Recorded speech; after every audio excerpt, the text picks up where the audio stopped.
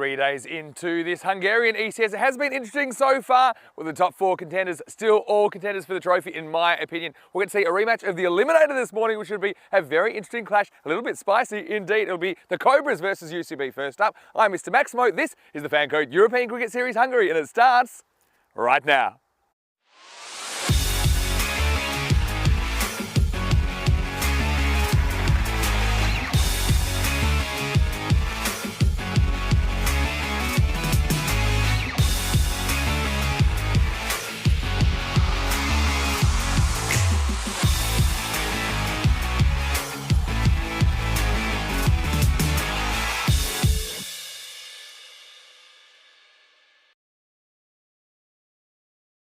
Good morning to you wherever you're watching from around the world, and welcome to another big day in European cricket.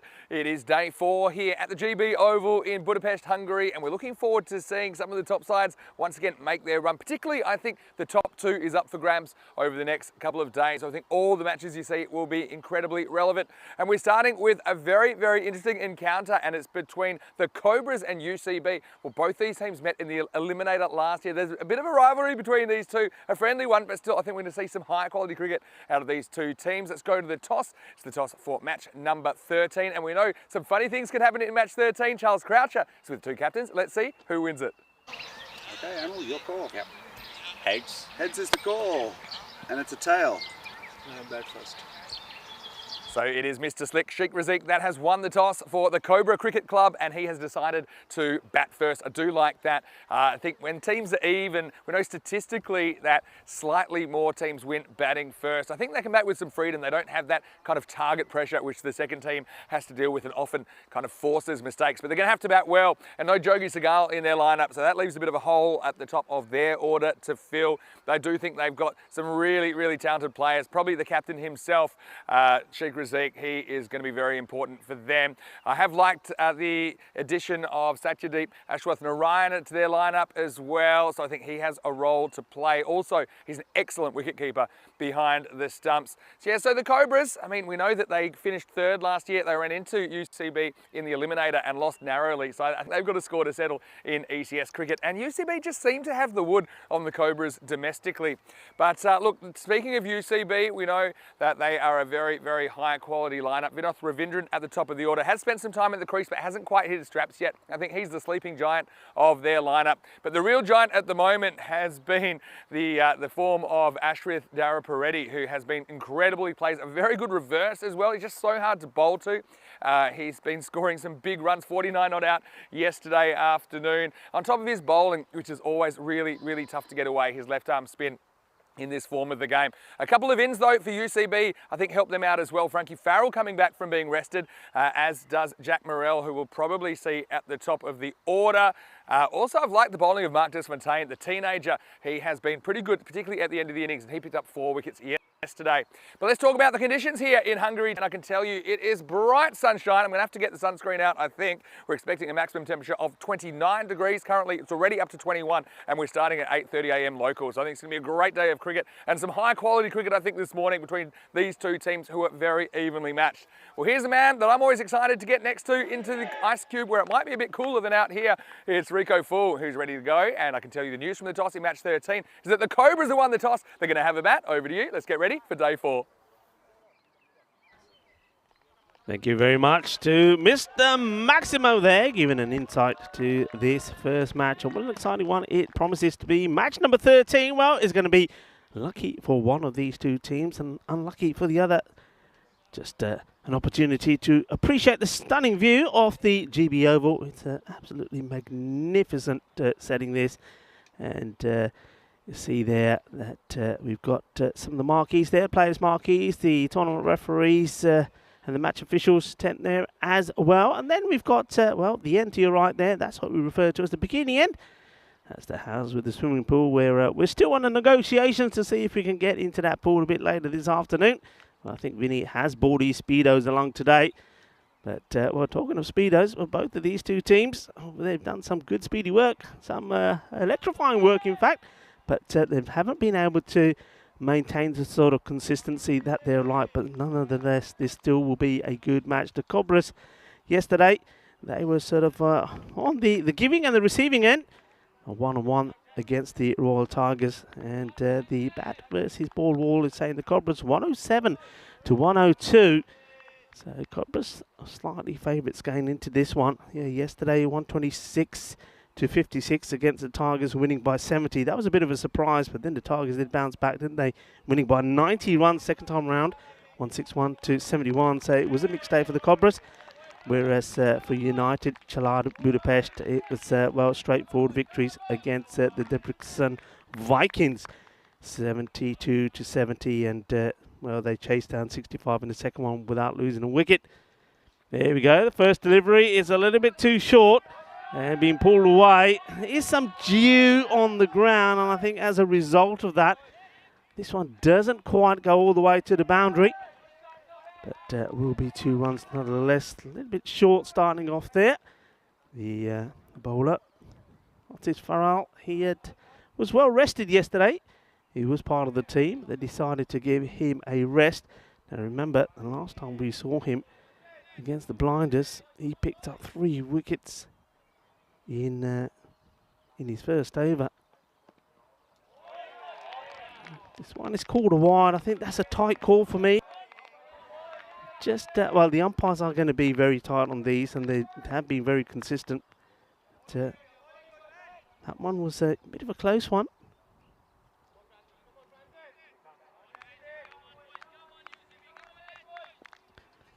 Martis Farrell. Just drifting down the legs. Oh, he's got to get back quickly. And, well, this is, he does get back eventually, sort of like in slow motion. And good work there by the youngster, the 16-year-old. That's Mark Fontaine. Gets the ball in, but the batter gets in as well. The two of them just having a little chat, saying, come on, chalo. Apni communication achi hai na, thodi achi kar liye. Yeah, you need to have good calling. You don't want to be losing a wicket in a soft way like that. Shorter up in the air and gets lucky, and he actually gets very lucky because it gets past the fielder there, and the Jayannath Valupalali is not able to stop this. Just the bounce takes it away from him, doesn't it? And I think he probably thought about getting the slide and dive in there, opted against it. 4 runs, and Farrell is straight away having a chat with his captain. Probably about maybe getting that third man a bit finer. He stays put for the moment. Very good morning to everyone. It's nicely played. On the onside. Fontaine does the fielding once more. Just again finding it just a tad slippery first thing. As I was saying, there's a bit of dew along the top of the surface first thing, but that I think will certainly burn away by the end of the first innings. So just causing a few minor issues for the bowler and the fielders, I think. Well, that bowl's just a bit damp. Well, Saban is the man that is doing all the scoring at the moment. He's if you remember yesterday, very talented fielder. Took 3 marvellous catches, 2 of them were absolute stunners. And he's out there with Ashwathanarayathan. And it's his turn to get off the mark. The batter stroke wicketkeeper, and he's certainly one of the top keepers that we've seen here in Budapest. Budapest, the Paris of Eastern Europe. And it welcomes you all wherever you're tuning in from, whether you're watching via FanCode in the Sub-Indian continent or whether a YouTube channel. Good morning. Buenos dias. In the air, chance, and it has been taken. Well, practice makes perfect, and the reason that I say that is that UCB, when they were out there this morning, were certainly putting all their fielders through the motions, doing a lot of fielding practice, particularly catching, and well, it's paid dividend. This is a good catch. He's had to move to his left, and he takes that really well. And Vinov Ravindran. He was actually, well, I was going to say catching makes perfect. He was the one who was hitting the balls, because I think he wants some practice hitting the balls as well. He hasn't quite been at his best with the bat, but nonetheless, catch has been taken.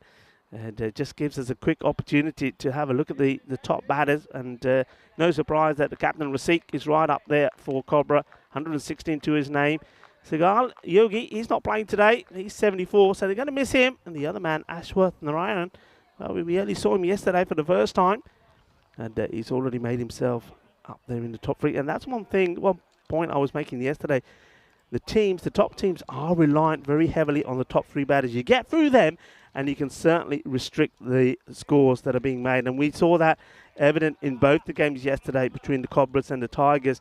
Once those either one of those 2 teams lost their top 3 batters, they really struggled to get runs on the board. Yet, when those batters stayed in and they contributed, big scores were scored, 126, 161, batting first, the Tigers and the Cobras, when those top batters got going. So they know maybe get another quick wicket here and things can change.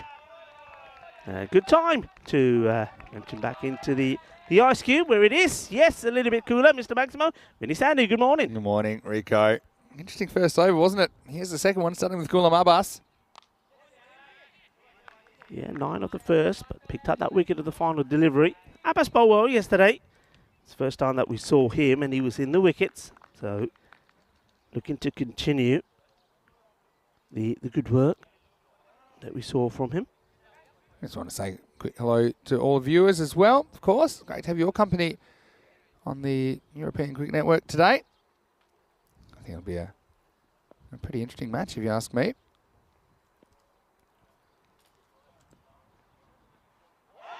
They missed. Nicely bowled. Good channel. Just short of a length outside the off. I suspect this one also moved away slightly. Not a lot. But it was just a good length. Looking to cut. I mean, that is his favourite shot. And I do know that a lot of the players here know that. Speaking to 1 or 2 of them, especially some of the bowlers he's going to come up against, all said we've got to try and keep him away from cutting the ball, not giving him too much width. And they're not giving him too much width. It's well bowled. That's two in the spin, 2 dots from Abbas.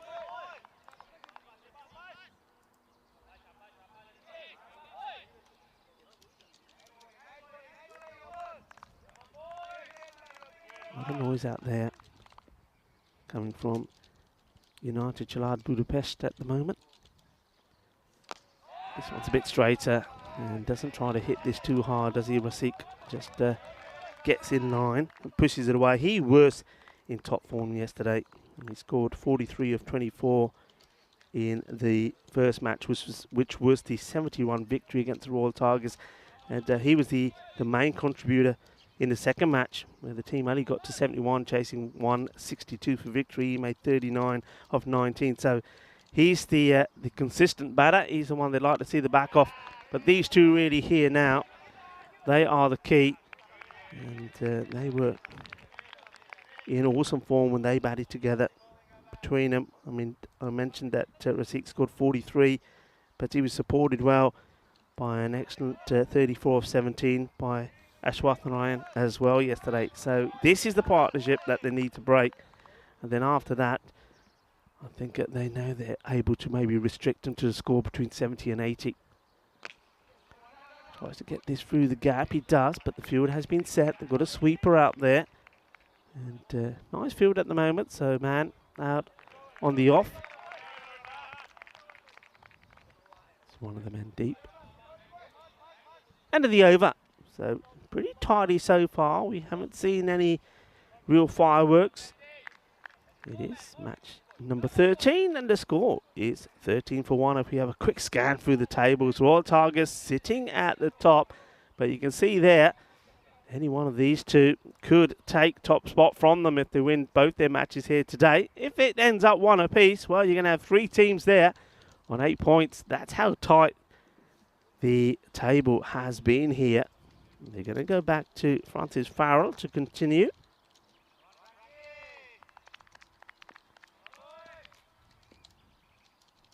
Bowling to the captain, Rasik. Winds up here. doesn't quite time this well enough. You can see he's trying to get it wide of the man who's at mid-on.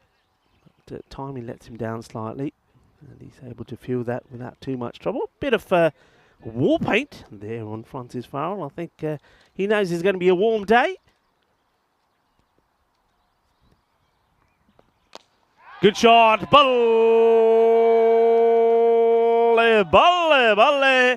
Inna sona shaka lagyan. If anybody in the scorer's tent was thinking about having a nap, well, that's a reason why not to.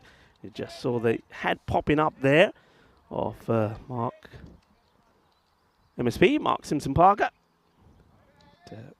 Hello to him. Of course, he was involved in the T20 Eyes, where we saw Germany victorious. We were in the final against Austria, the team that MSP plays for. This one is dragged across the onside once more. Yeah, good morning to all of our team. Sam Williams, Murray Eaton, Michael Gunteleka, Diana Orr as the photographer, and also MSP, Mark Simpson Parker. And also good morning to our production team. Remember yesterday the big news, another 4 years of partnership with Spring Productions. Andres, Martins and Richards are the men doing the work here at this GB Oval. This one stroked nicely to this time. And that mid-off. And that's Ashrith Darapuretti. Keep an eye on him. He's a man who's been in exceptional form with the bat as well. A very exciting cricketer. Yeah, sure is. Man, good to see Frankie back in the team. He had the day off, so he'd be ready to go this morning. He does have one big wicket. Good Yorker. And nice bit of work from him. Gets the slide in, turns and looks.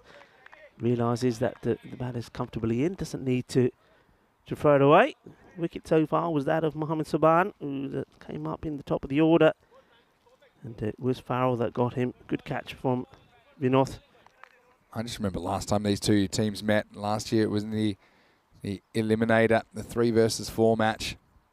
I'll tell you exactly about that match in a second. After this ball from Farrell. Hit hard and well and hard. He finds the gap. 4 runs. Beautiful shot. And that's where Rasikh is at his strongest. Just gives him a little bit too much width. Maybe a little bit too short. Doesn't really come up. And that's a magnificent strike. 4 runs. Yeah, nice finish of the power play. And the score is 27 for 1 after 3. Before I go back to the game last year, let's look to the future. And you're exactly right, Enrico. Really excited to have this partnership with Spring Media extended so that we can keep bringing you the cricket at least until 2026. I've got to say a big thank you to everyone behind the scenes. I know that Craig and Armands and Benita in the Spring Media office there in Stockholm, as well as everyone on the ground here, all of our wonderful directors and camera crew and technical crew help us to deliver such a high quality broadcast on obviously not the kind of money that some bigger budget operations have. So I just want to say a big thank you, and really excited to work with you guys and keep working with you. It's a lot of fun, and hopefully we can keep getting better and better. We're always trying to find ways to improve the coverage. It's something quite remarkable that's been happening, considering the amount of cricket that we've covered over the last couple of years. So yeah, super excited to continue that partnership. This partnership's flourishing at the moment. 2 overs old. See if we can continue. Ghulam Abbas will continue. Yeah, just drops the bat on this, and they've got to be quick. It's a wild throw, and it's has been backed out well. But the bat, they could go for 3, and decide not to. Yeah, big wild throw, which the keeper's not able to handle. Yeah, so these batters have spent 2 overs together. So let's see if they can continue into the middle overs. The last over of Abbas, though, that he bowled in the second was very, very good. It's only 4 singles off it. He's played this a few times, hasn't he? That's Rathan Ryan. He's not hitting it straight. The bat is just sort of rolling in his hands, and the straight hit ends up being dragged to the onside. So anyway, I was about an over ago. I was going to go back to the last time these two teams met. That was the eliminator. I think I mentioned the Cobras. They finished third, but only on net run rate. They were equal in wins with the top two, which was the Blinders and the Tigers. Shorter says wait on. Yeah, so that meant that they had to play the eliminator against UCB, who were only 2 points behind on the table. And in that game, the Cobras batted first, and they scored 127. And they were led by Jogi Segal, who's not playing today, scored 37. Sheikh Razik scored 62 off 21 in that game. Wow. Which is a pretty dynamic innings, 6 sixes in there. And then in response, Gillard had to chase 128 for victory. Well, they ended up getting it with 2 balls to spare. And that was thanks to a big contribution from Vinod Ravindran, who scored 65 off 27 balls in that game.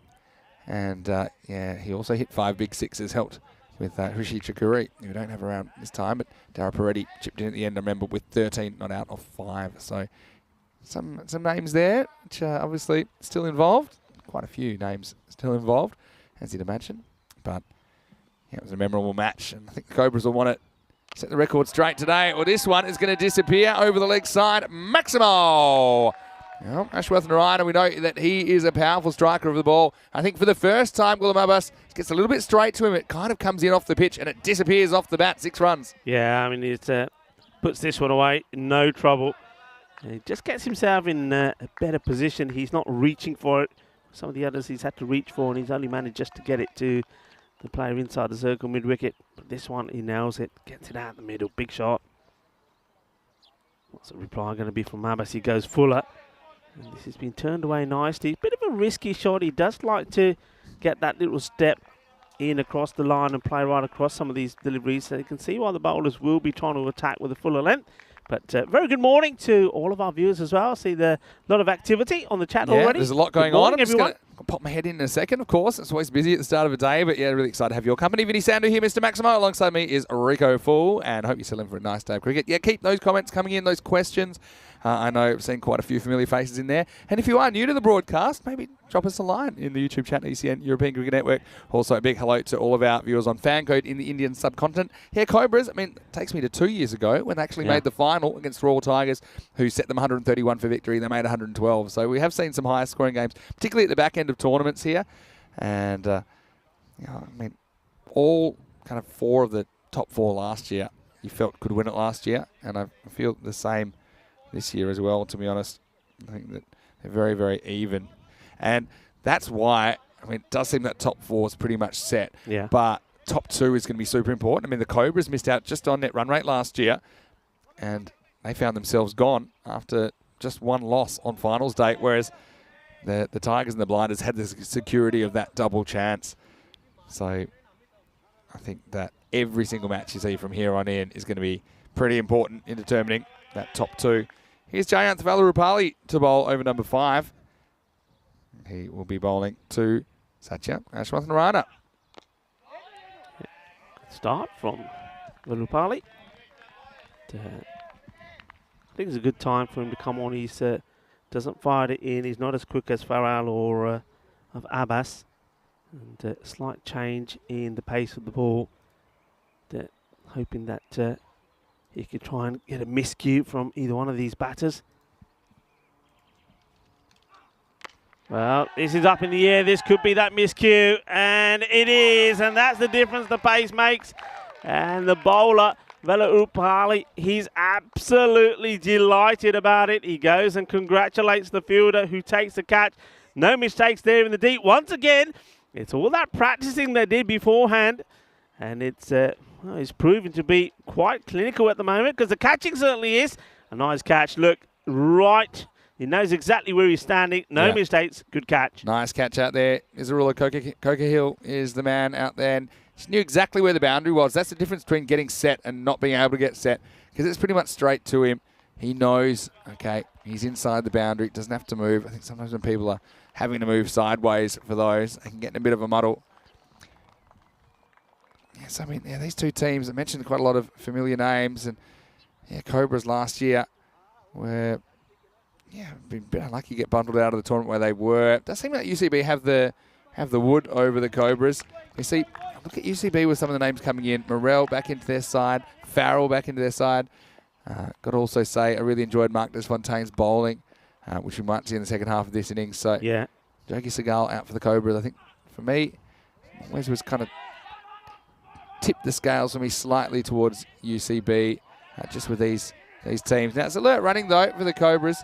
Yeah, and one man, I mentioned that 62 off 21 balls that he scored in that eliminator last year. Sheikh Razik, well, it wasn't his fault. They got knocked out of the tournament. Put it that way, he was absolutely electric. And UCB, having said that, missing a couple of players like Hassan Ashfaq, who was playing for them last year, player that we also saw playing in the Austrian tournament.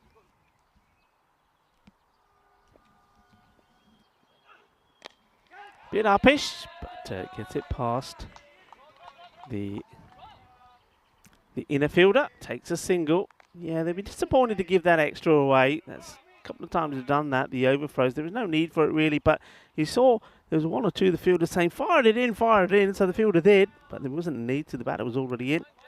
So Sanjay got a nice easy start. A lot of responsibility on Razik now. There's no Segal in the lineup. He's lost Satcher. I think if UCB can roll through him, they can roll through a few more. This is pretty well hit, and that's going to be 4 runs. His placement out on the off, I mean, look, he hits it pretty well as well, but his placement, the way he manipulates the field is absolutely stunning, and that's 4 more. It's the power of being able to hit both sides of the wicket, isn't it? And Sheikh Razik is so good at that. Mr. Slick just whacks another boundary. He's got such a good eye. And just as that train goes past, you might be able to hear it in our effects, Mike. Did notice there's no Hungarian Express, unfortunately, in the lineup today for UCB. Did like watching Raja for the first time yesterday, but still very, very good side, especially, you know, those ins I was talking about.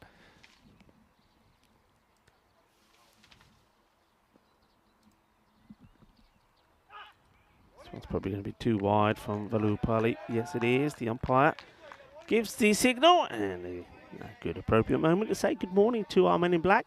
That's James Lloyd's there, and also have Shub Navjot Singh. He's at square leg. And good morning to Charles Croucher as well, the tournament referee and the third umpire as well.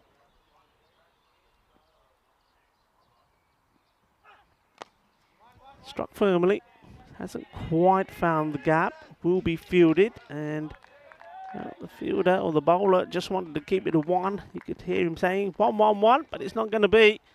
And that is well fielded, actually. You've got to be very careful with those ones because the balls do bowl along, and just manages to keep his foot inside the field of play as well.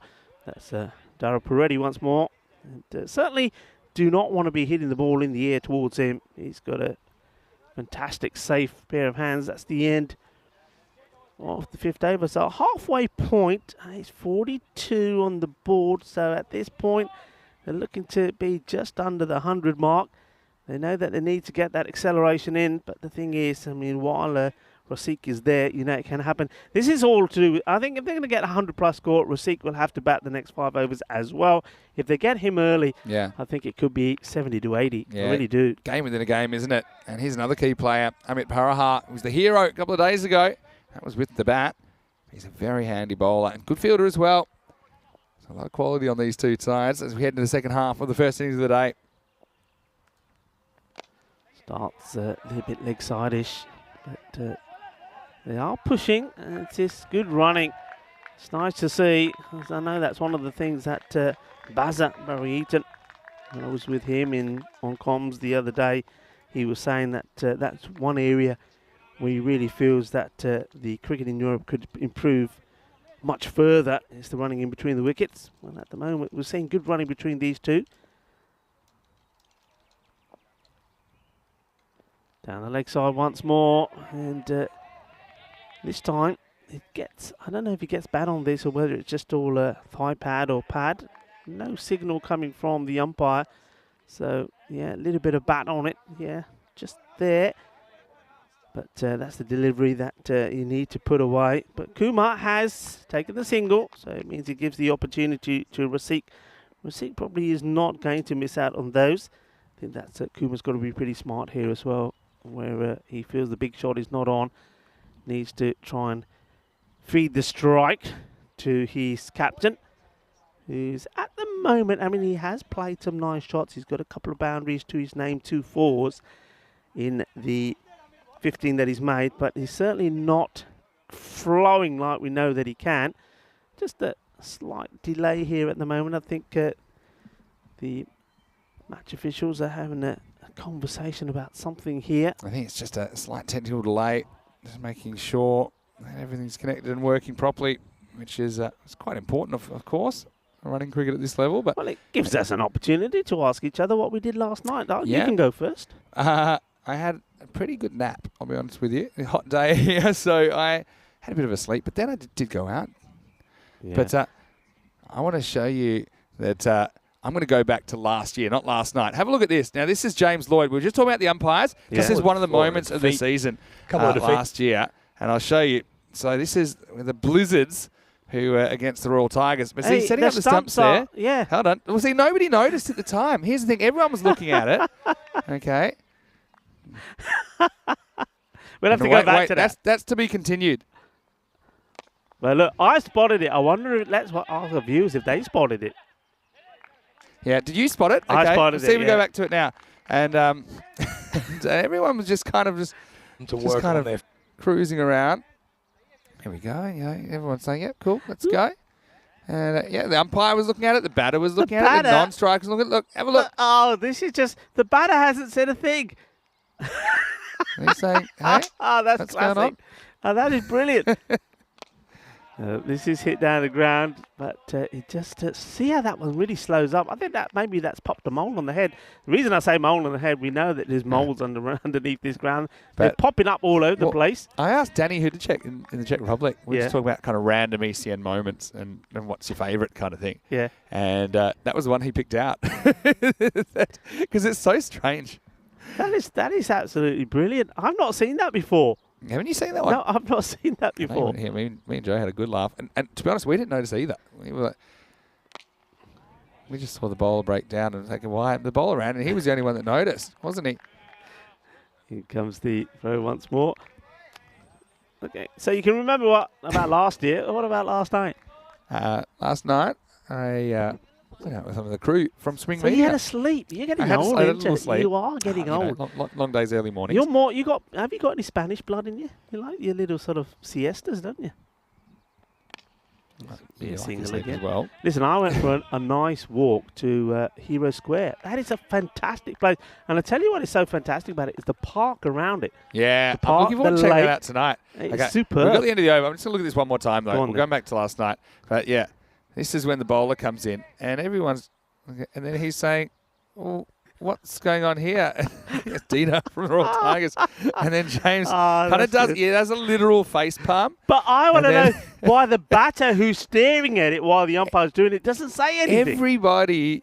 Everybody who saw that didn't notice. And actually he's even speaking to James, who was kind of embarrassed, but I thought it was hilarious. He said, I could just feel something wasn't right, but I couldn't quite work out what it was. Is that James is out there now? James is out there now. That's why I showed it. There's James in the bowler's end. And look, the stumps are on the right line this time. So, yeah. And James said, it's just, I could tell something wasn't right, but I just could not put my finger on it. Yeah, officials doing a great job out there. Got to say, one of the lighter moments of 2021 is Darren Peretti coming in for the start of 7th over. Yeah, but to answer your question, yeah, went out with some of the crew, and we had a little bit of a celebratory time, but not too crazy. That's why I had my nap first. You see, I see. You were smart. to Gosdu area, which was it's quite a touristy area, to be honest. Very, very busy. Coming into summer here, of course, the weather's great. Met people from all around the world as well. People from New York, Manchester, all around the place. South Africa. He's after him, Sheikh Razik, but he gets the inside edge of the bat on this, so it'll just be one. Yeah, but that Hero Square you're talking about, I'm really looking forward to checking that out. I mean, at the moment, the weather's so good and the evenings are so long. It's amazing, isn't it? I feel a bit guilty for sleeping some of it away. It's wonderful. Look, while we're talking, we'll talk, and I'll show you some pictures as well that I took. They're sensational. But I had my goulash, which was good. This one, I think this is going to be buys. I don't think this touches anything. Well, look at that, the fielder. He's like he's doing the breaststroke there, Well, trying to catch up with the ball. That's actually like some of the dancing a bit later on in the night. This is Morel doing the worm. Have a look here. He's down, and then to get back, well, what's the easiest way? He has to kind of maneuver himself. I don't think he'd make too much money breakdancing, busking on the streets of New York. That's this one. Oh, have a look here. It was a weird one. It jumped up. I think he gets the bottom of the bat on it. So, yeah, see, he hits it. So he can go in front of the stumps. It's not a problem. And just home. Yeah. So He's lucky to get some bat on that. yeah, true. Could have been out a couple of times. Yeah, beautiful pictures there, Rico. And this weather, pretty as a picture as well. Heading for 29. Currently already up to 22. Master Nater in the chat. Hello to you, Nate, watching from Tennessee. He's asking us, saying Vinny and Rico, what are y'all's favourite memories brought on by your cricket experience? Well, that's pretty hard. Favourite cricket memories. I'm loaded with them now after doing something like 1,450 games on ECN. Well, I'll have a bit of a think. This one's in the air, and it's kind of into the gap, but the fielder does well to come and plug that gap and keep it to 1. So, I mean, the fielding's so important. So far, UCB have been brilliant. I mean, for me, I think this is a highlight of my cricket experience. I mean, I've played a lot, played for well over kind of 20, 25 years. But I think for me, this experience is so unique. It's in the air as well. It's in the other gap. This one will take some stopping. They were perfect mirror images of each other, those last 2 balls. Yeah. So I think for me, this whole thing of the ability to grow the game and develop the game and take it to new audiences, for me, is probably my highlight. But what about you, Rico? Yeah, I'm gonna sort of agree with you. I mean, many personal highlights as well, but I just think you're past that stage where your own cricketing sort of as a player seems to have taken second fold, and for me, I'm just very excited to see how cricket across Europe is going. Yeah. And I just want to focus on Cardama. I just think what's happened in Spain since since 2019, ECL 19 at La Manga, I think that was, for me, one of the biggest events for European cricket. Seeing cricket being played in the country that I'm living in to that level, when we had, the production, the cameras up, it was outstanding. And like I say, it gets better and better as we go to these destinations. And that is what sprouted the FanCode European Cricket Series. And we'll continue next week in Austria. Then we're in Italy and Germany over the next couple of months. We'll be in Belgium then just after that. And then we head back to Cartama for more Cardamania in September. So, yeah, looking forward to what's ahead. 60 for 2 after 7 overs. First one's dug out. And will be a single. It's a bit of a tangle, but Zeke will still get through for the single pretty easily. Yeah, so I mean that was a watershed moment, wasn't it? Yeah, in European that was cricket. amazing. I think it put European cricket on the map, and what's happened since then. And you know what? The other thing, I mean, there's many things. We've thrown the bat at him. Yeah, throwing the bat. I think more like he got tackled. Razik tried to go through him. It's no, just a fair single down the ground. Amit Parriot once more. Oh, this will be a wide. Good take work. by Varma. Varma, he's getting better every time we see him. Yep, give him a big up there. Yeah, that was the kind of the beginning of a new era. I know that cricket's been played in Europe a long time, but the start of the ECN era back in mid 2019, something obviously that's impacted my life a lot and yours too, but for a lot of people around the world in Europe and otherwise.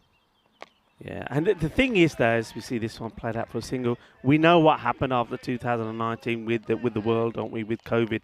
And I think one of my sort of proudest moments is being able to, and not just myself, but with our own team, the ECN team, with Spring Productions, and with that forming those partnerships with the federations across Europe, is being able to still go out there, play cricket, and entertain, well, I'm going to say millions of people who otherwise were just stuck indoors. Well, this is a funky shot, and we've been entertaining them all the time, and now we're being entertained by a delightful shot this from Sanjay Kumar. Well, look, he goes so far outside the off stump, but he still says, I want to play it, I'm going to play it. What a lovely shot this is. Great shot, manipulation of the field. And because there's not a lot of bounce on this pitch, I think this shot's a little bit easier. I think it doesn't get big on you as much. So Kumar, he's really impressed me. He's pretty quick between the wickets as well, Sanjay. He's a slippery customer. Also a pretty handy bowler. We saw him take 3 for 1 and an over the other day as well. Quarter of the innings remaining. They're on 67. Firmly hit. It won't be a catch. One bounce to Peretti. Who just calmly gets it in. Now, at the moment, I think the team that's more content here is UCB. I think they're quite happy with the 10th game. You've got a dangerous batter like Rasik. Yeah. They've kept him quiet, 20 of 17. That's not like him at all. I mean, you read out some of his figures a moment 62 ago. of 21. Yeah, so they've Last time kept these him two quiet. teams met. And even though he's there, he's not hurting them as yet. He could click at any moment. There's still 2 overs for him to do some damage, though, Rico. Let's even get after Paraha. Nicely played. And Peretti makes no mistake. Yeah, Yeah, that's a lot of really it nice is- question. yeah, Going to just say, go on. really nice question. Really do appreciate questions like that. I hope that you like the answers as well. But there's many moments, but I think those are the key ones that mean that'll mean a lot to us. But yeah, keep your questions coming in to everybody on the chat. I was just going to say that I think that part of the reason that they've been kept quiet is the bowling's been good. We haven't seen as many bad balls. They've backed it up with the fielding. UCB have played very well so far. But like I say, still a bit of cricket to go in this first innings. This one is out of here. I think he's got enough on this. Well, Dara Peretti, if he gets a sniff of it, he'll take it. But this is right over him. This is a nice shot. Here we go. Boom! Shaka, lagia manos. Arriba, arbitro. Eso es 6 carreras. Yeah, I mean, this is just a slight error. And I just mean a slight error. It's the kind of slot delivery that Kumar can get after. So I think he's probably trying to get that up in the block hole. Just misses and pays the penalty. So Maximo time for Sanjay. And that's the end of the 8th over. 75 for 2. The wicket so far going to Frankie Farrell, who took 1 for 23 of his 2 overs. And the other one going to Valarapali, who got Ashwath Narayana. That was another big wicket to get, wasn't it? He went for 21 off 12. It's taken Razik 18 balls to get to 21. And Kumar now has become the highest scorer in the innings. So, yeah, pretty important knock from Sanjay. I also mentioned he's run the wicket between the wickets pretty well. So a huge over for me here because they're going to have to try and get after Dara Peretti. And 2 set batters, let's see if they can. And then the Cobras might get that ton plus. Here we go, 9th overtime. Well bowled again. This is the sort of length that we were saying. We didn't see too much bowl yesterday. That's good. It's full Yorker length. And there's not too much Rasik can do about that. He likes the ball short, outside off. That's when he's at his best. And they're just not giving him anything at the moment. I got a funny one for you. Wait for this. It's up in the air. I think this is catchable. And it's been dropped. Oh, well, he drops and then he goes down, but he gets up again. And that is one that Amit Paria needed to take this. Well, I think he's chested this to keep it in play, isn't he? This adds to the narrative of what I'm about to tell you, is that in the last over, Sanjay Kumar informed the umpires that he intended to retire out at the end of the over because I think he was 10 off 11 at that stage. Is that why that conversation was there? So, hold on a second. This is going to be more runs. Adios, Pelota. This is big. This is gone a long, long way. Well, look, it's gone so far, we can't get it in focus. Well, there could be another reason for that, but this is a really good shot. Adios, adios. That's the way you like it. Arriba, arriba, arriba. Absolutely. Now, come on, tell us what smashed. happened. He has broken the lens. Yeah, so he was, you don't have to announce that you're going to, but he said to the umpires, look, as a courtesy, I'm going to retire out at the end of the over. I'm just not hitting him very well. Then he hit 2 sixes and he said, I've changed my mind. And then he gets dropped the next time. So now he's gone from that to, well, temporarily he was top scorer in the innings. I don't think I've ever heard of that. I think that's why there was a conversation at the end of the over. The umpire was saying, I thought you gained. He said, I changed my mind. I think I'm going to stick around. I think it makes sense. So Darren Peretti, we talked about the importance of this battle at the moment. The batters are winning it. We're only halfway through the over. 2 to come, in fact, now. 84 on the board. And he could be going now. Yes, he is. Well, he didn't stay there that much longer, but he was did help to spruce up the score a little bit. 23 Kumar goes for off 15. Nice catch. Yeah. So, I mean, it was a pretty good contribution in the end. And that was a really important partnership, wasn't it, between those two?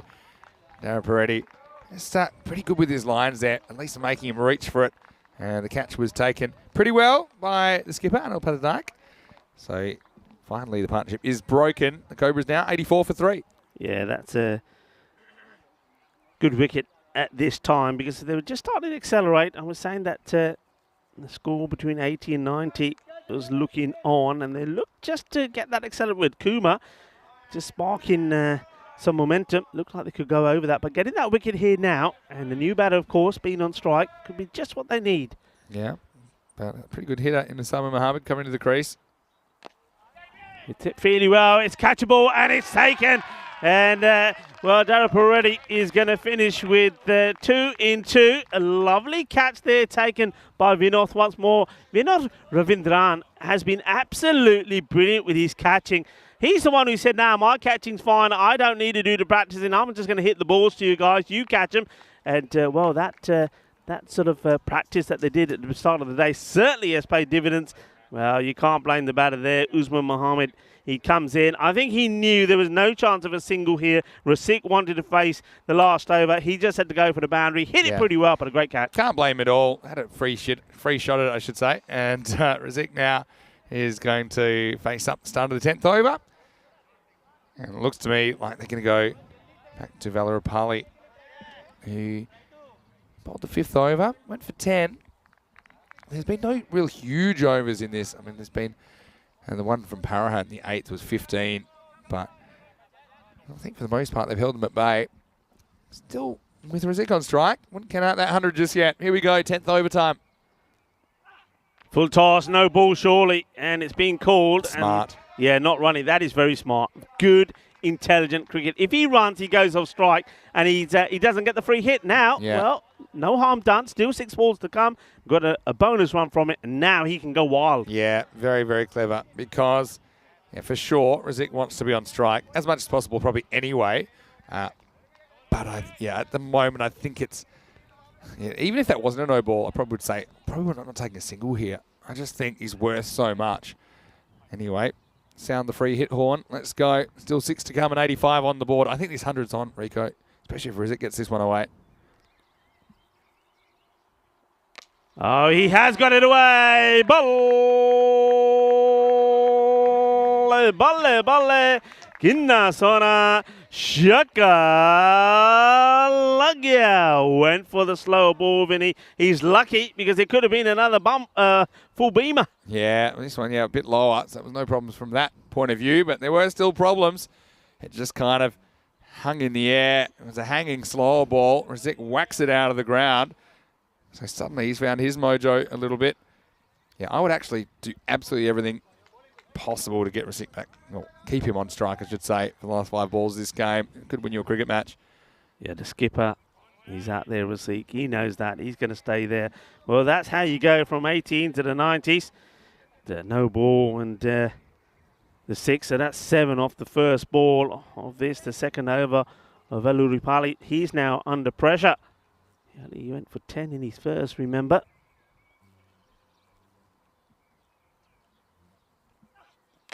Goes for another, but he slices this. It's an opportunity, and Dara Peretti does not miss these. And he takes a very simple catch. So that is the end of Rasik. So he's not going to bat all the way through.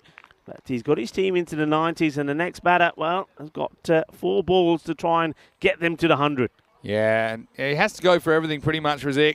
Handy wicket to get. I mean, that can save you kind of 10 or even 15 runs, even at this stage, because he is so powerful. Jeez, he's a good player to watch, isn't he? Probably took a while to warm up and never quite hit top gear, Sheikh Rasik, but Mr. Slick still performing for his team at number 3. He goes for 35. Well caught by Dara Peretti down the ground. The score now is 91 for 5. Look, I want to give credit to the bowlers as well, because he was under a bit of pressure, but he knew he stuck with his plan. His plan was to keep the pace off. He got it wrong, the first ball, no ball, which got then punished the ball afterwards for 6. But he still stuck to it. He wanted to keep the pace off, kept it full. And Rasik, you're right, he wasn't at his best. But still, look, when you're not at your best and you still get 35 on the board, you're not doing too bad, are you? Exactly right. And yeah, maybe bowler a bit lucky to get away with that to Rasik as well. Yeah. I mean, that's the kind of ball he probably can drive straight, but he just slightly mistimed it. Here's a good finisher. Vasudev coming in. Yeah. He hit 3 boundaries in the last over in a previous game. He's coming out with 4 balls to go, and he'll be going good, big guns. So he won't get too much on this. They might go for 2 here, I would have been thinking about it. Probably would have been out if he'd done that. Ravindran's a pretty good fielder, isn't he? Yeah. And so we'll finally get a look at Amit Nayan, who will get to face up for the first time. Nayan, worst thing he can do here is swing and miss. Just got the bat on ball. Plenty of areas to get the single, and maybe Vasudev is the man you want to get back on strike. We know that he's got big hitting ability, but then Nayan has come out before him, so he's obviously capable of something himself. This may be a wide. It is. And I think the bowler knows it as well. I think his shoe almost comes off here. I wonder if we have that again as he's bowled and he stays put. Have a look at that shoe and what happens? Yeah, it does come off. Look, his shoe's off. Completely off? Well, not completely. He's managed to keep the toes inside. Yeah. So, well, maybe that's why that one ends up being wide. He said, look,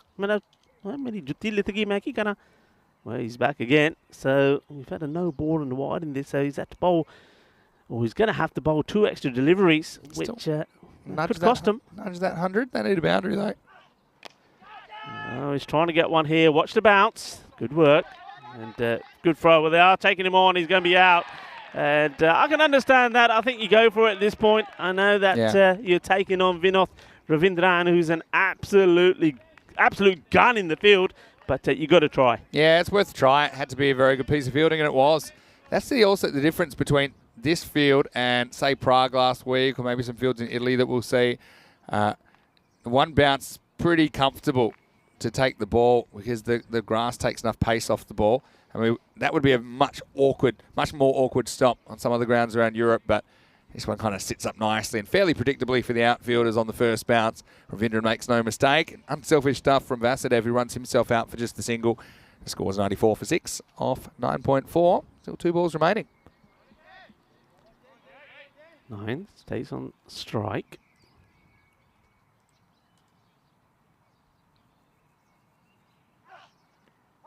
He tries to get funky. It's not going to be OBW. It's outside the line. You see what he's trying to do there. But again, I'm going to give credit to Janath, the bowler. He sees it early, doesn't get to put off by it, doesn't get tempted to bang the ball in short. Just continues with his plan.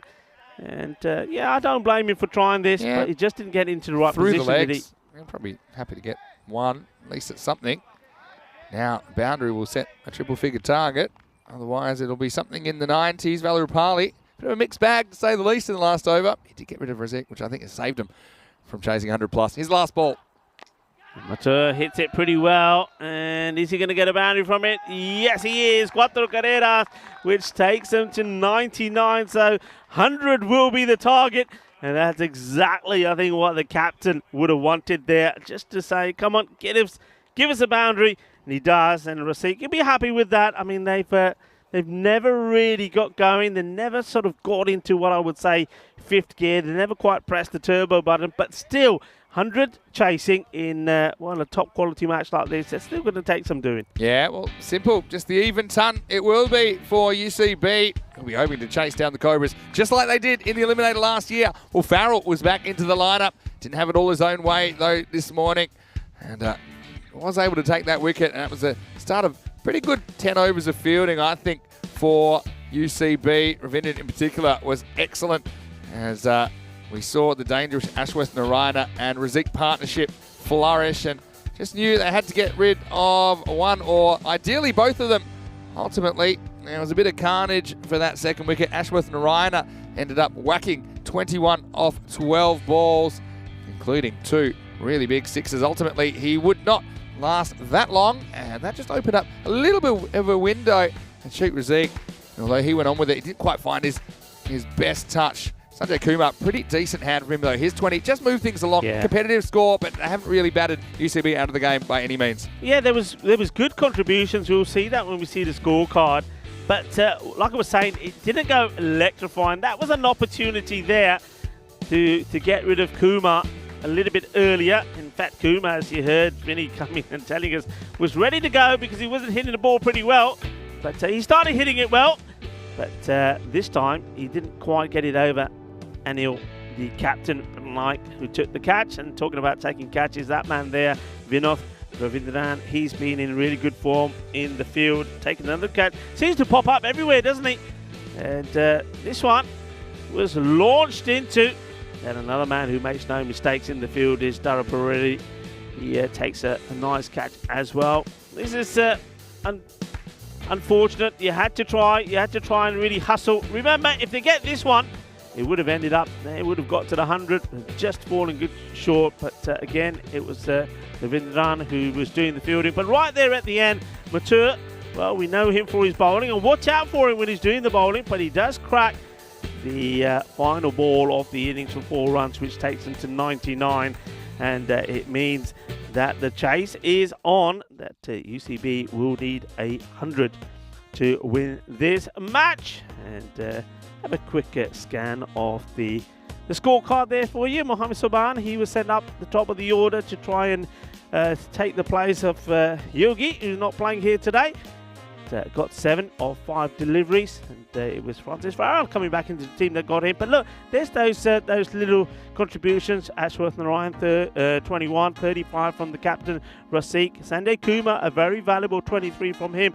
That got them to a score, but they did need something from the tail, and I think those 4 runs from Mature were very important indeed. And I think that Vishnu Rusdev, I think it was good, intelligent cricket from him. He does get run out, but I think he was thinking about the team rather than himself. Only 7 extras, that's good as well. We've seen extras on some occasions being into double figures, but not today on this occasion.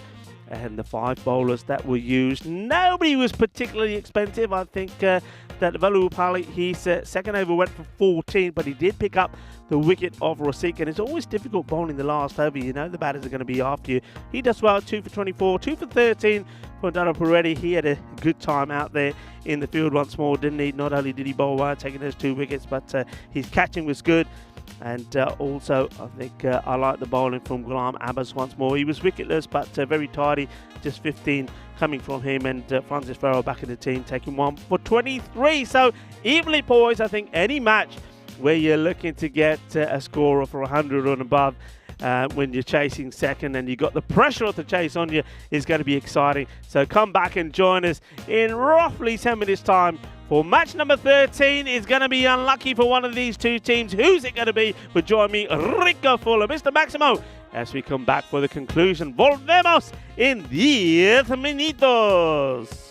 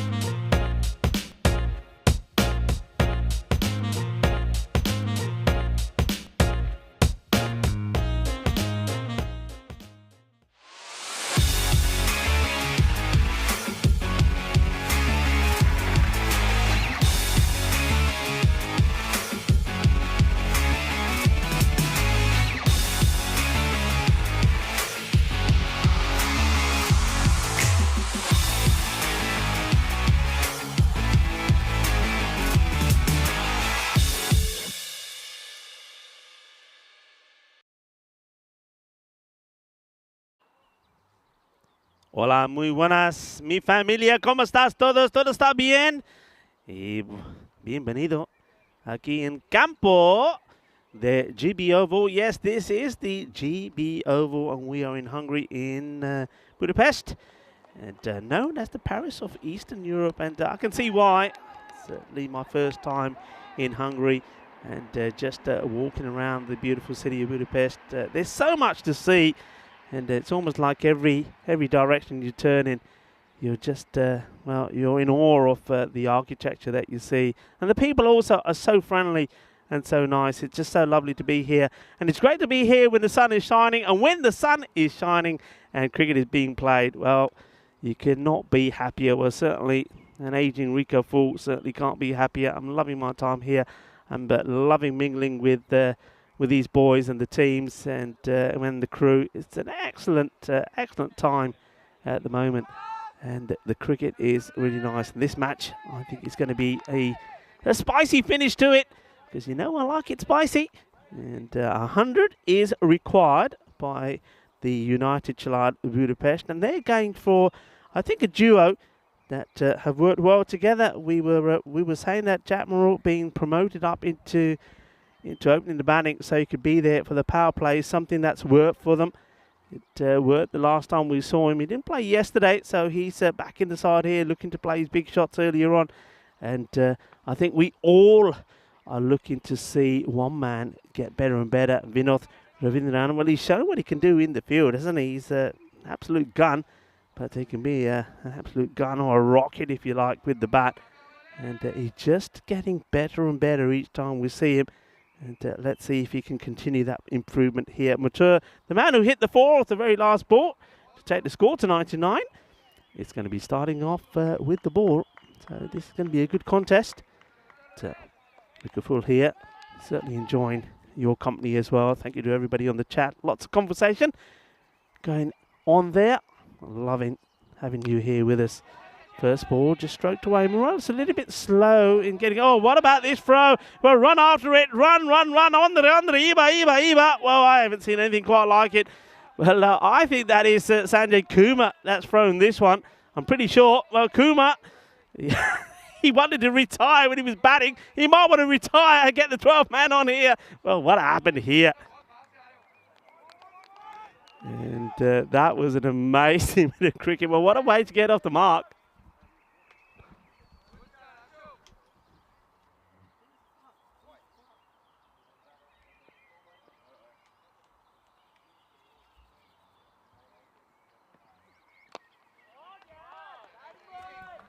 Nicely played, so another single.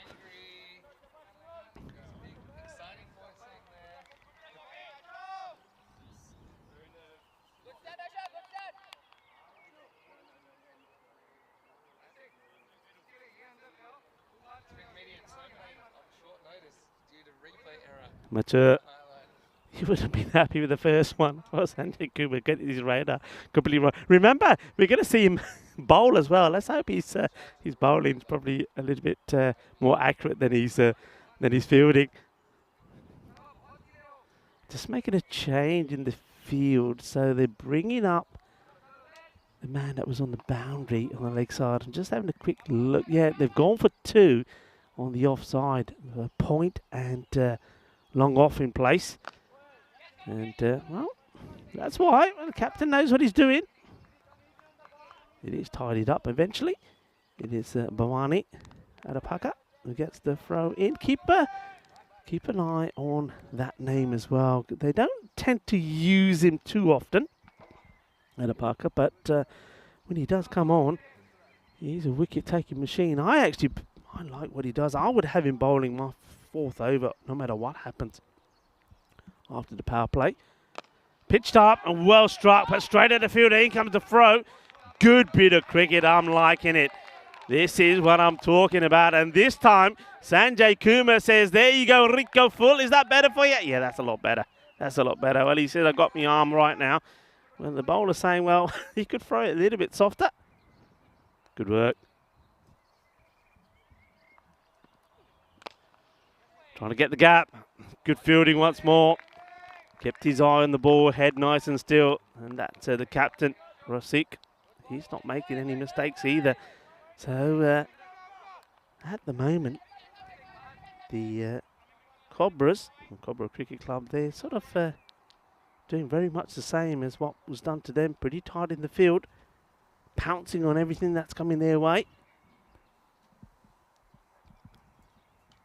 5 of the over, ball to go. And up in the air, head goes up, the ball goes up, chance our ball, chance of catch Alia, Shaba, Jagade Pate is the signal from Usman Mohammed.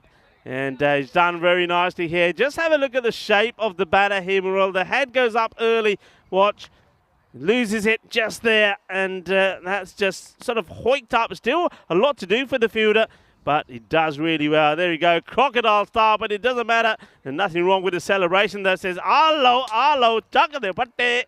And they've got the wicket, so well done to the bowler. And Mutur gets the wicket, so 5 for 1 at the end of the first. And just to remind you, well, I said I'm not going to talk about this, so Vinny, this is all yours. Yeah, well, I'm going to mention it because we're at the longest streak at the moment without a golden ball in ECN history. The golden ball drought is at 263 matches. Our last golden ball was all the way back on the 31st of March. So that's 2.5 months with no golden balls. Well, surely it's going to end soon. And, and that's why I'm not mentioning it, folks. I just think that if I don't mention it, it'll happen. I think because we're sort of so wanting to see a golden ball. But I'm laughing here. God, you tell him. I'm gonna have a we have a ball called golden ball that we often throw around because it is yellow. And crew just reminding us in our head that I did lose it yesterday with an errant throw that bounced off the production. We're going to see. We still know it's in one of the bushes. We're going to look for it today. We're going to see the poochies in the back with your ball running around. We've had golden ball for over 1 year. We always like to throw it around. So I think we'll find it before the end of the week. Thanks for reminding us that, though. Anyway, 5 for 1. Pretty good first over, defending 99. You need 10, you get 5. And also, Morel, who's pretty much a power play specialist now, I think, for UCB. He just tried to move it along. Good catch that by Usman Mohammed, got to say. And now we're going to get over number 2. Arun Venkatarajan will be the bowler. Yeah, Tajinder Barma is that new batter at the non-strikers end. So that's well bowled, but he's well played as well, and he can't stop it. The timing on this is beautiful. Look, when you look at this delivery, you don't think this is going to go for 4. It's pitched right up Yorker length. It has the batter sort of reaching to get there, so you don't think that Vinoth is going to get enough on this to send it to the boundary, but he does. 4 runs, and that just goes to show you the quality and the timing of this man. Yeah, fantastic. Fantastic bit of timing, really. Low full toss, not easy to put away. This time, just softer hands to get this outside the off. Takes a single. And gives the strike to Tajinder Varma to shape up for his first delivery.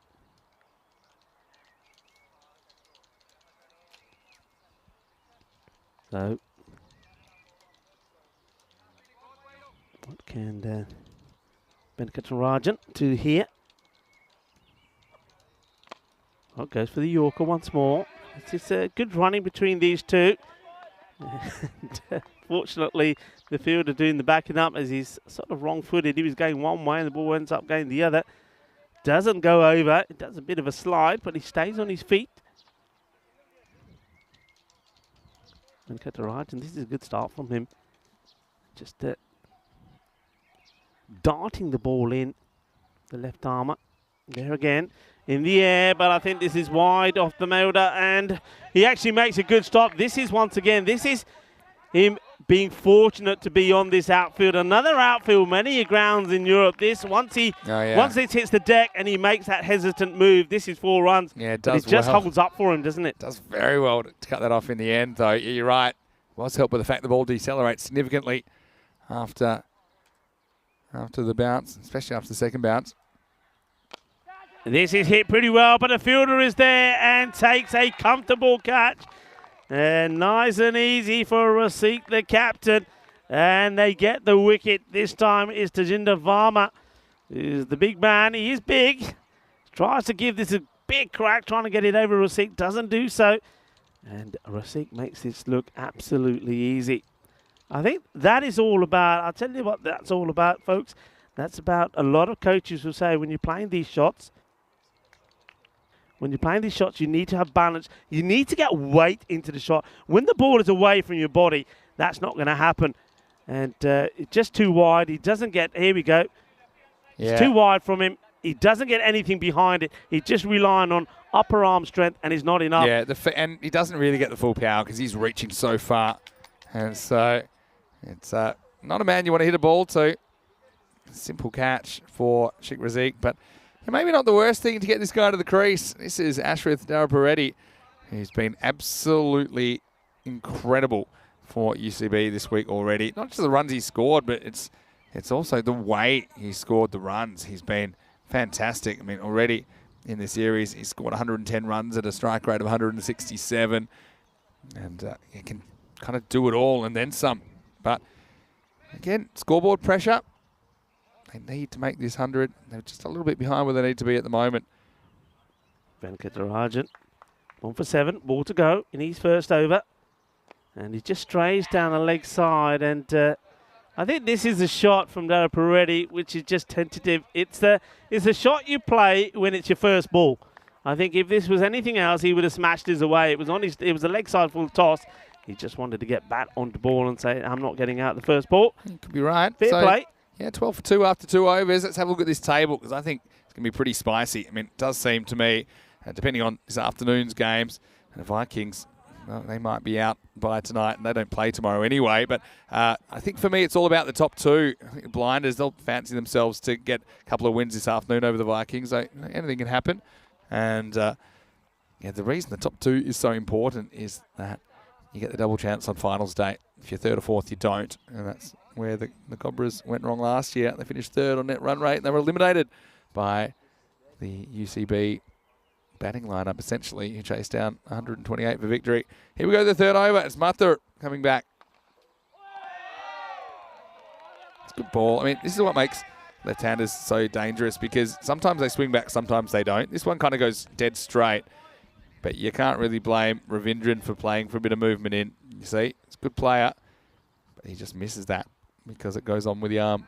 Yeah, good start to his second over. Just having a look at the field. It has changed slightly. Come back to that after this ball. Oh, he's got very lucky here. Could quite easily have sliced his back onto his stumps. Keeper, that's what Narayan gets after it quickly as well. Just have a look. He's trying to hit this so hard and almost smashes it back onto his stumps. Yeah, that field change. They had 2 men out on the offside, but now they're sticking with the one sweeper. And they've opted, well, they made a change again now. They're making that change, of course, well, now they're making that change to the left-hander. But to the right-hander, they opted to take one away from the off and put the square leg back on the boundary. So one either side to Ravindran. But to the left-hander, just having a look, it's a similar field, very much the same. So the sweeper out on the off and just one man on the leg side. But he's more mid-wicket than square leg.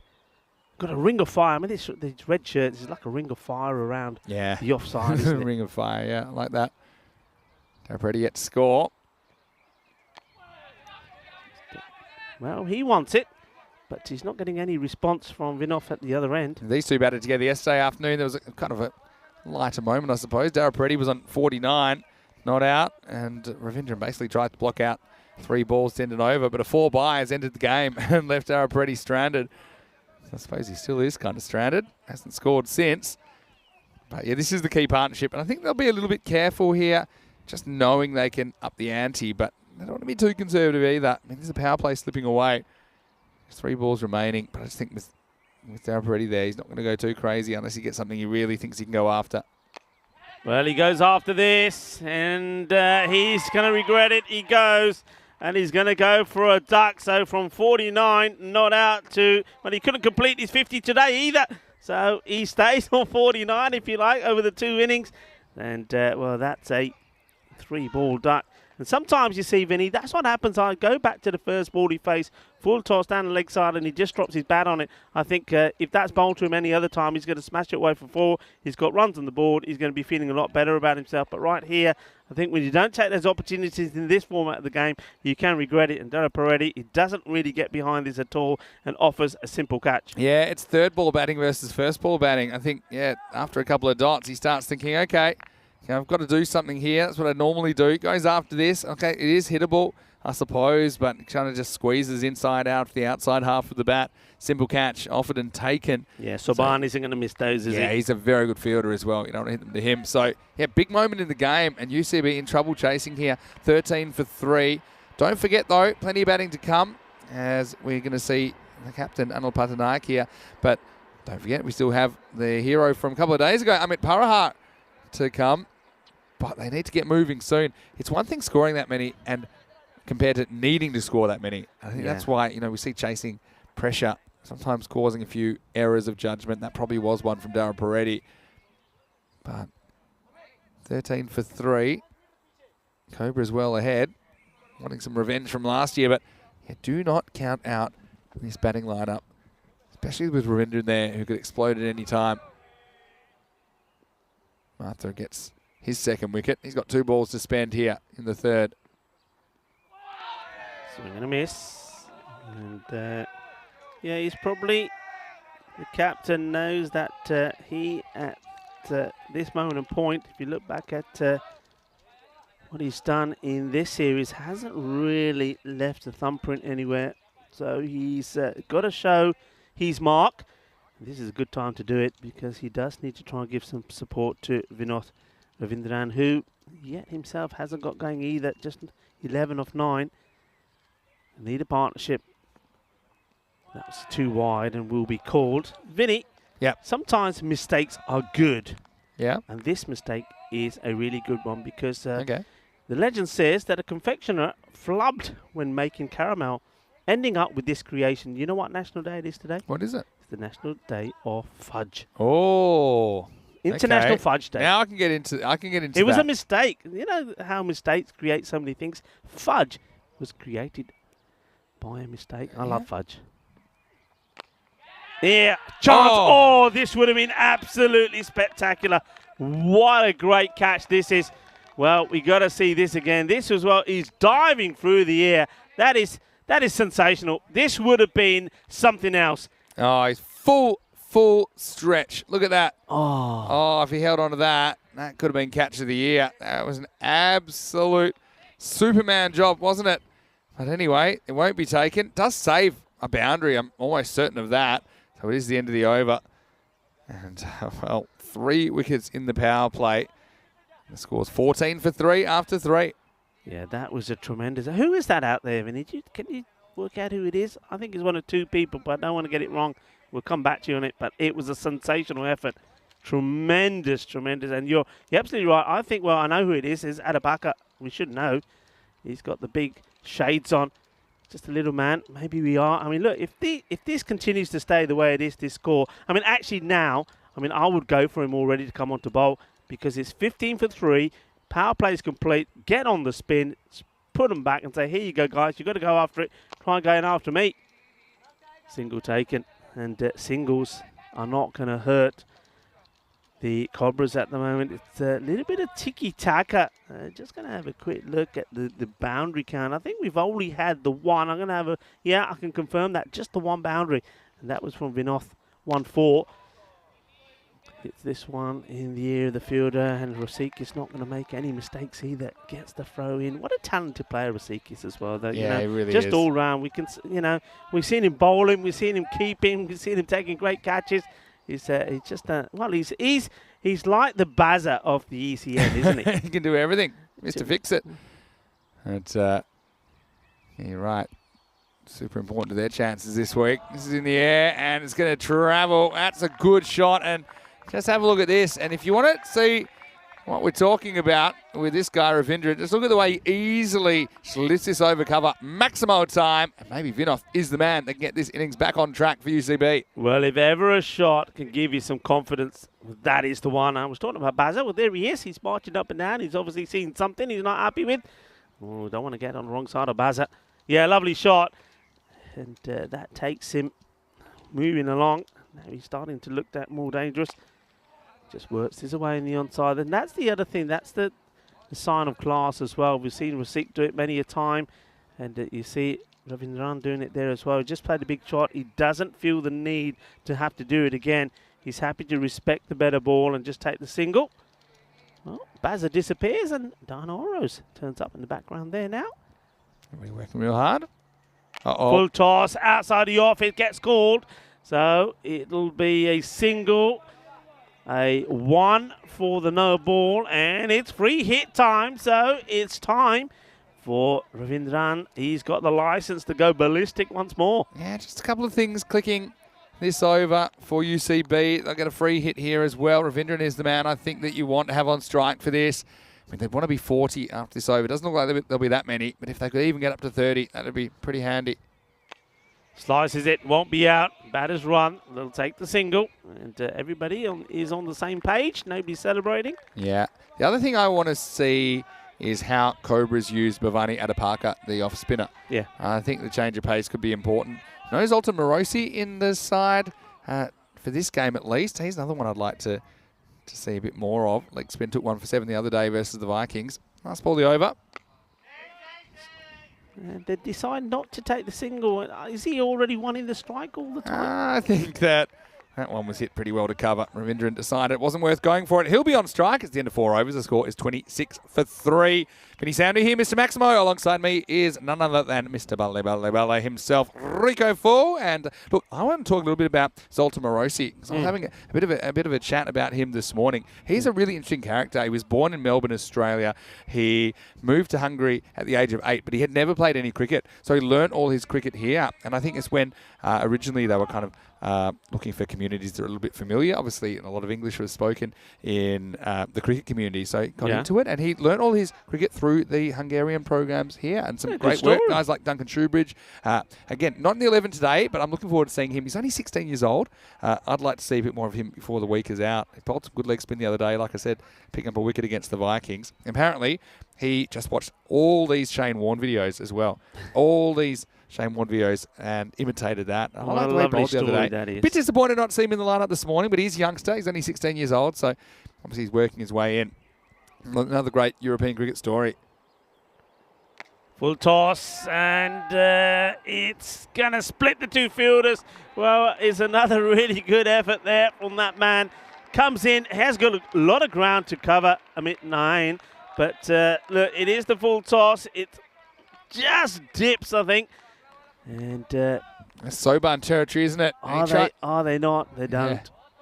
I think Soban is the man that's he's pulled off some magic on that boundary a few times, hasn't he? Yeah. Lucky that's in the gap. Sometimes it's hard when two fielders are an equal distance away from each other in the boundary, because you can't really call mine, because you don't even know if it's yours at that stage. You don't know if you're going to get there. So that's when we see some bad collisions sometimes, because two fielders pretty unaware of each other will just kind of run full pace at each other and maybe crash. So Vasudev goes to the boundary first ball. Played nicely along the ground. Take the single. So Vishnu does get the second one. But hey, look, good question for you, and one for out there for people on the chat as well. As I said, today we saw a lot of good fielding practice before the start of the match, particularly from UCB and also from United. Both these teams really, and the Cobras were really going at it and taking some good catches, and we saw that when they were out there. But my question is this: when they were taking those catches, they were being told by the man who was doing the hitting, being off, shout mine, and then take it, shout mine. Now, I always used to tell people, don't shout mine, put a name on it. So what's your opinion on that? Do you shout mine, or do you put a name on it? I shout mine if it's mine, but otherwise, sometimes from a keeping point of view, I will shout someone's name. Right, yeah, okay. Because sometimes I think they don't know. And as a keeper, I could see, for example, went to an outfielder or between in for an outfield, I could kind of gauge the trajectory. I don't mind mine, because mine, as soon as you hear mine, you know it's not yours, right? So you should be getting out the way. So I don't have a problem with the mine call. Problem with the mine is, say the ball goes up and it's going in the Bermuda Triangle. You got 3 people. They hear mine, so they all stop because they think somebody said it's there. That it's not here. No, it's not whoever's... his. No, now you're talking. No, I don't understand. Think about it. No, if someone says mine, it becomes theirs and everyone else has to get out the way. That's the way we... My point is this. Yeah. Normally when the ball goes up in the air, right, let's say 3 people think it's theirs, they all call mine. Yeah, but then you have an argument. Yeah, but calling your name is... I mean, either way, you're going to have an argument and then someone's going to win. No, if you call your name, say, right, I've heard James is not mine because my name's not James. You stop. Come back to that. 35 for 3. No, the person calling mine is the person who's saying they want the ball. So as soon as someone says that, you got to respect the call. And if 2 people call mine at once, then someone has to call it again and louder. And eventually, one of them's going to get there. The only time I would call someone's name is when I was actually not one of the people who's going to catch it. I would see a ball maybe go between 2 fielders, and let's say they were Andrew and James, and I thought, yeah, it's an easy catch for Andrew. I'd call Andrew, Andrews, or something like that. But do you, when it goes up in the air, do you say mine or you say keepers? I say mine. Okay. And I don't just say it once. I say it. Yeah, I believe that. I believe you wouldn't say it once. So there's no... I spent a lot of time with you, Vinny. Well, let us know in the chat. What do you think? All right. Here's spin. We talked about it at a Parker coming in the 6th. And it's been worked away. Work to do for the fielder. It's got to stop it first. He does, but the batter's... good running. And this is sometimes we're talking about what you do when the ball's in the air. Well, what you try and do when the ball's along the deck is use hands, because if he has this in his hands, there's no 2 there. Because he's stopping it with his feet and the ball goes away from him as well, then he's got to pick it up. It allows them to get to take the 2. I want to say hello to Taranjit Singh, who's in the chat. And he's a Romanian national. It's nice to have you joining us. Yeah, so he's just saying what he would say in there. Yeah. Well, how would you say that? I'm going to have a look. I'm coming over. How's your eyesight? I'll show you. Oi! Hato. Okay. This has been smashed pretty well. Fielder's going to stop this. Well, you're here for your language skills. I think blanked on that one. Yeah, Hato. I want to talk about. He's saying that he's gonna put a name on it. Right. Okay. Got it. Well, Nate makes a good point in baseball. And yeah. Nate knows, a lot of people know I've played a lot of baseball as well now. And in baseball, there's a very definite chain of command with positions. Yes. So, but I suppose the difference between baseball, that's changed a little bit these days. Make this ball from out of Parker. Got him, and well, there's our man. And Bhavani at a Parker. It's all about taking the pace off it. I did say to you, didn't I, when we saw him do some work earlier and said, keep an eye out for him because Bhavani at a Parker, if the situation is right, and this is the right situation, I still would have had him bowling that 4th over. But this is what he does. No pace on the ball. I mean, it does take a little bit of an inside edge from the batter to play it onto his stunts from the captain, Anil Patnaik. But he has to go for 4 of 8 deliveries. Well done to the little man. Spin to win. Yeah, and he gets it just right. Look, might not be the worst time to get Amit Parahar to the crease, though. He provides some fireworks the other day, and he comes to the crease with just over 4 overs remaining. He's the kind of guy that can hit 6s and can hit them in clumps. So let's see if Amit can have another day out in a chase for UCB. Yeah, so yeah, just going back to that. See, in baseball, although it is changing a little bit these days, the positions are pretty set about where the fielders are. So you know that a ball that goes, for example, straight to the pitcher's mound, it's probably the short stops that comes in has priority, unless So someone might be sitting under that ball, but then they know if they hear the call from someone that's higher in the chain of command for them, then they just get out the way. But do you have maybe not at the higher professional level? We'll go into that after this one. It's an interesting conversation. Played into. So do you have scenarios when it looks like it's definitely going to be, say, my catch because I'm right under it, or I'm near it, but because I know that really this catch belongs to the person, because the rule book says it belongs to that person, you just move out the way and don't even bother, and then the ball just drops and say, why didn't you take it? You would stay under it until you hear someone call. All right, and then you get out the way. The difference in baseball as well is a lot of the time the balls go a lot higher, though. I will say that. They'll scramble through for one here. This was pretty close. This is a good delivery. Look, that's the sort of face mask. Yeah. What do you call that? You were talking about yesterday. Baseball. It's a catcher's face mask. This one. When we're talking baseball, that looks a bit baseball-ish, doesn't it? what the appeal's for from Ashworth and Rhino. That's all, because I don't think they hit anything. He's saying it's leg buys. Okay, well, flick the pad maybe, but didn't flick the pad very hard. It's the end of the over. So leg buy off the last ball of the over. The score is 40 for 4. Pretty good over by Adapaka. Avoids any damage. And, yeah, just waiting for the scorers to get that one. A leg buy given, not a buy. And so it will be the end of the over. The score is 40 for 4. Yeah, so in baseball, the actual speed off the bat is a lot more significant because of the nature of the rounded bat, believe it or not. And so, yeah, balls get hit at you harder than they do at cricket on average. Yeah. But so high balls go higher. So a lot of time you've got more time to kind of make a plan. But, yeah, it's something that you can't really do in cricket as well as in baseball. I'll tell you one in a second. Nate, this is a no ball first up, and it's going to be, I think it's going to be 4. No, so the fielder put his hands up. Oh, geez, that's gone all the way. Well, Maximo time in the worst case scenario at the start of the over from Vasudev. That's 7. Yeah, well, we've seen this happen a couple of times, haven't we? No ball, smashed away, 6 runs. That's how you get 7. Look, I like that from the fielder as well. The fielder has said it's 6, is showing early on it is. And though the umpire has started to give the forwards a signal, he's seen that the fielder said, no, that is 6. Fair play, I like that. Yeah, agree. But free hit time. Everybody get set. He won't be stumped even if he is stumped because it's a free hit. But, yeah, so the final thing, I'll just say that to Nate, who's watching from the USA and obviously watches a fair bit of sport.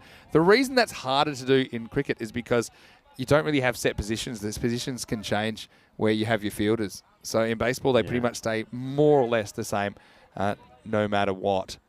Whereas in cricket, sometimes you have fielders in different places. This is another full toss. That's well fielded. Absolutely blasted. That's a really good stop. Oh, now they're going to get another one on the little throw. Oh, he could have been out. He would have been. Oh, dear. Well, that is the throw. The man who makes the stop is the man that gave the first runs away in the match. And that was Sanjay Kumar. And it makes a really good stop. This was hit like a rocket, but the throw wasn't a good one. He throws it softly, and then the batters are alert to it. Although, having said that, he would have been out. Yeah. But he only had one stump to hit. Calculated risk pays off. So, but having said that, having played both now, final point on this is that I do think there are some principles we could apply in cricket. And one is that the outfielder should have priority over an infielder. Sure. It's something I talk about all the time. And what about the keeper? The keeper, I still think the keeper should get priority. And that's already a cricket thing. The keeper should get priority for any ball that he can reach comfortably. And that, to me, is also key. Any ball that he can reach comfortably. Even for a ball, even the keeper that might be able to reach it full length dive and running 20, 30 metres, if there's a guy under the ball, then the guy under the ball should still, I think, have that catch. So as a keeper, that's a tough one because you might see, oh, there's one I can reach, but then you have to work out, well, hold on, if I'm going to run 40 metres and then dive full length, if there's a guy under the ball already, maybe I should just leave it to him, even though he's not wearing gloves. 50's up now for UCB. Up in the air. Where's this going to stop? Well, the fielder's going to take it easy. Rasik takes the catch. And Pariat, he's not able to get the big sixes going here today. This really comes off the toe end of the bat. And once again, I think just underlining against what we're talking about, the fielder that's on the deep, the captain Rasik is the one that comes in and takes the catch. Everybody else stays out of his way. So though it's one of those at the moment, isn't it, Vinny? They get a shot in, they get a boundary in, and then the dots and the wickets come. They go back to where they are. They've been sort of around this 14 and 15 required per over from around about the start of the third over. They just haven't been able to get any acceleration in. Well, the thing so far, 2 6s, 2 4s in the innings, and they're all off the bat of Ravindran. Nobody else has scored a boundary. That's 5 wickets out now. Paraha, who is a 6-hitter, is going to have to go. Just mishits his first real shot in anger. So he goes for just a single. Razik's just not going to miss that. So at the moment, runs on the board, looking good to hold up here in the first match of the day. Just want to say a quick hello to a few people in the chat as well. I know Raj is watching from Canada. I know that we've had plenty of others piping in and saying hello. Hello, Luke Belgium, who's in the chat as well. Hope you're well. And I like this from Dave Edmondson, saying his fielding is so bad. His favourite call is yours, Fred. Maybe if there's no Fred in the team. Well said, Dave. Yeah, look. You ever had a double leave? I always find those quite amusing. So you're talking about people fighting for saying mine. I've seen people fighting saying yours, no yours, no yours, no yours, and then the ball just drops right in the middle. Yeah, on a cold, wintry start to the season. Yeah, I've been there. I remember that. You don't want the ball being blasted at you. It's cold. It's sometimes drizzly. It's wet. The ball is new and is blasted in your direction. You just don't want to be there. Yeah, good morning, good afternoon, or good evening, wherever you are tuning in from. And get involved with our conversation. That's a Gundy ball. I'm surprised that Cookie Hill didn't have a big swing at this down the leg side. Hey, Left-handers love that. Happy to take the wide, though. We'll get it again. Yeah, Nate gave his opinion. He said, yeah, it's about being disciplined enough to call every catch and respect to let off when someone calls. Yeah, agree, Nate. I like Nate's perspective on cricket because he's not a very traditional cricket watcher because where he comes from. A little push for one. So it takes us into 7th over, and it's 52 for 5. So I always love that kind of fresh perspective that he brings. I like that. Look, I just want to say hello to everybody, and also to Taranjeet as well. Taran, let us know what the next bit of action for you and your national team, Romania, is going to be. Yeah, for sure. Always interested to hear what's going on with that ECN personality. Now, these teams will meet again in match 14. You can see the Cobras, once again, they've won the toss. They'll bat first. Big in for them. Jogi Segal comes back into the lineup for the Cobras. And so it just strengthens their batting a bit. I've got to say, Kumar batted pretty well, even though he wanted to retire himself out. But he was pretty handy as well. He'll probably come in at number 4, drops Soban into the middle order. Diraj Gaikwad comes in for the first time for United Chalad Budapest or UCB. And let's see if they continue with Varma at the top of the order. Didn't work out this morning. Maybe he'll get another chance.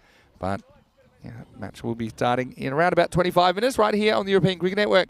Right now, it's got to be go time. They have to pretty much double their score in the last 3 overs. It's Adapaka to bowl the 8th. Well, this has been pretty well hit, but not well enough. It's another good catch. So both these teams are proving today that practice makes perfect.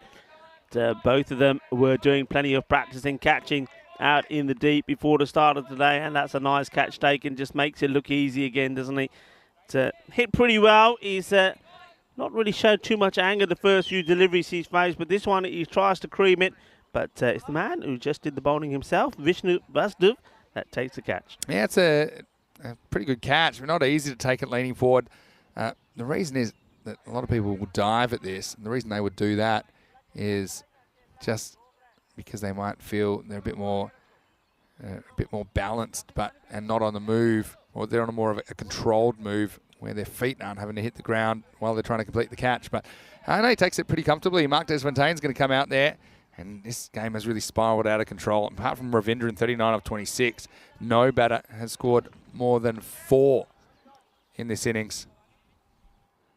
Yeah, Adapaka takes his second wicket.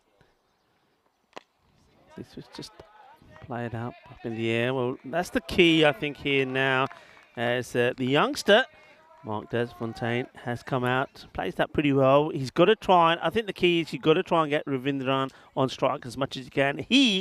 Because he's a set batter at 39 of 26, has to hit boundaries. Got to go big here. I think he's got to stop worrying about his wicket here and just try and blast everything to the boundary. But this is a single. Tiki-taka won't do well. I say it's a single. It's going to be more overphrased. And Mark Desfontaine wasn't expecting it, but he's able to turn around and get back 2 runs. Yeah, should have been just 1. Alert stuff. I mean, you feel like they know in this game. But as we saw the other day, UCB can hurt you quickly if one of their batters goes bang, bang, bang. And Ravindran is the kind of guy that's capable of doing that. Edging up towards that point and no return 3 a ball. Throws the bat at this again, and it's Sanjay Kumar. Watch out for the throw from Kumar. Poor running. Yeah. I mean, they would have got 2 there if he'd run the first one hard. Ravindran just jogged it, and the fumble did come. Adapaka keeping the pressure on. Yeah, they didn't. There was a mistake there from Vasudev when he went for the 2 and got Vinoth back on strike. Chipped up in the air. Fielder comes through. Should take it comfortably and does. No mistakes. A good technique. Well, we know that man out there. He's certainly not going to drop any. And this has been a very classy performance so far. And, well, if they continue this all the way through to the end, it will be victory. And a well-deserved one as well. I think they've done most things right here. And from when they were out there with the bat, they never panicked. And I think you said quite rightly, Vinny. Okay, they didn't really get going Yeah. with the score, but the bowling was good and tight, so they respected the good bowling, but they still got to a score. Yeah, you're exactly right. I mean, just looking at the batting and bowling for these two teams, kind of similar. Cobras have generally been a bit quicker than UCB. These two teams had identical records before today. The record of the Cobras, and they've been scoring more runs but conceding a few more. UCB with the bat, you can see that they haven't gone quite as quickly as the Cobras. They're scoring at 99 per 10 overs versus the 110. You can see there the blinders. They're the ones only 8.6 runs and over at the moment with the bat. I feel like they're a team that should be getting 10 plus, and yeah, their bats haven't quite clicked so far in this series. So 56 for 7, and well, Ravindran's still there. He might even carry his bat the way things are going. Carrying your bat in cricket means that you've been there since the beginning when all other 10 batters around you have been out. I don't think we've ever seen it actually in ECN cricket. Adabaka, 3 wickets to him so far. We haven't seen a forfeit, and we're not going to get one here either. It was in the air, but it was sort of in between the two fielders out there. I would have considered not taking that run, I think, because it was the last ball of the over. There's only 12 balls left. Now you need 44. So now you need 43. Would have been 44. But I would have thought the only chance of winning this game is Ravindran going right off. But he is, trust me, Rico, if you'd seen him last year, particularly that eliminator, but some other innings as well, there was a 70 he scored in really quick time. He's capable of doing this, but he's in the wrong end at the moment. Adapaka, 3 for 9.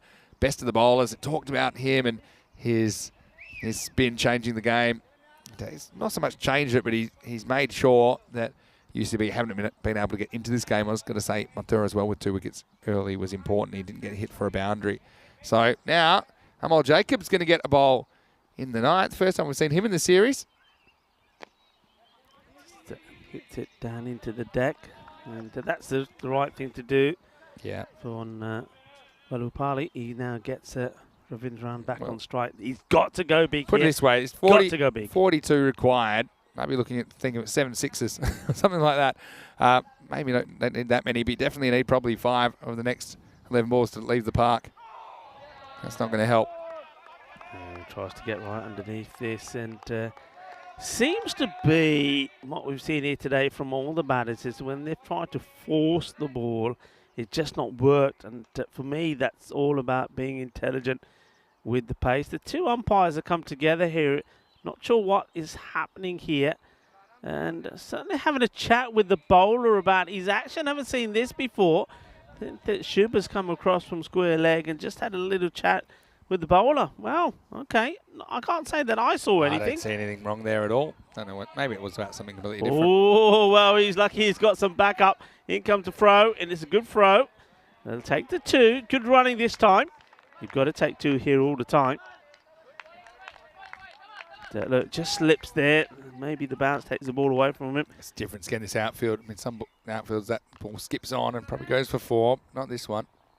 I don't see any problems with Amal Jacobs bowling at all. He was stuck a pretty good left arm spin action. Wide delivery. Called. Yeah, I like this also from the El Capitan. He's probably turned around and said, Ruskick, look, you haven't had a bowl. You know, I can't see you giving too many away in this one. And, well, he may have even had a sniff of a wicket. Ruskick, the captain, doing the fielding himself, gets a throw in. They're going to go upstairs. My first impression is the dive may have got him in. Let's have a look. Darth Vader doing the job behind the stumps. Yeah, I think the dive. Right. He slides the bat down. Yeah. That shows me he's in. Yeah. Good work. Good work there from Ruskick. Kept his eye on the ball. Gets a good throw in. Good referral, though, just in case. So this match is going in the favour. Unless something sensational happens. You hit 2 sixes here. Cobra. Still need 25 off the last. And you're at the wrong end. Yeah. So you need something remarkable. Ravindran within touch of a half century, though. So down the ground. And Ravindran, it's a tricky one now, isn't it? You know, you've got to be blasting the ball everywhere, but at the same time, you know, you've got to be on strike. Yeah, a bit of sweet revenge then for the Cobras, looks like. And Ravindran was the man that principally hunted down that target of 128 in the eliminator last year to keep UCB in the tournament, send Cobras packing. And right now, they haven't got Ravindran, but got pretty much everyone else. Well, is there bat on this? Is this Yeah. going to be? Well, I was going to say, is this going to be his 50? Well, no, it's not. I thought it was going to go to the boundary. That's a really good stop. Has he? He might have done his hammy here. What's I he was done worried here? he was going to. He steps on the ball. This is so dangerous. But he's holding his shoulder, isn't he? No, this is that's the next bit. Look at this first one. Oh, Wow. that could go so badly. And then after this, the throw. I don't know who it was that tries. Oh, don't show that again. That is. Oh, He's so lucky he gets that under the middle of the foot. And then this bit, he throws it and runs straight up. That's the old Fletch special. we're not going to see. It's was not worried- another Gopal, is That it? was almost another backwards into the bush job. That was weird. I'm just glad that no one was hurt.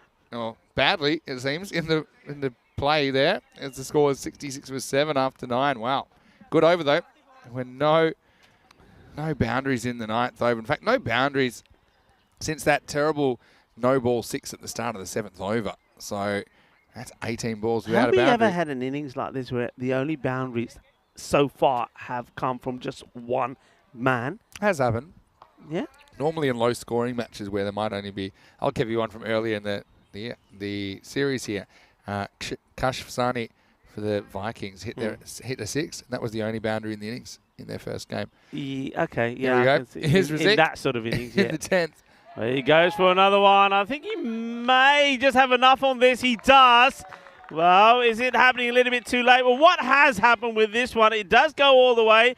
6 runs, 6 carreras, and it's a bit of shaba. It's time to say felicidades. Well done to Vinod Ravindran. And we know he's got talent, and he does get to his 50. He goes on to 53 here, but it looks like that this innings is going to be all in vain. Yeah, well, you got to do it 5 more times. I mean, that's 1 out of 1. He'll be trying. Well, I think this is an opportunity. It will be taken surely. Yes, it is. No mistakes there at all. The catching has been very good this morning. Vishnu Vasudev comes in, takes the catch. So Ravindran, he does get to his half century, but after hitting the 6 to get in there, he tries once more. Vinny, you said it. He needed them all to go for 6. Not able to. Catch taken. Good fielding performance, a solid performance. The fielders certainly have backed up the bowlers today. Yeah, they have. I mean, nice little pat on the back. Very aggressive pat on the back, but he did bat very well, Ravindran, for his half century, but yeah, just hasn't had a lot of help. And Rizek is the man that gets him in the end. Had to go for the 6, just under it. He knew it straight away, didn't even off. So, simple catch taken by Vasudev. And we'll bring Frankie Farrell to the crease. Someone you don't see batting that often. But yeah, I mean, UCB, I think they'll be happy with their bowling, their fielding effort to keep Cobras to 99, but they just haven't batted well enough, with the exception of Ravindran. I mean, there's been very little else. 4 balls remain. Here's Farrell on strike. Gets a good bit of bat onto it. Fielders casually do the fielding. And I think you're at that point here now where I think it's important to get the runs, whatever runs you can get, because well, net run rate, we keep going on about it, it's very important. But you wouldn't want to just be throwing your wickets away for the hell of it. You know, going for suicidal runs, they're not going to achieve anything now.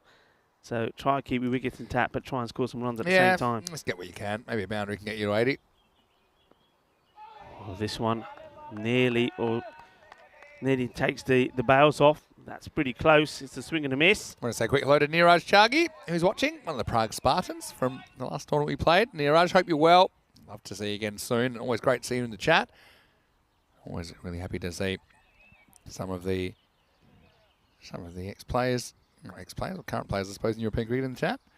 Another swing and miss. Don't know if grabs a little bit of pad. I think he could be run out here. I don't think he gets there, you know, Vinny. He gets the dive in, but I think we're going to find that he's going to end up a little bit short. Ashwath Narayan does very well. First he makes a stop, and then he's alert to get the throw in quickly. Adios, baby. Yeah, giving out on the field. Good effort from Frankie, though. It's good hustle. I mean, trying to get an extra run for his team. It's unselfish stuff. But he'll be the ninth wicket to fall, 73 for 9. Gives us a chance to. So hello to Hawk Moon as well. Hello, Hawk Moon. Neil, nice to have you with us again. Let us know what you've been up to. Great to have you. Yeah, he was just saying that stepping on the ball, probably not a great idea. Everyone remembers Glenn McGrath back in England quite a few years ago, injuring himself that way. I've actually stepped on a ball myself, and it was nasty. It's listen. It is. And when we saw that, both me and you went, because we know what it can do. I do think we have got another record here today, though.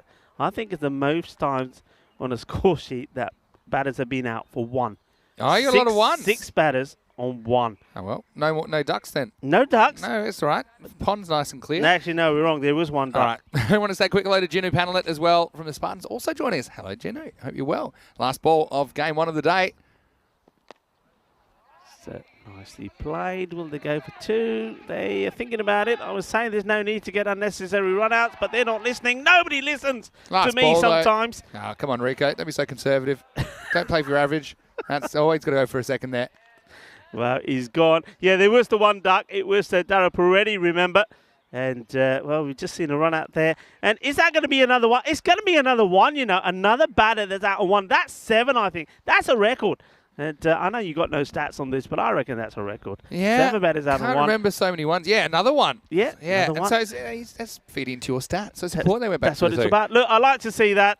It was all these players know each other so well. And, you know, somebody was asking the question about highlights with European cricket while we've travelled. That, for me, is a highlight there. I just love the way that all these teams, all these players unite together and how this community is growing all the time with European cricketers. I Yeah. love seeing that. Exactly right. So it is the Cobras that get some revenge, but I think that now it's on the other foot, and UCB will want to get some points out of day 4. They'll be back on the park because they are fielding first. Cobras winning the toss and winning the right to bat first in match 14, which is just about 10 minutes away from a restart. Join us for more cricket on ECN. We still have plenty more cricket left from Hungary today. Let's have a look at some of the highlights. Well, chasing an even ton for victory. Morel didn't come off at the top of the order this time. Hanging in the air. It was a good catch taken. There were quite a few good ones taken. I think the fielding was one of the features for me in this innings from both teams. And we saw this is one that Zam Mohammed wasn't able to catch up with. We saw Varma tried at the top. Didn't work for him either. He was at number 3, in fact. But you know, apart from Ravindra, no one really got going in this innings, Rico. No, nobody did. And that's one thing I was saying right at the beginning. I think a lot of the teams, and including we saw yesterday from the Tigers, we saw it a couple of times from Cobra as well, and also from the Blinders. I think they're relying on 3 batters early on, and if they don't click, it's always going to be hard. Here, one of them did click, and it was only Vinod Ravindran who did get to his 50, but nobody was able to give him any support. When you've heard me say already that 7 wickets went for 1, and if 7 go for 1, 1 was a duck, that's 8 of them, 1 was 50-odd. You can imagine what this scorecard is going to look like. But I'm going to give a shout-out to both the teams in their fielding abilities today. I think they've really been good. They've really been tight. They've kept the ball up there. The bowlers have bowled well. And the fielding, though, the catching, the fielders have really supported the bowlers so well. And I think there's one thing that the captain will always say when he's out there to his men. He'll say, look, come on, support the bowlers, support the bowlers. I think they've all done this really well. Yeah, I agree with that. I mean, eventually Ravindran fell on his sword, didn't he? Need to hit 6-6 in the last over. He hit 1. Got to say, though, once again, fielding important. You see, these teams, they do get on really well. I mean, good rivalry on the field, but I think it's a friendly rivalry. Farrell is pushing for extra runs in the last over. He was run out. Good dive, though. I like the way he goes about his cricket. And, yeah, we had the 10th wicket fall off the very last ball. So 25 runs, the margin of victory, 99 to 74, apart from Ravindran, 53. No one else getting more than 4. That was the story. And the man of the match was Bhavani Adapaka with 3 for 9 off his 2 overs. Rico, we're going to take a quick break. We'll be back in just a few minutes. So back with more cricket. It is match number 14 on the way. See you soon for more FanCode European Cricket Series.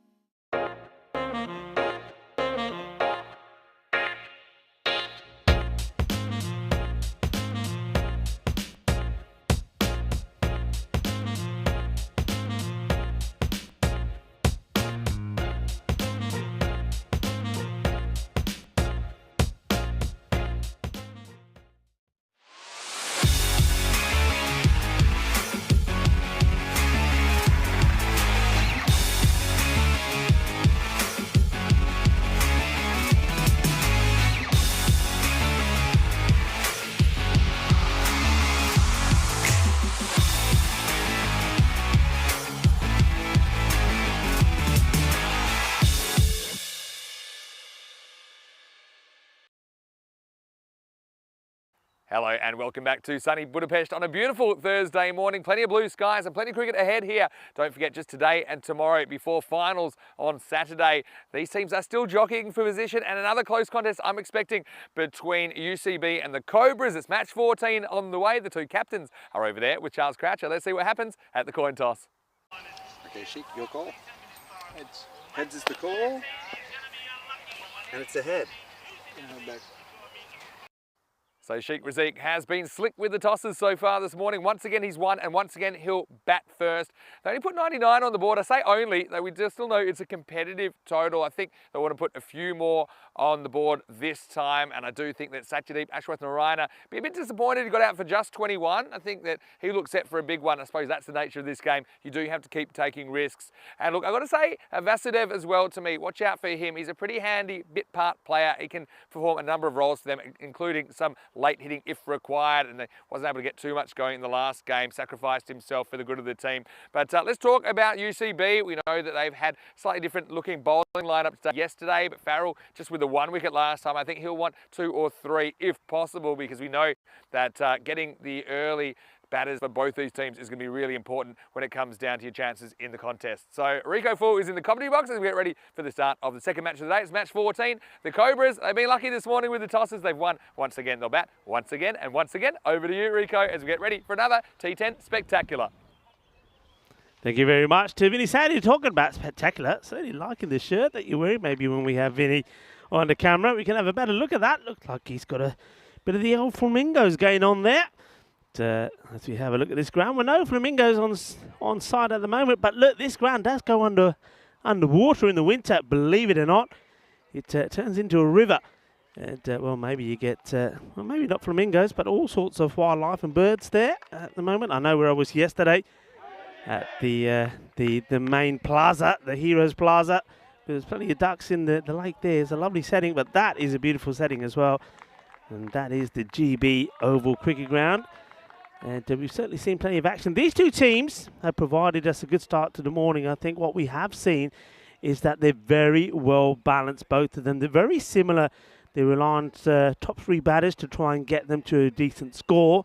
But the bowling and fielding is very tight. So even though they've got the firepower with some big hitters out there, they're not going to get too much freedom to play big shots. I don't think they're going to get too many bad balls. So this is going to be an interesting challenge. But in terms of who's doing what, well, there's no change. It's going to be Cobra batting first. And, well, the bat versus ball wall says there's probably going to be no change to the result as well. They're expecting the Cobras to win this one. Cobras won the first one by 25 runs, 99-74. Well, let's see how this one goes. Just having a quick turn out in the middle. Looks like there's no change also with the lineup with regards to the bowling. It is going to be, I think he bowled really well. Francis Farrell. He's hoping to have well, it was the second match that he played last time when he took those 3 wickets in 1 over. So maybe he prefers to do better when he plays second time round. We shall wait and see. And the batters, oh, there they are. They are there. Just out of your shot, that's all. And, it's our man Yogi. Yogi is back. Well, he's had some honey, and he's looking ready to go. Well, I'm sure Yogi hasn't had some honey. I reckon he's had a few aloo paranthas. Yogi Segal, Sasigalji. Let's see if he can get going here today. And tentative start from the big man. We know his name has always been talked about here amongst the Hungarian cricketers. He's known as or talked about quite a lot with his stylish and attacking batting. Let's see if he can provide for the Cobras here. Short, but he goes for it. I don't think he's going to be able to. Has he got enough on this? That is a really good catch. And Farrell charges towards the fielder to congratulate. Well, there you go. And it's going to be more misery. I think that's, well, yesterday, Yogi Segal, he made a 5-ball duck. Today, it's I think that's only his second ball, and he skies it up in the air. A really, really good catch taken. Ghulam Abbas saying, I'll take it, Yogi. Well, Yogi, you might have had the honey, baby, but you're not going to get any runs today. We're not in these two fixtures. Didn't play the first, so that's the first time we've seen him, and he has to go. And that is not the start that they wanted. They needed him to do better. He doesn't. He goes for a duck, a really good catch. It just hung in the air. The question was it going to be able to snap this one out of the sky? He does. That's really well done. Well, I take it back. Yogi Segal, maybe he has had the honey, but he certainly didn't have the Porontas. That was not a Alu Poronta type of shot. So he has to go. You see Minnie Sandu there in the background with Diana Horace. Don't know where she's parked the camel today, but a bit of an interview going on there. Well, watch out for that on social media. And yeah, Diana Rose, not just loads of pictures, but loads of videos there as well. Lot of stuff happening on social media. And of course, you can see that on Facebook, on Instagram, Twitter as well now, and the Instagram channel. Full toss, no ball, surely. Well, this one's come out all wrong, and this is going to be a no ball, 1 run, and it's going to be 4 byes. That's it. Well, he's picked up a wicket. Well, look at the wicket keeper there. There's nothing the poor guy, Varma, could have done here. He's getting right behind it. It hits the deck and goes the other way. The keeper, poor guy, couldn't do anything about it. Well, that is not the way to follow up a wicket, is it? You get the big wicket. Sugi, watch this. Oh, that's so unfortunate. Nothing you could have done about it. Back to the live action, and the free hit will stay well. Could have probably done a little bit better here. Well, he gets lucky. The run hasn't been taken. Well, I think this is all about Ashwanath Rayana just saying, nah, just stay there, buddy. It's a free hit. It's still a free hit. Why don't you stay and face it? You're sort of in better form than I am. These two have got a bat well here now. This is the partnership they want to be trying to break early. Farrell, he's lost his radar. And this is hit. Oh, well. Oh, no, please don't show that again. Well, we're going to have to, I'm afraid. Mark Des Fontaine charging in here. He's so focused on trying to keep it just to the one that he takes his eye off the ball. It gets through him. Cuatro Carreras, bit of a gift. So the free hit does go to the boundary. And 4 runs taken. Dana Rose has finished with the interview, and now I think you see she's become wise. She knows all about not walking behind the bowler's arm, how quickly they learn. Beautiful delivery, that's more like it, that's where it has to be. A bit of late movement. And I'm going to ask her actually, she's coming in front of me now. Diana, where's the camel today? Where you parked the camel? She's waving over there, okay. Well, all sorts of wildlife around this ground. We know there's moles. I didn't know there were camels. Farrell. In he comes. Shorter. Plays it out. He'll have to do the fielding himself. He does. We've seen him do this plenty of times. Gets a like in that. And that's how cricket has changed over the years as well, isn't it? The numerous ways of fielders getting the slide in, picking the ball up and getting ready to launch the throw. But didn't have to do it there. So what an exciting start. Yogi, he goes without scoring. And once again, it's going to fall upon these two batters, the captain, Rasik, and Ashwath Narayana. A wicketkeeper stroke batter to try and get the runs on the board. So important that one of these two do make a big contribution. If they both can, even better. Then you're looking at a 120 score. And finishes well. Farrell just had a little spell there in the middle where he just lost his line. And then also there was that unfortunate misfield from Mark Desfontaine, which resulted in the ball going to the boundary. So they do get 11 of the first over, but they have lost the wicket of Yogi. Caught brilliantly. Just have a look at the top batters here. So Rasik, he just keeps marching onwards. 150 plus now to him. And Yogi, he was unable to add to that 74. That's 2 ducks on the spin for Yogi. So he's in a bit of a downer at the moment. Ashwath Narayana, wouldn't he love to get another 50 on the board to get past the 100 mark? This will be a wide. And Tejendra Verma does well here. Gets enough gloves on it to stop it going away from him.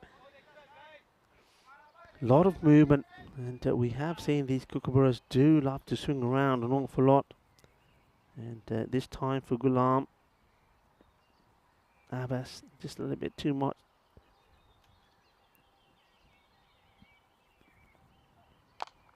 In the air, firmly struck, 4 runs, and that's in an area that, well, you know it now as well as I do. You cannot bowl there to this man, Rosique.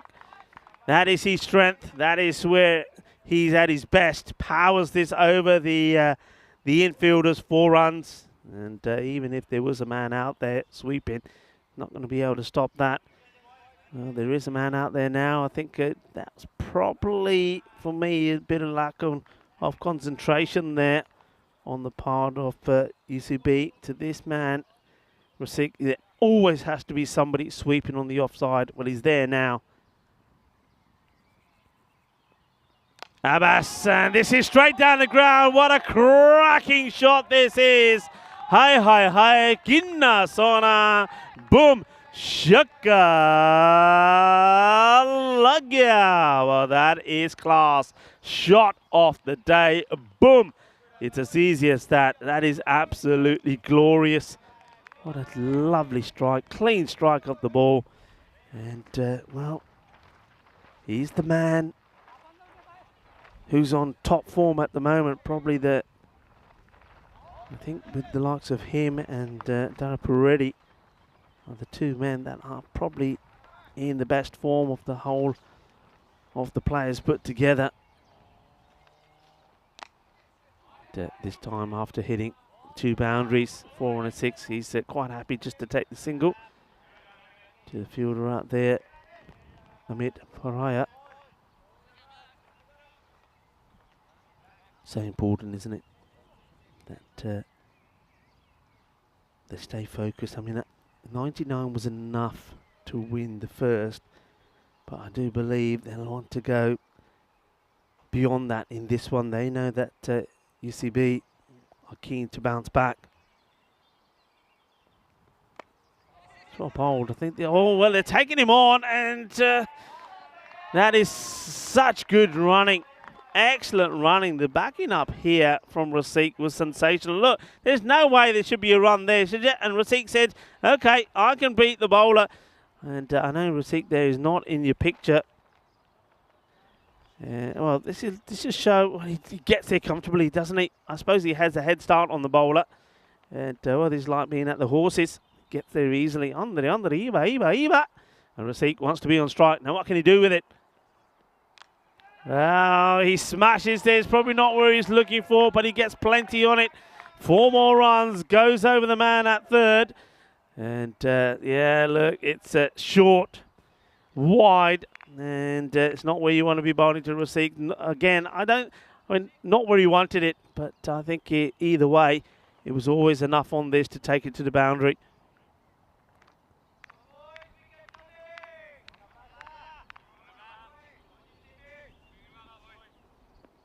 Abbas, he wants to finish well. 17 to come off this over already. And just played out on the onside. Easy. Is what the bowler is saying. In comes the throw to Verma. That will be the end of the second over. There was 11 for 1 at the end of 1. This one has gone for 18, 29 for 1. And all of the runs, again, coming from Rosique. Ashwath Narayana is really not really got going yet here. Look at the table. Tigers, Cobras, and United now on 6 points. They can, they want to be trying to get a victory here themselves.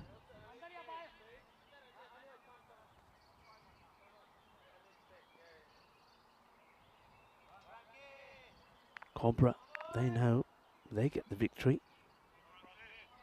They go to clear at the top, so they're playing to finish top of the table.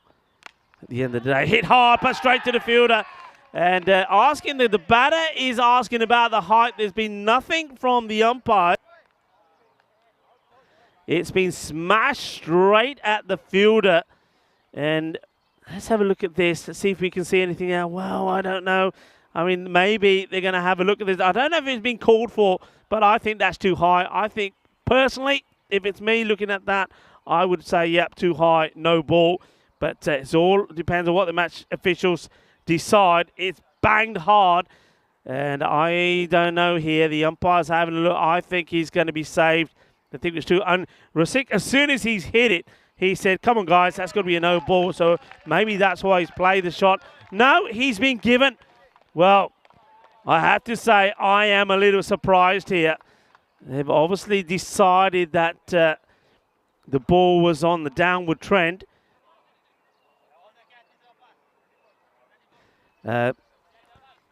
Really surprised. So they've got the wicket of Rasik. What do you think, folks? I know he comes out to this. Well, that's seeing it full on. That's what the umpire full on. Yeah, look, when I'm seeing that, I know, it's only, and I'm going to say this, it's only my personal opinion. I think that's a little bit too high. But look, the umpires have come together. The third referee has got involved as well. And they've decided that it's fine. So the decision stands. Rasik has to depart. And it was a good catch, wasn't it, from Abbas? And after going for a few off his over, he takes a spicy catch. It was thumped at him. So Farrell, we know that he's had problems with keeping the ball down. Gets away with it. And then, well, the last time he took a wicket, he followed it up by a very wide leg side no ball because of the height. And this time, he follows it up with a very wide delivery for a wide. So he is having some issues with his radar. I mean, though he's taking wickets, and he still hasn't really quite got his line right. But hey, look, 2 for 8 so far of the 7 legal balls he's bowled. This one's short, and it's played quite interestingly.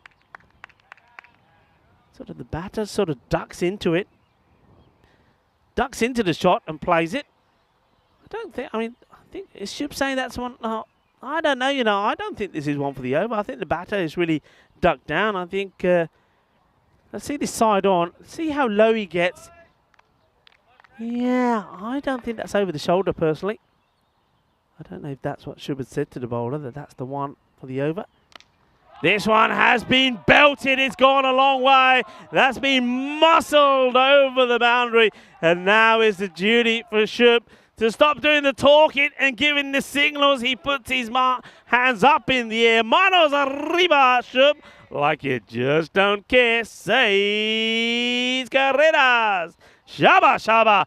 Well, that is a thunderous shot. Though those wickets are falling, the runs are still flowing. And now, well, Ashwath Narayana, he knows that it's probably up to him to get going. Like I said, one of the top 3 have to score big runs. It's played out on the offside, well fielded. In comes the throw. Good bit of cricket all round. Wants to take the single.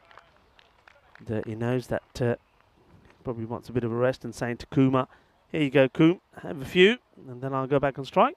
Sanjay Kumar, he made a very valuable contribution in the first match, 23 of 15. Can he do the same here today in this one? Up in the air, that's not where he wanted this to go. This goes all the way. Balle, balle, balle. Well, it goes arriba, arriba, arriba, arriba. And so do the hands of the umpire and the fielder there. Well, Anil Patnaik, the captain, gives the signal, and Shub relays it on to the scorers. So, the short ball not working. Interesting whether that one was seen to be over the shoulder. If it was, it would have been a no ball as well, because you're only allowed to bowl 1. This one, where's this kind of fielder coming across? Is he going to take the catch? No, he's not. It's going to be 6 more. Can you believe that? Well, the first one was a pull shot that goes wrong. This is a full toss. How does this go behind there for 6? I think this has come off the back of the bat. Well, Sanjay Kumar. Well, remember, this is the man who wanted to retire himself out in the first match because he was going too slow, but now he's going too fast. That's 2 sixes. That is definitely off the back of the bat. That is absolutely sensational. What a hit. And what a way to end the over. It's quite unbelievable. There have been 2 wickets that have gone down, but the 50 has come up inside the power play as well. And off the top of my head, I think that probably is the most runs we've seen in the power play. So Kumar, 3 balls, 15. That's not a bad strike rate, is it?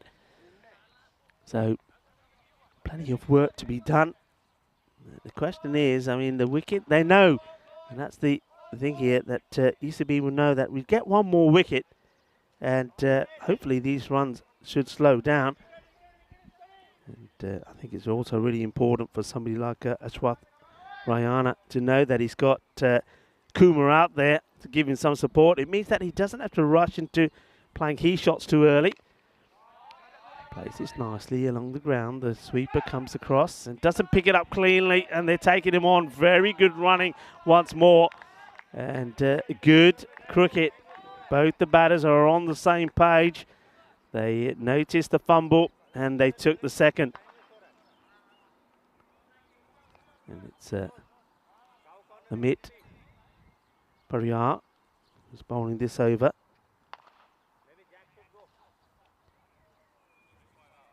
Yeah, Farrell's 2 overs, 1 for 28, but he is the wicket taker, so he does take wickets, but sometimes just is the consistency that goes. Gets a bit wayward. This one's hit more or less straight to the fielder, but fielder's a little bit deep, perhaps not walking in with the bowler, so not able to attack this and get the throw in and prevent the single. Turns out being another lovely day here in Budapest. It's already, I would say, around 25 degrees. Looking to be perhaps 28, 29 today. And you can certainly feel the humidity as well as that dew has been burnt away now. So sort of the heat is coming off the ground as well as from the blazing sun. And talking about blazing, well, that's the blazing bat as well. And it's the blazing bat of Kumar. Well, Kumar was saying, well, the only reason that he's firing, and maybe he pinched the parantas that Yogi Sagal was hoping to eat before he batted. Kumar, he's gobbled them up, and now he's gobbling up the runs as well. That's a nice shot. I mean, he's played some powerful hits, but that one was all about timing and placement as well. Pitched up, and once more taking a single in that area. I just wonder if it's worthwhile having somebody like Velahupali who's fielding that area just to stay just there where he is now. And he's going too far back for me. I think he's too far back. He's got support either side of him. So maybe he can push on and just try and stop that single. This time he's gone area. This will go all the way. Ginna Sona, Ginna Badda Shaka. This is a nice shot. This is the best one off the lot. And he's just lofting this all the way over. So Ashwath Narayana thinking, well, hang on a minute, Sanjay Kumar. I'm the recognised batter here. I want to be playing some shots as well. I don't want to be playing or chase up to you. This is a good start from these 2 batters. The runs are really flowing at the moment. The slower delivery. And just drops the bat on it. And, well, they're asking the question, and the wicketkeeper is pretty excited about this. Let's have a look. And looking at the batter, I think Kumar, he thinks he may be gone. Let's have a look. He gets the dive in. And, well, when do those bails come off? Let's have a look. It's going to be very close. And, oh, well, you make your mind up here. Does this bat get slid in or not? I like to see that one more time. This side won't help us. The only question is because he's got the bat the other way around. Well, the glasses are in eventually. Because he had to bat the other way around, I think he's not got the blade going down. Look, he's got the wrong side of the bat. I think he hits it the other way around. I think he's definitely in. Having it this way around, where it scoops up, maybe he doesn't quite make it. Keep an eye on it. Keep an eye on it. Just there, I think he's in the air, you know. I think it was the other side of the bat. It would have been touching the ground. The back side of the bat, I think it might be in the air. Well, what? Oh, yes, it is in the air, and that's exactly what's happened there. So good work again from the man in black, the match officials, James Lloyd, Shub Navjot Singh, and of course the tournament referee and the third umpire as well, Charles Croucher, getting this spot on. Well, welcome back, Mr. Sandhu. Good to be back. I was just spending a bit of time with young Zoltan Morosi of the Cobras, Yeah. the leg spinner, and yeah, he was going to bowl a few at me as well. Had an interview for social media. Very interesting You've been story. playing some cricket. I was playing a little bit, Is that and why it you're reminded puffing a me bit? of why I don't play cricket anymore. Liz, I wanted you to show your shirt to the viewers. Now, I've got the flamingo shirt on today. Yeah. It's not Peacock Friday, but I did think it was a nice day to kind of like knock it out again. Anyway, looking very nice and pretty in pink as well today. Thank you very much. I just want to say on that last decision, I think probably they get it right, probably being the word. I think maybe the on-field decision was out, and therefore you need something conclusive to overturn it. Yeah. That's how it works with this. Well, that's it. This Kumar's yeah. come out there blasting. Yeah. He's going to be pretty disappointed, is he, to be get out there? I mean, he was 18, wasn't he, or 5? We're going to just see it again when here. you slide the bat, it's important you slide it normally on the side, because he slides it on the back. You're right. The end of the bat is in the air, and I think that's why it's gone. And look, the reason I said I don't think there was anything conclusively to say he was in is what you're looking for in that decision, because the umpire's given it out on the field. Ravindran was blocking the bails, so you couldn't see the exact moment the bails came off, but it did seem to me like it was short. Dara Peretti comes in and starts with a wide. Yeah, wide ball. Just going to want to say a quick hello to everybody that's watching on our YouTube live chat, ECN European Cricket Network, as well as all of you that are just lurking out there on YouTube, and those of you watching on FanCode in India. Welcome to another exciting ECS match. Dara Peretti's a key player. He's back again for another ball. This time it's a little bit short, turned around the corner, and this is a long chase for the fielder. He's not going to get there. So the boundaries keep flowing, and yeah, the Cobras, they were able to defend 99 last time. At the moment, looks like they may have a fair few more on the board. Yeah, the thing is, I mean, they are picking up the wickets and key wickets, but there's always a flow of runs in between and hefty runs. Haven't bowled a line as tight as they did the first time round. He swings hard at this, and it just drops short off the fielder, and that's a Fontaine out there, gets the throw in. Yeah, but I mean, having said that, last time these two teams played, it was pretty much 130, 130. Des Fontaine's a pretty good player as well. Watch out for him. Yeah, it's actually Ashwath Narayan who was run out. I thought for a moment that it was Kumar. So Kumar is still there. Kumar is the one who's been bashing the ball to all parts of the ground. You see Mark Des Fontaine didn't get a bowl in the first game. Surprised me slightly, but Yeah. I mean, they had a couple of bowlers come back, didn't they? So I think particularly probably Farrell coming back gives them a bit more of a longer bowling lineup. He wasn't required. Maybe he will be this time, because he did bowl well yesterday. Speaking of Frankie Farrell, there he is out on the point boundary. Yeah, a lot of interesting stories in European cricket. And I was going to say it's another one that will hit our social media soon. Dara Peretti comes in clever, change of pace. That was a bit slower. It's what good spinners do, though, isn't it? Good spinners, they change up their pace and these subtle variations, but they don't lose their control when they do so. Yeah. And that's something that I was having a bit of a chat about when I was chatting to the young Hungarian Zoltan Morosi from the Cobras. He's 16. He actually was born in Melbourne, moved when he was 8 to Hungary, but was looking for kind of an English-speaking community, because at that stage didn't speak any Hungarian, though he does have a Hungarian background and family.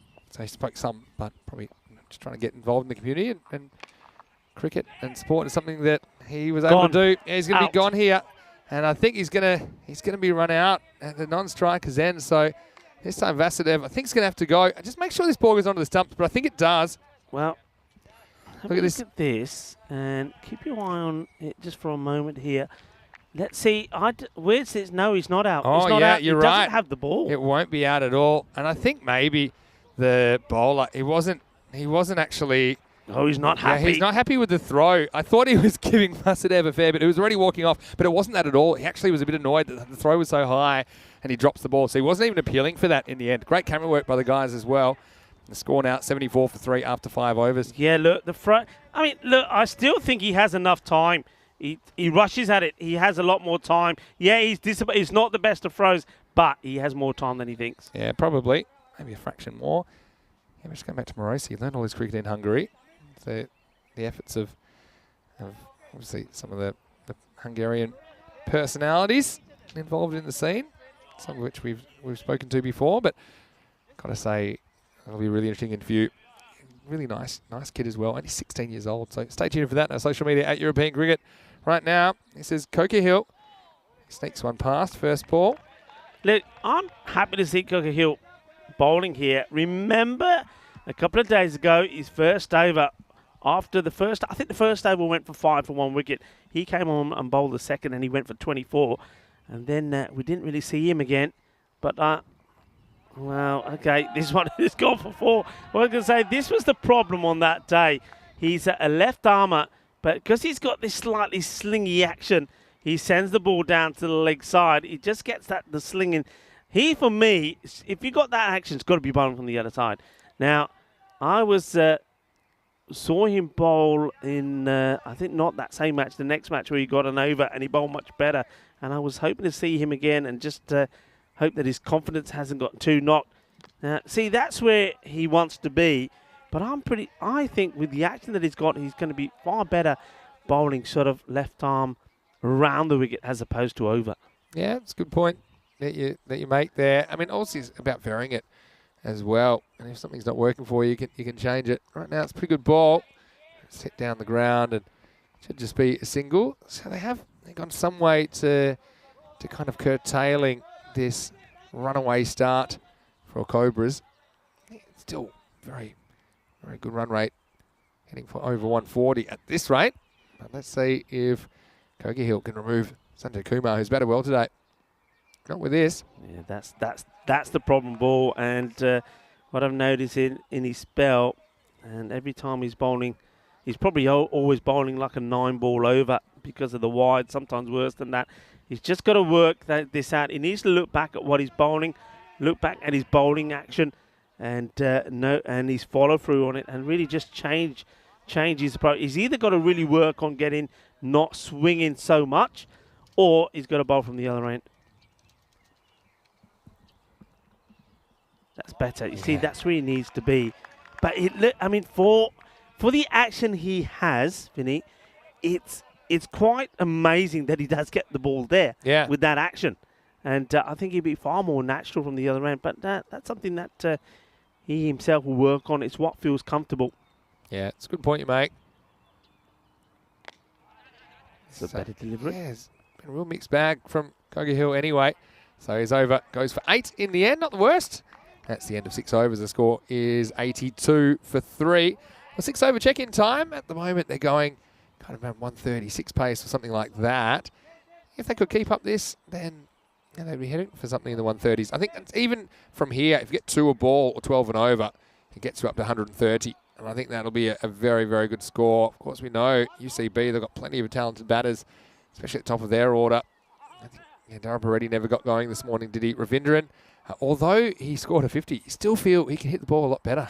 So he's another one to watch out for. Remember the Cobras last year in the Eliminator, they scored 128, but it wasn't safe as UCB chased it down and eliminated the Cobras from the tournament. Dara Peretti, speaking of him, here he is back in the 7th over.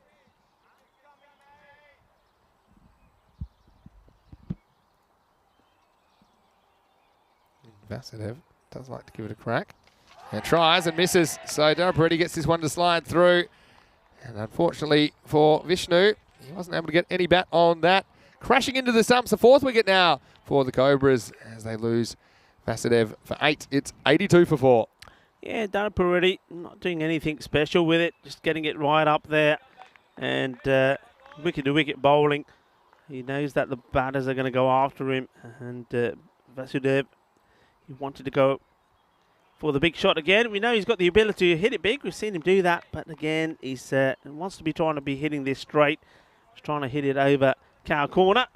And misses out on it. And they get the wicket. So well done to Peretti once more. Picks up a wicket. He's made a habit of doing that. I think he's been very economical for his team. Before the start of the day, in terms of wickets, Zishan Coker, he was of the Royal Tigers, 10 wickets to him. Royal Tigers again, Sai Gutum, he was on 7. And again, the Royal Tigers, Kaiba Dildar on 6. And Mohammed Burn was on 5, but they elected not to play him this time. Well, this is going to be another wicket. Well, one man is probably going to be right up there now. after today's statistics is Peretti, because he picked up his second, and it's a first baller, and, well, he's going to put himself on a hat-trick. Yeah, and don't seem to be any problems there for me. Yep, he's gone by a long way, so I don't think there was any problem with the glove. Well, the man who didn't play, the man we were talking about, right on cue, actually, we were talking about this man, Mohammed Burhan, who was the fourth leading wicket taker. Well, he didn't play the first match. He's been called in to play this one, but he's not going to make any contribution with the bat. Yeah, got a bit carried away there, didn't he? And so that leaves Peretti on a hat-trick, Rico, with the score at 82 for 5. And we haven't had a hat-trick since the 6th of June, which is 10 days ago now. It was Naveen Gunasekaran in Prague that was able to take a hat-trick as part of his best figures of the year, 6 for 5. Plenty of good names up there to reflect on. We had Adil Diwan Ali originally. It was hat-trick number 1 way back on the 4th of March after he broke the drought, essentially, because we didn't have one over the first 6 or 7 weeks. So, all right, hat-trick ball. And he's taking his time getting to the crease here. And that'll often happen when you see 2 wickets in quick succession. Osama Mohammed will be facing up Peretti with 2 for 9. Will he be the 12th hat-trick taker on ECN this year? Well, he's looking pretty confident. He just adjusted his pads. He's now giving him a bit of a swagger, just loosening up his shoulders. Peretti says, okay, let's go. All right, here we go. Can he get on target? Pretty well played in the end. Nate was asking Tennessee. He's struggling to comprehend how hard the cricket ball is. Is it like a golf ball or baseball? I would say it's harder than baseball, but not quite as hard as a golf ball. But it is hard. Probably like a field hockey ball. It's probably the closest, I would say. Oh, this one just goes over the stumps, I think. So what a good spell this has been. He's got one more ball to try and take a wicket. Yes, that's probably the best description I could say. But cricket balls are very hard, hence all the protection you see. And you ask any of our crew when we're throwing the ball around, they'll tell you as hard as a rock. This is gone. So there's a third for the over. And so Peretti gets one to sneak through on Osama Mohammed. So he had to wait a couple of balls, but he does get 3. And it's a triple wicket maiden in the 7th. 3 wickets, 3 dots. And a game-changing over potentially for Peretti. He's been outstanding this week for UCB. And now he has the Cobras, 82 for 6. Great bit of bowling, loving that. Like I say, he's not doing anything special with it. It's just all about where he's getting the ball to pitch, keeping the pace of it. He's bowling that sort of speed where the batter thinks, do I come out? Do I stay where I am? And in the end, because they're new batters and they haven't got themselves in, they just stay put and swing the bat. If you miss, well, you either hit the stumps or you hit the pads. LBW on this occasion, well bowled indeed. Fantastic figures, 3 wickets for just 9 runs. Yeah, outstanding. And yeah, all those 9 runs were in his first over because there were absolutely no runs off his second. Looking forward to this tournament, which will happen only once a year, and it's the European Cricket Championship. 21 nations. It's up from 15 that participated last year. So top of my head, we've got Ireland, Scotland, France, Malta, Switzerland, and Denmark. They are the 5 new teams. So there's 6, I should say, new teams that are involved. 4 group weeks than the championship week. So 5 weeks of action from Cartamania, I should say, as we're going to have that tournament taking place. And England will be trying to defend their trophy. Of course, England and Wales, essentially, to be more correct. And there's a bit of chat about that in the live chat a little bit of time ago. Starting a new over, Valarapali is the bowler. Starts with a big wide. Yeah, so England and Wales are represented by the same cricket board.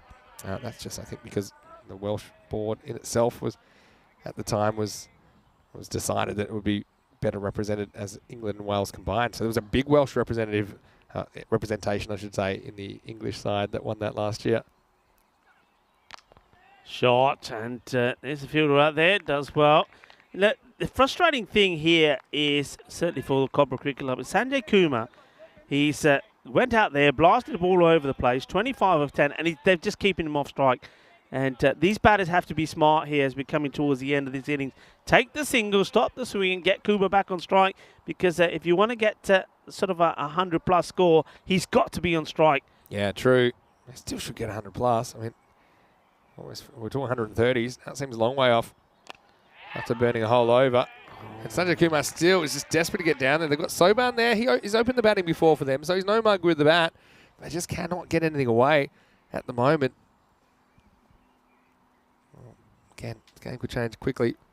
Remember, Cobras did defend 99 in the first game. I wonder if they'd be able to pull that off again. This one will go back to the bowler as well, and another dot ball. Yeah, and it's look, just to remind you, at the halfway point, really, 74 was the score. 74 at the halfway point, and that's only 10 runs have been added since then, and 6 wickets have fallen. Sorry, 3 wickets have fallen. Another one back to the bowler. This time he missed fields, and so he's going to get away with it. It's interesting, we're talking a lot about runs on the board, holding up, and statistically, over the whole of this series, over the last few years, teams batting first normally have a slight record, and it kind of shows up over their time in Hungary, especially last year and this year as well, with just more teams winning batting first. So overall 25-20 over 3 years and 8-5 this year. So when you saw it kind of with the Cobras first up, it wasn't a great score, but I think the pressure of chasing does kind of force batters into uncomfortable situations and ultimately results in a few more mistakes. Yeah, just have a look at the field set. They've got the one-man out, sweeping out on the off. Sanjay has hit the ball very well out on the off, and he's hit well straight. So I'm just wondering if they could do with protecting the offside a bit more. Edge, and that's flown past the wicket-keeper and will go to the boundary. 4 runs, nothing to Jinder Verma could do about this. And Sanjay Kumar, well, whenever he swings the bat, he seems to be getting a boundary. Yeah, well, wasn't particularly convincing, but yeah, just enough to get past Varma, who just kind of throws an arm in it at the end, doesn't he? So he breaks the boundary drought at least. We've gone 16 balls since the last boundary. 3 wickets fell in that time, of course, all in that triple wicket over. That came from Dara Peretti in the 7th. Kumar, what does he do here? Push for one, keep the strike, or does he go big? Let's have a look. This last ball over from Valarapalli. Well, he goes big. Volley, volley, volley. Well, it's a full toss, and he absolutely hammers this away. It's a Gundy ball, and he gets dispatched. Yeah, absolutely moshed. And it asked for it, didn't it? He bowled pretty well that over, but just falling off at the end. 4 and a 6. Okay, the 4 not really his fault, but the 6 certainly was. So 96 for 6 after 8. 3 for 9 Dara Peretti, including that triple wicket made, and the other 2 wickets to Farrell, but he was a bit expensive first up, wasn't he? And Coker Hill, that's probably the other one that didn't go for too many, so that's why he's going to get another one here in the 9th. And then, looking at the 10th over, see who you go to there. They've got Valarapalli to come back, I suppose. That will be what they do. Maybe Paraha, maybe Ghulam Abbas. I do not understand why the youngster, Mark Desfontaine, is not getting a ball. After his performance yesterday with the ball, it makes no sense to me at all, Vinny. I agree. I've got to say, I'm very surprised. And probably that's who I'd go to in the last over. Yeah. Well, I would have bowled him the 8th and the 10th. If I thought maybe that's the plan. They're not using him. He bowled a good line yesterday. This is being thumped pretty well. There's going to be 4 runs. Nobody's going to stop this. What a delightful shot this is. He gets a foot to the pitch of it. Well, he doesn't actually, but he gets his knee down, smashes this, and that's one way to bring up the 100. This is a great shot. Yeah, and you might, okay, maybe not getting the foot to the pitch, but his weight is going towards the ball. I don't think necessarily foot to the pitch is a concept that's a little bit kind of outdated now. I won't say outdated, maybe a bit old-fashioned. They might try for 2 here. If they do, there could be trouble at the keeper's end. And it will be trouble. And so there will be a run out here. Soban gets asked to come back from 2 by his partner. And I hope he's all right. Here's a bit of a collision. I think Soban might be the one who's actually wanted it. No, I don't think so. You think it was Kumar? I'm peeking at that. I mean, hopefully he's all right with his shoulder. You'll see, originally, the ball gets thrown in. Well, it's the youngster that we're talking about. He's not getting a bowl, but you see, we know he's got a good arm. And there's the throw, and yeah, he's well out there. Well done too. Well, he says, he said, "Chalo maine out to kar dena, but then main thalle bhi sitna." He said, "You might get me out, but I'm still going to get you." Yeah, let's have a look. See, for me, it's Kumar. He has been running hard, but I think at this stage he should want the strike. He had the head start. You see, he's back, and he says, "Okay, I guess we're going." But he had a long way to go. See, Kumar's almost home by the time it comes, and yeah. And obviously a bit of a wipeout towards the end, so 1 and a wicket. And the Cobras, it's been a weird innings, plenty of runs, but plenty of wickets as well. That one now is a 7th because they are now going to be 101 for 7. Yeah, that's disappointing, Sabana. He just played a beautiful shot, didn't he, to the boundary. And then, yeah, you got it right. He's been run out by Kuma. I'm not sure why Kuma doesn't want to be on strike. Yeah, exactly. Anyway, let's get back to the action. Kohi Hill is going to face up. I think they're just maybe fixing a technical issue. But also want to say hello to Shrubon. Don't think I've mentioned you yet, Shrubon. Nice to see you in the chat. Hopefully you're well. And everyone else, thanks for joining us on the European Cricket Network today. But yeah, I mean, there's still 10 balls left. I mean, we're talking at 130. But that seems off the table now, doesn't it? I mean, 10 balls left. If you can get 15 off these, maybe it's realistic. You can get 116, and that's very chaseable. I've got to say, Mark Desfontaine, maybe that's a good little reminder to his captain that he's available to bowl, because you're right, he took 2 in each of the 2 games yesterday. Yeah, I mean, he was probably not just pick of the bowlers in that match yesterday, but maybe throughout the day he just bowled really well, and I can't believe that he's been overlooked today. And certainly no problem with his arm. We saw that from that throw. So, yeah, slightly surprising to say the least. Yeah, I want to just while we're getting ready, fix this technical error. So tell me more about what you were doing at the beginning. So because you came back here huffing and puffing, so you were definitely playing some cricket. Yeah, we were in the nets before with Zoltan Morosi. In particular, is the one that we wanted to. I just wanted to have a look at him because he bowled some good leg spin the other day. He took 1 for 7 against the Vikings, and I think there was just a bit of interest from my point of view, at least, with Zoltan, because obviously he is a Hungarian national, but he was born in Melbourne. So I kind of assumed, okay, he must have played his cricket in Melbourne, and then he's come here. But actually, he's learnt all his cricket here in Hungary. Yeah. So it was great just to chat to him. And then I said, well, should we go to the nets and you can show me what you can do? Because he apparently just studied heaps and heaps and heaps of videos of Shane Warne. He was really impressive. I love the way the ball came out nicely. It had some good variations. Only a few times. Okay. Anyway, this one is up in the air. Should be caught. Ravindran doesn't drop too many. He's not going to drop this. Then the Calypso continues. And it's Mathur who runs on and runs off. And it's going to be a quick golden duck. He probably is thinking, okay, just the one. But he gets one in the slot. And I tell you what, he didn't slow down after he was out. He just kept on going. Oh, yeah. That might be the fastest golden duck ever, but just as far as speed on and off the ground. Let's have a look at this. He actually speeds up after he passes the stumps here. He's gone. Anyway, wow, how many wickets have we had here? New batter on strike again. Venkatarajan is the new batter, so that's 101 for 8 scorers. No wonder they're being kept busy. That'll be 8th wicket now. Now you do have to start worrying about batting your overs. Look, one job only for Venkatarajan is get a 1. And that's exactly what he does. And I think that's exactly what Mathur was saying, but then he decided to go for glory. Yeah. He fell short, and then he was pretty quick to leave the scene of the crime, wasn't he? he just departed, didn't he? He put his skates on. Okay, these big moments here now. Hits it pretty well, and should be dealt with. It has. Good bit of fielding there. Yeah. Lovely throw, nice pick up. Good work from Darapareddy. Got the straight wall, don't they, with Darapareddy and Ravindran, 2 very good fielders. Yeah. And that's where Kumar's trying to go. And you can't really push for strike manipulating 2s or semi-suicidal 2s at this stage with 8 wickets down. This one doesn't beat the bowler, so a top ball. You see the power of taking wickets. It's just curtailing the approach at the moment of particularly the batter that's new to the crease. And you can't get a run there. So pretty good 9th over, if you ask me. Only 7 runs off it. 2 wickets fell during that over as well. And that is the end of 9. The score 103 for 8. Yeah, 103 for 8. So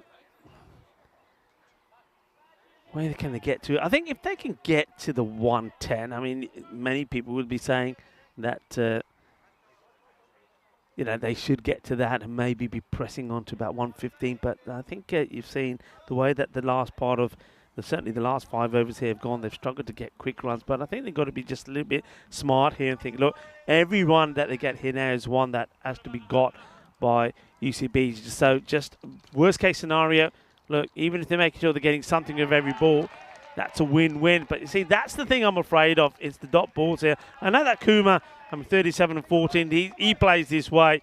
And we know he's got lucky. I mean, the way he started, Vinny, I know you were in the nets at the time. I don't know if you saw his first 2 scoring shots. They were both sixes behind the wicketkeeper. I had a good view of it because I was facing the ground. That's my excuse about why I didn't hit any straight. That's a wide. That's a wide, yep. So it's been a very, very good comeback. I mean, I think you mentioned that there was 74 at the halfway point. Yeah, 74. And now, the power play was 50. Yeah, just 29 in the second half, plus this. So definitely UCB roaring back into the match. Kumar, sticky little approach for him now. I think he does want to hit the boundary. And tries, but he's miscued this. This one should be caught. Darren Peretti will hold on to the catch. So the key man goes Kumar for 37. And that's 9 wickets out now. The Cobras just falling off a cliff in the second half of this innings, aren't they? And so you have the decision to bowl Ghulam Abbas, paying dividends in the 10th. And credit to Badanayak, who does have a lot of options. And of late, they've pretty much worked out for him. That's 104 for 9 now.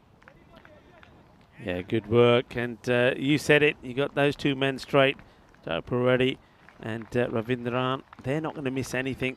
They are top campaigners. Peretti, what a performance from him so far. And already, as you know, picked up those 3 wickets, picked up a few catches as well. And he'll be keen to show his quality and his class with the bat as well. And certainly, well, any one of these 2 on the boundary in front of us, long on and long off, if they get going with the bat, and that gives them a chance only. And Ravindran was able to get going in the first match between these 2. If somebody could have supported him for about 30 runs, they would have got that win. That's what needs to happen here. Bhavani Adapaka, the number 11, faces up.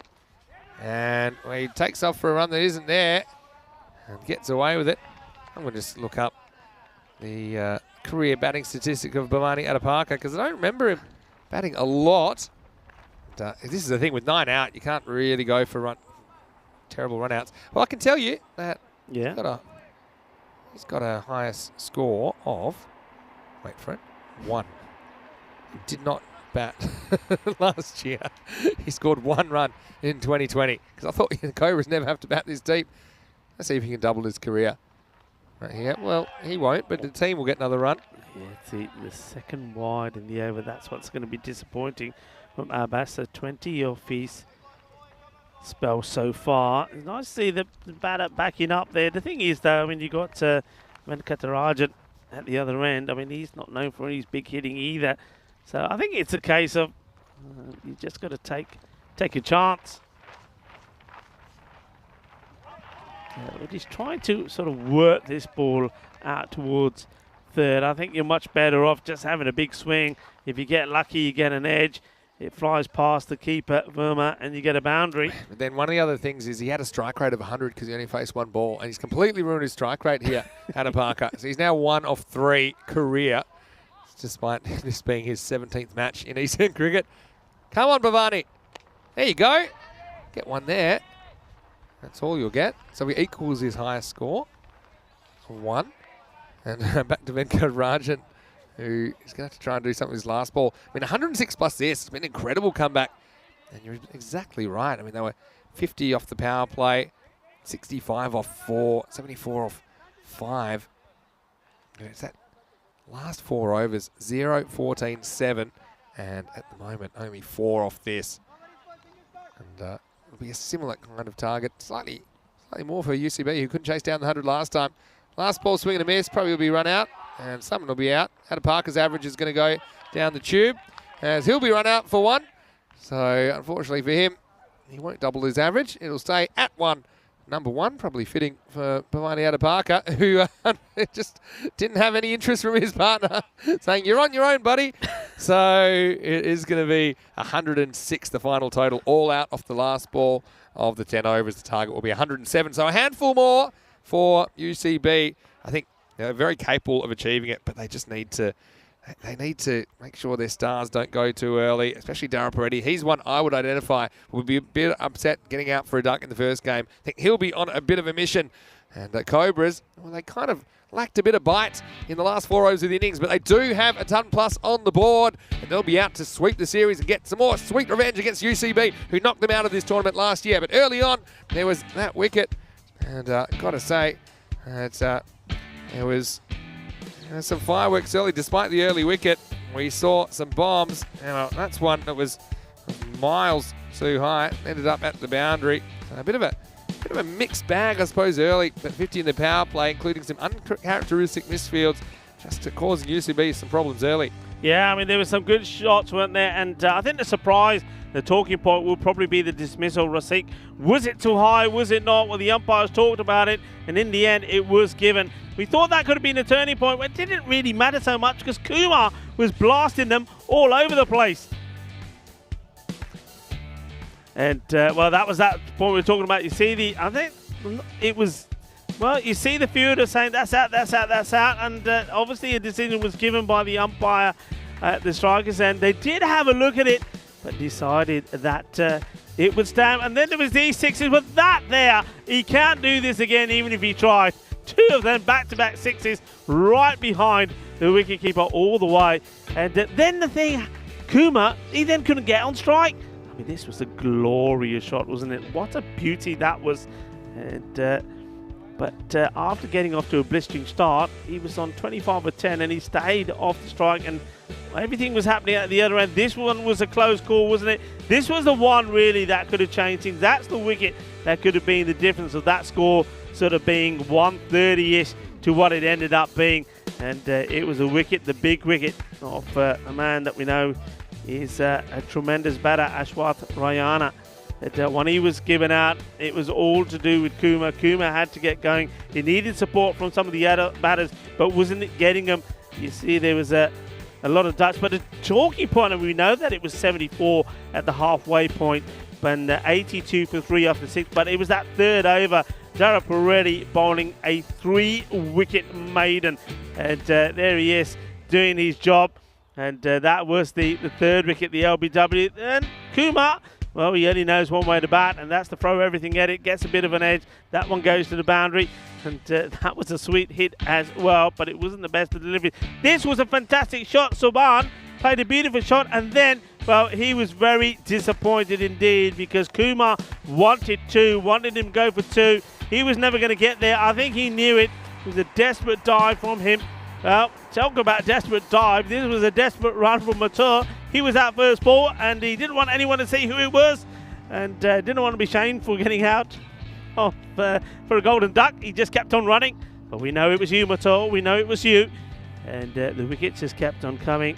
And then here right at the end, well, I think Adapaka was doing the right thing, just saying, right, it's the last ball, let's go, let's see what happens. But his partner at the other end did not want to know. So they end up all out, but they do get, well, last time they fell short by 1 to the 100. This time they get past it, 106. I mean, it's a great comeback, though, you have to say, from UCB, because it looked like it's going to be a massive total.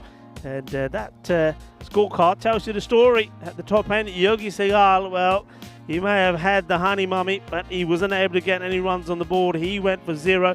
But Ashwath Narayana and Rasiq got things going. Rasiq was unfortunate to be out on 21, but Sanjay Kumar came in. He blasted the ball all over the place, 37-16. But look at the follow-up there, 8-0-0-6-0-1-1. And that's where they fell apart. And it was all thanks to Dara Peretti. And you're going to see that as we start to have a look at the bowling figures. So I think a game of 2 halves, wasn't it? The first 5 overs belonged to Cobras. The second part belonged very much so to the United Kışlalar of Budapest. Just have a look at that. Francis Frower, he was expensive, but he has a habit of picking up wickets, doesn't he?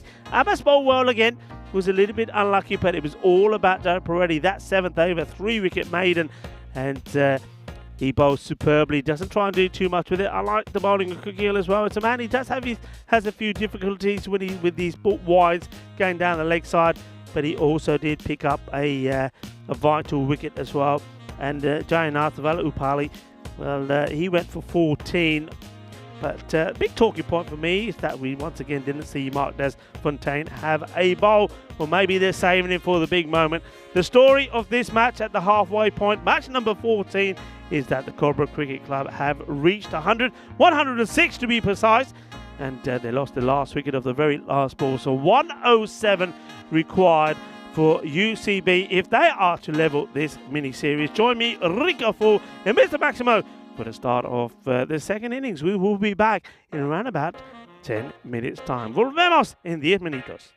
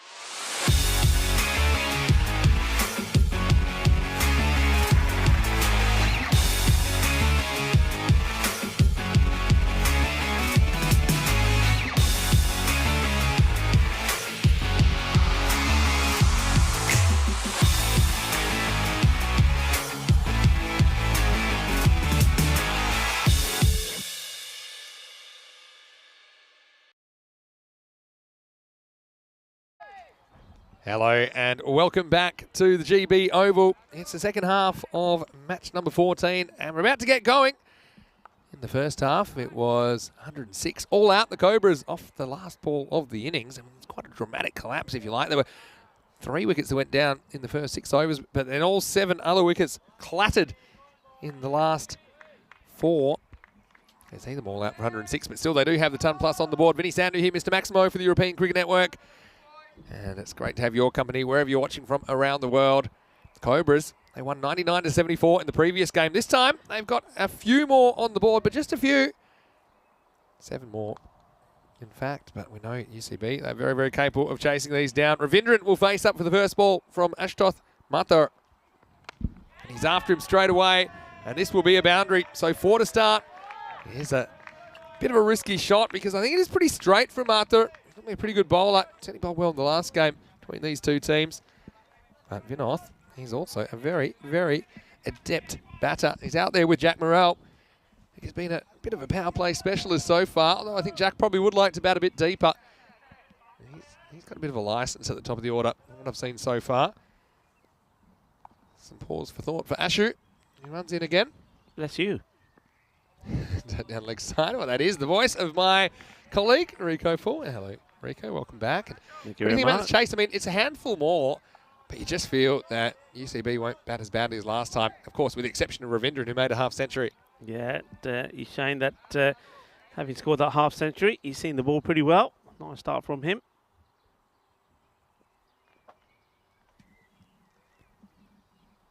Next ball. Goes after it again, leg side. He's a bit lucky this doesn't go to the fielder on the full. Morrell, if this hits, I think he's probably gone. It was a pretty good piece of fielding in the end. Picks it up on the bounce, but just misses the direct hit. Morrell almost run out without facing a ball. That would have been really tight. Yeah, I think the ball would have beaten him to the back going down there, to be honest, when you watch that again a few times. It was a risky run because he hit it really well. That was the thing. The fielder didn't make any mistakes picking it up. Jack Morrell, we know what he can do if he gets going in the power play. Absolutely. Let's see what his approach is. Well, there's your answer. And he goes within about 2.4 millimetres of getting bowled first ball. This is not far at all. I mean, look at this. It goes right through him. And look how that misses. And the bowler can't believe it. This is really good. I'm going to say it's really good from Ashwath Narayana here because most wicket keepers would not have moved. This is the key. You have to forget the stumps as a keeper. And he does that. Well, that missed by Jack All. Here's the next ball from Arthur.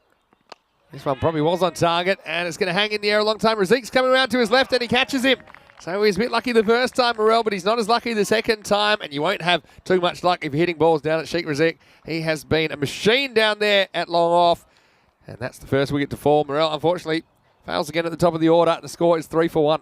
Yeah, Vinny, I don't think there's been too many times that I've watched matches where both teams have had such exceptional fielders in the deep. Yeah. You know, we're talking about Dara Puredi, we're talking about, well, Vinoth Rudan, who's out there batting at the moment. You got Raziq out there as well. We got Soban. Some of the catching today has been superb. They make it look so easy as well. Pardon me for announcing the score wrong. It's actually 6-for-1. There was only 3 balls before that, so 6-for-1 off 4 balls.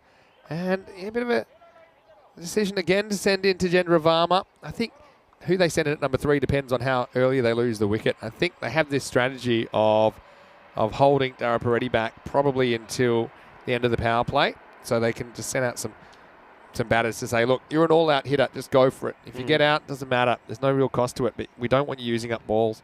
Funny though, because I think that Dara Puredi would be pretty useful in the power play himself. I think that maybe they don't want to expose him to the new ball because he is so important. That's 6-for-1 at this stage. I mean, 107. They'll be wanting to track at that kind of 11 and over or so. Won't want to fall too far behind. Maybe 10 and over. Gather a few extras at the end. Varma faces up. And he's knocked over. Very, very first ball. This is a beaut. Wow. Man, this is the one that just missed to Morrell, wasn't it? But Varma, there's absolutely no hope of him with this because this one definitely ducks back into him. And so wickets in consecutive balls. Martha's on a hat trick. The game changing on a dime. And now it's 6-for-2.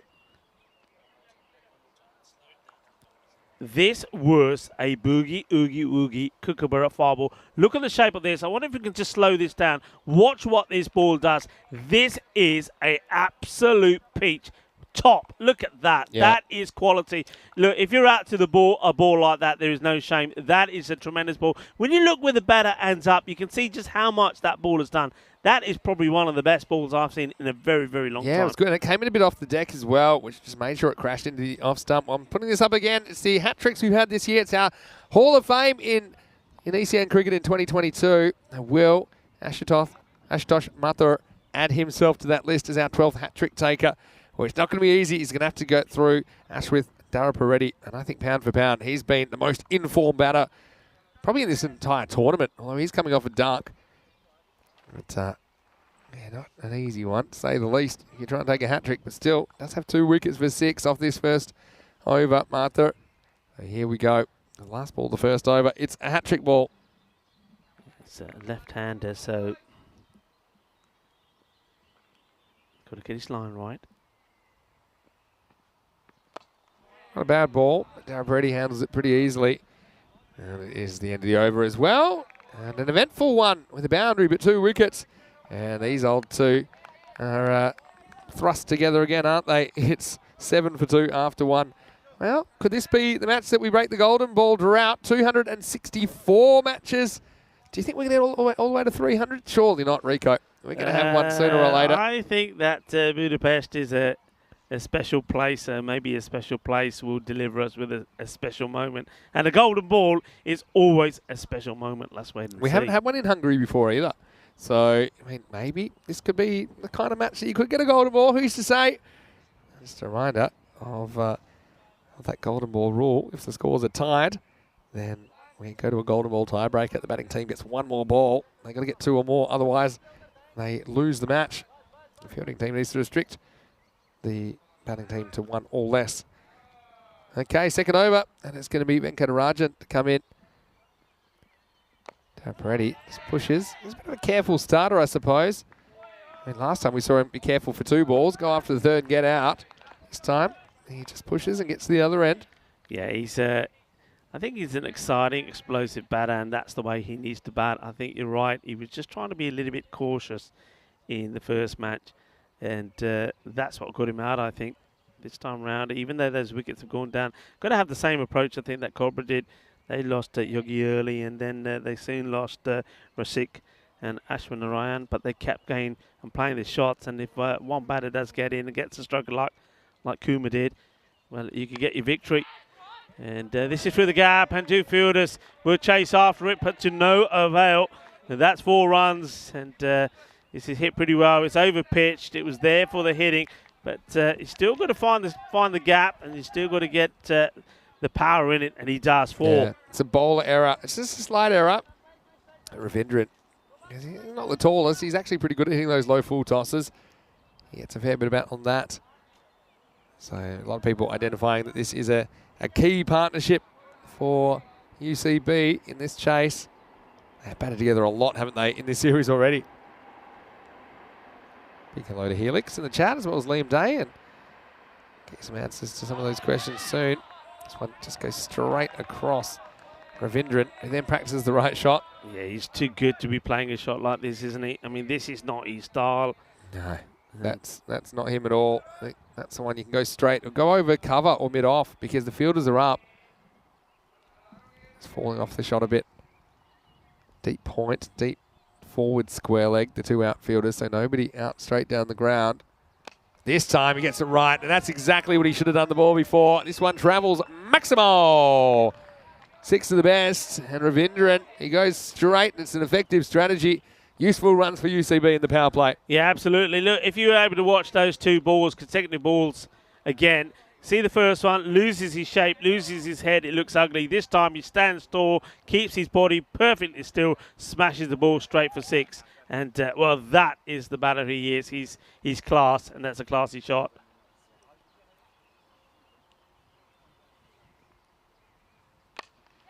This is hit. 1 bounce. I won't try a run.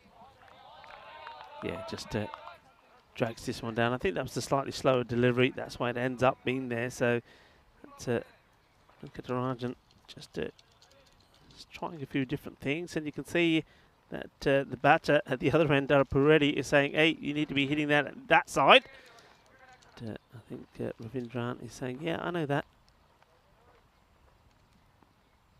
And this time he does try, but he gets beaten again. So good comeback here on Venkatarajan. And finishes well. Just 11 come off that over. The score moves on to 18. The end of 2 overs. A little bit behind where Cobra were. Cobra made a flying start, 11 of the first and 29. Then, of course, then there was that expensive second over from Farah, though he did pick up the wicket of Rasik. It still went for plenty. It was 50 for 2 in the power play. So this is an important over. They don't want to be falling too far behind. That's the way the table looks. United, they want to be getting themselves onto 8 points as well. And that's really going to be a tussle then to see who finishes in the top 2 positions. But at the moment, you think Cobra is saying, well, hang on a minute. We want that 2-point cushion over the Tigers, and that will mean it's a 4-point cushion over their opponents here today. Everything to play for in this match. Hit hard, shout to catch it, and well, it's just pooling along to, I think I can reach this. I'm going to just try. Got a few obstacles to get over. Just mind me, gets my water bottles out of the way. You've been doing a lot of fielding this series. Can you throw that far? That's a bit of a long throw for you. I framed it. There you go, buddy. There you go. Oh, there you go. Credit to you. You still got it, Rico. Still got it. The arm's still we're there. under attack there in the Cobra Rocks, weren't we? Yeah. Well, okay, I put everything back as it is. Here we go. I'm back. Yeah, nice shot. Nicely played.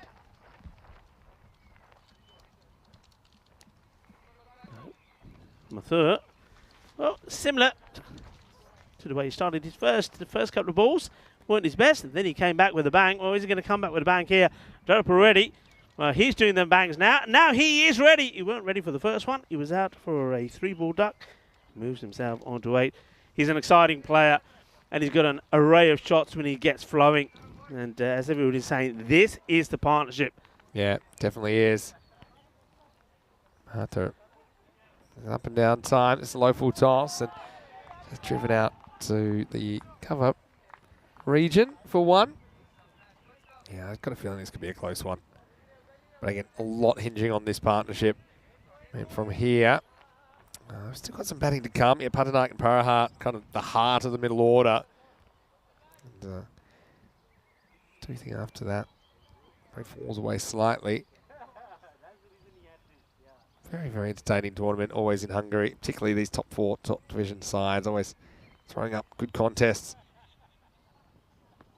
Full toss. This will be called surely as it gets pumped over the boundary. That is big. That's going all the way. Shaba, Shaba, Ginna Sona, Ginna Bada Shaka. And the umpire's not missing this. This is called straight away. I don't know if it is, Rico. Yeah, it's been called. It was it? Yeah, it's been called. Well, I mean, I know there's one in the first innings that was pretty similar.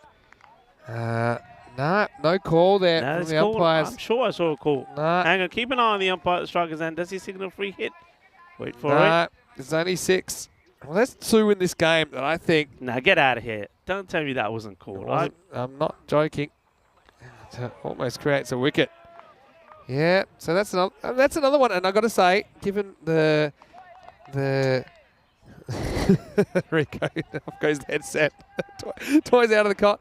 Now I've got to say, waist high or above. The umpires are meant to be sure it's below the waist at the crease. I don't think you could be sure. You could think maybe it will dip, but I mean, I think, there you go. Look at this. You want to see? Look at this. Hold on. Go back to that replay. Next one's going to be edge down the boundary. Well, no one really wants to see this edge again. Not the batter, not the bowler. I want to see. Don't worry about showing this, Andrus. I want to show Rico. What does Rico really think of the call? Please, here we go. Yeah, I was just trying to keep the peace. And Rico, he said, well, you know, it's unbelievable. That might be my favourite moment of the day. And that's a little behind the scenes look there from Rico Fall. What? 2 wrongs can make a right sometimes, maybe. Anyway, here's the last ball. Put your headset back on. Called wide. Okay. I was just giving my ear some here. That's all. You've been caught red-handed. I really can't believe that. I must admit, I can't believe it. And that's me saying, that's got to be called. Surely I think, no. My ears are getting a bit hot. Just fanning them a little. That's all. Yeah. Look at you. You just sat there smiling away. I'm pretty sure I saw. What's all happening out there? I hate to say agree with you. I just wasn't quite as animated. Got a lot of energy. Oh, this is blasted straight and almost takes off umpire Shub. Well, if Rico's not after him, then the ball is. This is a good straight hit, Ravindran. He's been better when he's looked to hit straighter. And so Martha ends up going for quite a few. In fact, he goes for 22 in the third. A magical third over as this innings turns on a dime. As again, it's Ravindran who's carrying the batting at the moment for UCB. It's 40 for 2 after the power play. And it gives us a chance to take a deep breath. What do you think in the chat? Is that Rico? That's definitely at least a warning from the match referee for equipment abuse. I'm going to be brought up here now. I'm going to get wrist the headphones came off. There's real toys out of the cot. I mean, you get a good insight into our behind the scenes there. I'm cool as a cucumber there. And people think I get emotional, but I don't really. I'm pretty in control. Rico was the one that just couldn't believe his eyes in that call. But a lot of people, I'm sure, enjoying that one as we head into the 4th over. And here's a man. Jeez, he was good last time. Took a triple wicket maiden last game. Bhavani Adapaka. In fact, no, it wasn't triple wicket maiden. But he did take 3 wickets. He's bowling to someone that did take a triple wicket maiden. And that was Dara Peretti. So 3 overs down. And we're out of the power play now. Here's Adapaka for the first time. Dara Peretti just pushes him away on the offside. Yeah, Adapaka. He does come on to bowl in the 4th. This was something that we were calling for in the last one. But I have to say, the last one, it was slightly different circumstances. There was a lot less runs on the board. But I still think this is a good shot.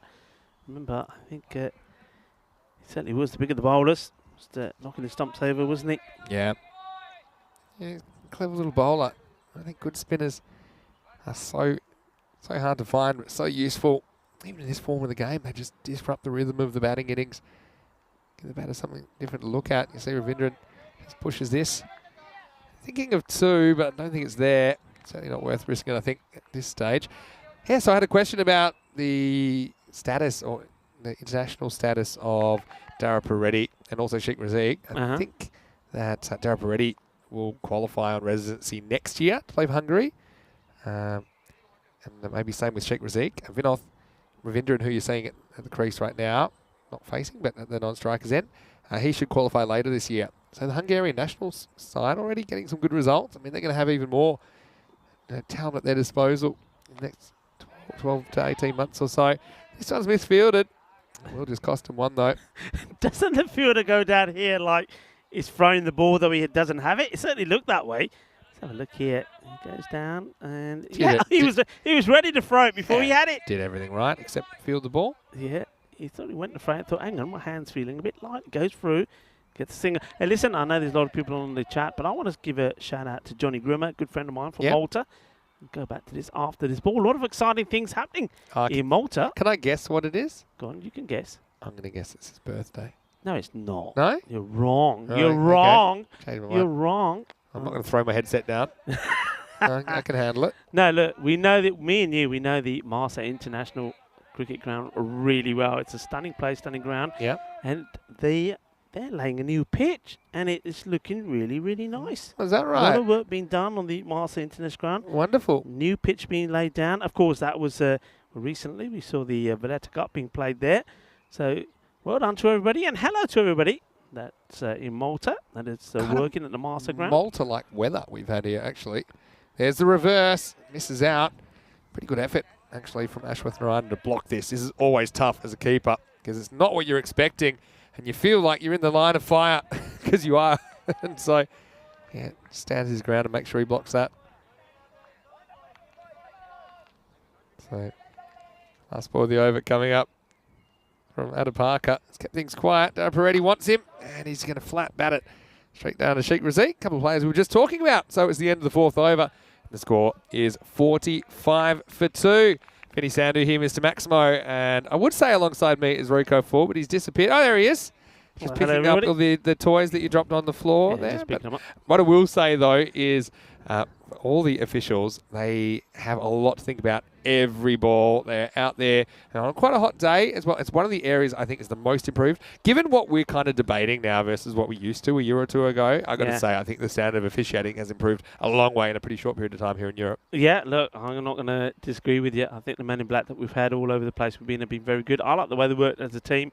And look, the same way that a bowler, a batter, a fielder can make a mistake. Sometimes there's mistakes from the commentators can make mistakes as well. Yeah, more than often than not, especially when I'm working with you. Can happen. Oh, I didn't mean to point at you when I said that, but no, it's we appreciate everyone's efforts. A lot of moving cogs kind of come together to make European cricket what it is and European Cricket Network what it is. So we appreciate appreciative of everyone's efforts. Here's Vasilev, who's coming in their 5th over. Gets a good one up in the block hole first up. Geez, he's dug this out. That's gone for 4. How's that gone for 4? He's just dug that out. I thought, yeah, there's 1 at best, but it races to the boundary. Incredible batting. Does this accelerate off the pitch? Does he hit this into the pitch first? Yeah, he does. And that's why I thought there's no chance that it was going for 4. It turns out there was no chance for Osama Mohammed, who goes the foot. I mean, maybe a full-length dive there. I think he can probably get there. You don't want to be doing that. We've already saw a close call earlier today. This one, I won't call it too quickly. Again, this is going to race to the field, but Sheikh Razik won't be trying into that foot fielding nonsense. He'll make sure that he picks it up and keeps it to 1. Got to say hello to the man who's off to go fishing. Forecast 100% rain and 90% humidity. And it sounds like you'll be getting wet. Where's he going fishing? Yeah, where is that, the man? Can be specific with us. Low full toss. Ravindran's been pretty good at putting these away, but this time he finds the fielder. Also want to say hello to Vivek Davda, who said that Rico behaves like my dad when things don't go his way. Yeah, sounds about right. Neville saying, well, a lot of people talk about your haircut, Rico, but then saying can't tell when Vinny has a haircut. Well, that's true. I often say. Makes me a bit lighter to get around Europe, not as much hair. Does it still grow, yours? Believe so. Don't look in the mirror that much. All right, this one will be to Hopper. It's a nasty little one. There's a bit of ringer rosies action from Osama Mohammed, but he does stop it. Got to say, fielding down the ground on this ground compared to, for example, Prague, and maybe what we'll see in the Italian series, a lot easier to get it. Because a lot of balls come pretty quickly, but on 1 or 2 bounces. I think on this ground, the bounces are pretty predictable, and the grass actually slows the ball down a lot. Some of the others, it's real tough. Vasilev in the slot, but this is in the air, and this should be caught. It's Segal that comes around to his right, and he takes the catch. So Ravindran, he perishes for 32, and a pretty key wicket, because this partnership was just getting away, wasn't it, in this chase? And so a 3rd wicket for UCB, and it's not a time they wanted to lose it either. Just before the halfway mark, Ravindran's gone. It's 52 for 3. Yeah, this is a big moment, and he hasn't been able to get on the runs, has he? But Segal does take the catch, and he knows how important that is. They've got to Vinoth Ravindran. He was the key batter. He's had a good day, though, today, hasn't he? He started to show signs of what he can do. 53 in the first. It wasn't a blistering one. It was a much better start here. He was going at above 2 runs a ball, wasn't he? Yeah. 32 of 15. Just fell off the shot a little bit, didn't he? That can happen.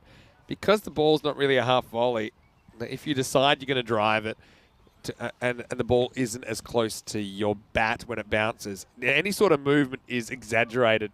And that's why I think that one, instead of hitting the middle, kind of hits the outside half of the bat, skews up in the air. Nice catch taken by Jaggi Segal.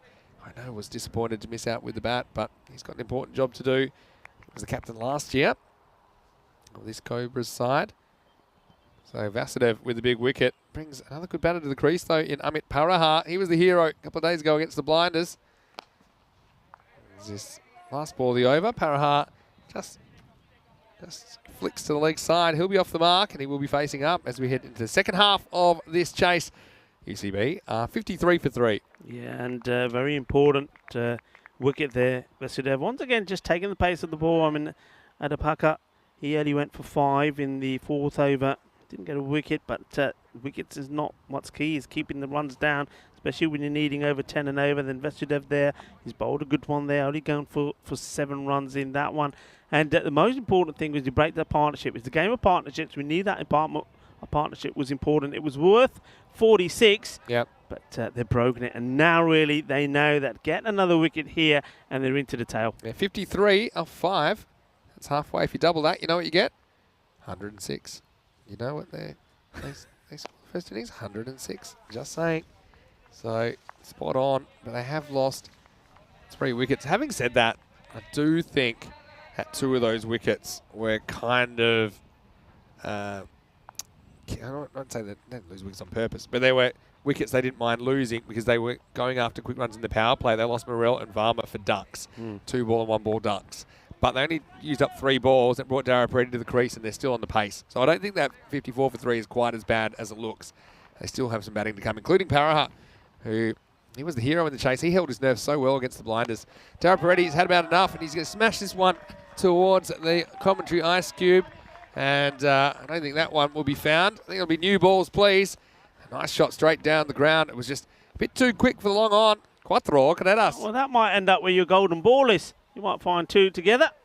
And I think they're going to have to find another ball. This is going into an area where all the snakes live together. Well, if you're going to look for that one, I lost a ball in there yesterday. Some golden balls in there somewhere. So, yeah, I think that one was perfectly disappearing into one of the big bushes around this ground.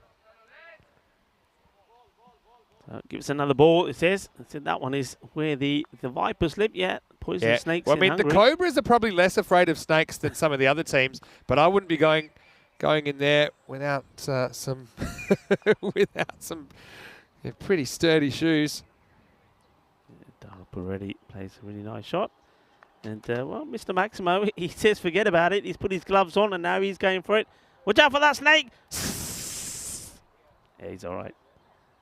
He's okay. Well, it looks like we're going to get another ball out. The umpires have got all these marked out. So the equivalent ball, which has also had about 5 overs worth of use, will come out. And, well, maybe this could be a lucky one for Adapaka, or maybe it's going to be one that is going to suit the likings of Dara Peretti. Plays a nice shot, good delivery, nice comeback.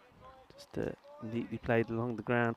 So can Amit Paraha, I mean, look, even at this point, he blasts sort of a quick fire 20 of something like 7 deliveries. That will certainly help him. Yeah, still looking for that ball. I thought you didn't spend too much time looking, did you? I was never very patient on the Easter egg hunts. I'd want hints. Anyway, at Parker versus Paraha. Good battle. Yeah, it's pretty well bowled as well. Mavani has played some national team cricket for Hungary at the T20 international level. You can see why. He's just a clever bowler. He's in control of his game most of the time. So, yeah, quality players on both sides. These two. Healthy rivalry. UCB normally have the wood on Cobras, but Cobras bit back this morning. He's at a Parker. And he gets pretty reaching, and they won't get a run here because he's pretty much flat out. He's played this shot, and he's made a little bridge for himself. Instead of top half of the body goes one way, look, the bottom half goes the other. Hard to run from that position, so he just stays put. Gets another crack at a Parker, and he just knocks it back. They're going to have to hustle here, but they get there. So it'll be one to finish the over. That's good backing up and running from Paraha, because I think they do want Dara Peretti facing up. It's the end of 6 now, and the score is 61 for 3. I've got to say, Helix in the chat, and I do like this expression. We were talking about the fishing before, and they're maybe complaining a bit about the conditions, but they say, a bad day's fishing is always better than a good day's work. You heard that expression? I like it. I've not heard it before, but I do like it. Yeah, nice, good. Probably like the cricket. The cricketers here, when the ECS comes to town, they might have a bad day at the cricket. It's probably better than bad day's cricket. It's better than a good day at work. What do you guys think? Not if you're bad and you've got back-to-back ducks, I think. You'd rather probably not. Go to work for 8 hours? Go to work, yeah. All right, so this is going to be a really exciting finish, I think. 46 off 24. UCB, they failed in the chase before, and they failed quite dismally in the second half. But Dara Peretti, the way he's hitting the ball, I do think he's able to score at this rate. And Paraha, he was the man that went bang, bang, bang in the last over against the Budapest Blinders on Tuesday to take them to victory in the last over. So, yeah, I think the two I'd probably want at the crease now. For Ravindran's out. He gets a big, juicy full toss, and he sends this one out of here. Well, that one might be catching the Hungarian Express and going to town because that's behind the train tracks. Maximo! Well, gift given, gift taken. Dara Peretti goes smash and 6 to start the over. Yeah, that's not where you want to be bowling to Dara Peretti. And because he's ready to launch into this, and he does. Hits it big, 6 runs. He's asking a question there afterwards about the height of the ball. You can see he's looking at the square leg umpire and say, "How was that?" No, this is not live. This was before. Yeah. This was right. before. Thank you for reminding us Don't about that. get fooled. Yeah. Andrews now. Well, I tell you what, Andrews, what are you doing to me? You're trying to cook me again. Gotcha. Hey, the man's got a fair question. He said, when we replace the ball, how do you get a ball with 5 overs on it? Do we get a ball after 5 overs and say, take this one away, we might need it later? Yeah. It's not exactly like that. I'll tell you how in a minute. The man. Yeah, I think I mentioned it maybe before the question came in. Oh, but hello. you can mention it again. Well, there's probably two ways. I mean, Go on. for example, some balls we don't find straight away, but we do find. Yeah. People will go find them. And so they don't go back into the game. Once the ball's replaced, that becomes a new ball. Yeah. Or not the new ball, but you know what I mean. That's the ball that's in play. Oh, that would have been really tight. Or, occasionally before the start of a brand new series, we'll go out and whack a couple and then kind of get a ball in similar shape to the one that goes out of play. That's a good question, the man. Yeah, we don't take balls out just to maybe use them in some further match. Sometimes also you might have a chase that finishes, right? After 4 or 5 overs or 6 overs. Yeah. So that's another way that we get balls that are about that far. And poor Frankie, I tell you what, get him in here. Frank, I tell you what, look at this. Vinny has got a big smile on his face. He didn't find the white ball, but he found the golden ball. Player of the match, Frankie Farrell. Oh, how are you anyway? And you're staying here with me, Frankie. We got this coming, but this is in the air, and it's going to go Maximo. But you can go fetch that one if you want as well. I mean, Frankie's everywhere. He's not going to field that. This is good. Well, it's a full toss again. You can't be feeding Joe Peretti. If you're going to feed him full toss, he's going to punish you. This is the acceleration. This is the change-up that they needed. And all of a sudden, and it looks like the balance of play is shifting here. It goes again. He's gone. So 6 and out, and it's Vasilev that pumps the air. So big moment. Darren Peretti looked to get him in the box seat, but he goes the very next delivery. Well, a bit of the Heimlich manoeuvre celebration for Vasilev. As Ashworth just didn't get all of this. Well taken. Well, Shub was taking evasive action, but the bowler wasn't. And unfortunately, that's a key player gone. Hit 75 for 4. I know it's not exactly what you wanted. There we go. We'll step back. This is Frankie's tour man. Now, Frankie, tell everyone, how are you enjoying your time so far in the ECS just while we got you? Mate, every time it's just magical to be a part of it. Like, I send videos to people and they're like, well, what even is this? What are you doing? Like, Got to say you bowled really well. I know you got to get back to your team. You're not just a ball retriever. How do you like your chances at this stage? I think you need a few off the last 3 overs. our batting approach is where it needs to be, just backing ourselves and taking it easy, but taking chances. And we're set, I think. Yeah. Final thing, thank you for finding golden ball. We've had this ever since the Kiel series last year, and I was the one that lost in that bush. So I know you went in looking for that ball that Darren Peretti hit, but he's come up with something even better. Player of the series, Frankie Farrell. Good on you, mate. I'll get you to go back to the dugout. 75 for 4. Well, What a guy. Vinny is like a child who's just opened his favourite present at Christmas. He's got a big smile on his face again. And, well, who's going to be smiling at the end of this match? Well, there's 18 balls to go here. The score, 32 required of 18, so that's just over 10 and over. Well, you've got your golden ball. Yeah. Are we going to get our golden ball? I reckon that's a sign. You think it's a sign? That's a sign. Okay. We lost golden ball yesterday. Also, I should say I lost it when I made a bet that I could hit a target and accidentally threw it into a bush instead. Yeah. So maybe that's a sign we are heading for. But Sheikh Razik will be hoping to close things out. Starts with a dot. Sheikh Razik is a guy as well that has 2 of these last 3 overs, I imagine. Yeah. So that's not going to be easy at all. No, it's not going to be easy from here. I mean, the captain's going out there now to Anil Patnaik. I mean, we know Amit Parahar, he can do the business. At the moment, he just hasn't quite got into the big hitting, launching sort of range we've seen him do before. Takes another single there. So he's just doing tiki-taka. Well, we don't need tiki-taka now. We need boom-boom. A few more tiki-takas here, and that rate is probably going to get up to the 14, 15. The 2 batters, they come together, they have a chat, and maybe Anil Patnaik is saying, leave it to me. This is where I show you why I'm the captain and what I can do about it. Well, he's a big man. Let's Maybe. see if he can use the long handle here. Yeah, I still think just one's fine. They won't get one thanks to Parahar. Well, this is not thanks very back much. to him. This is a bit of the old 1-2 pass. All right, one for you. No, after you. Okay. Still think they probably weren't getting a run once Razik got a hand on it. I just tagged someone in the chat. Yeah, who? Their name is The Boss and Master. Waiting for that. I was thanking the man for his question, and I typed in the THE. and the space, and I found that not only was it giving me the option to tag the man, it was giving me the option to tag the boss and master. So I've asked the boss and master, Yeah. where are you watching from? I wonder if we'll hear from the boss and master. The boss and The boss and master. Maybe it's our big boss tuning in. Ooh, Oh dear. yeah. Best behaviour. Okay. Can't have you throwing your headset down again. Right, here we go. There's a big filthy wide from Rasik. I think it is just a wide. I want to say quick hello though to Crazy Fun Studio. Geez, there's some great names in the chat today. So enjoying the coverage. Hello to you, Crazy Fun Studio. And just saying, I do like questions. Neville's asking for some curly questions for me. Well, my hair used to be curly. Did you know that? That's another wide. Handy stuff for UCB. Every run counts. Yeah, not sure what's happened to Rasik here. I mean, he's normally such a good tidy bowler and just fires in 2 consecutive wides there. Doesn't want to get too straight to Paraha. That's the thing. We know that bowlers at the end of the innings, they do like to search for that wide full one, but the last couple have just been too wide. This one is going to be out. Wow, it's wicket from nothing really. Came in. It was just a total miscue from Paraha.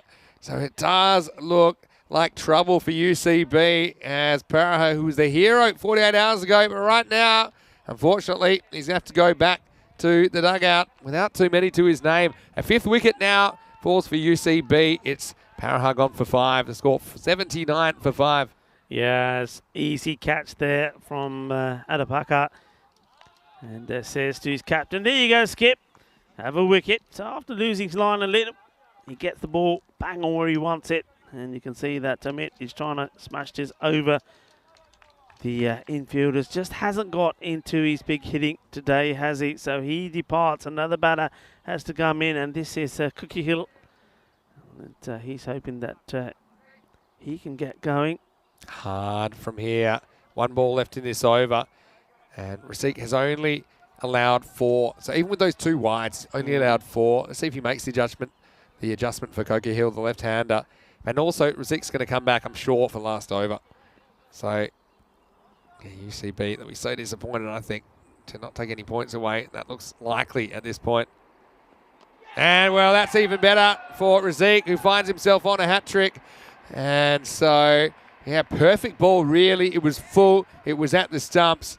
And so, pretty much, that is going to do it. Rasik will have a chance to take his hat-trick if he does come back and bowl the last, you know. That one goes straight through the legs and crashes in the leg stump. 79 for 6 after 8.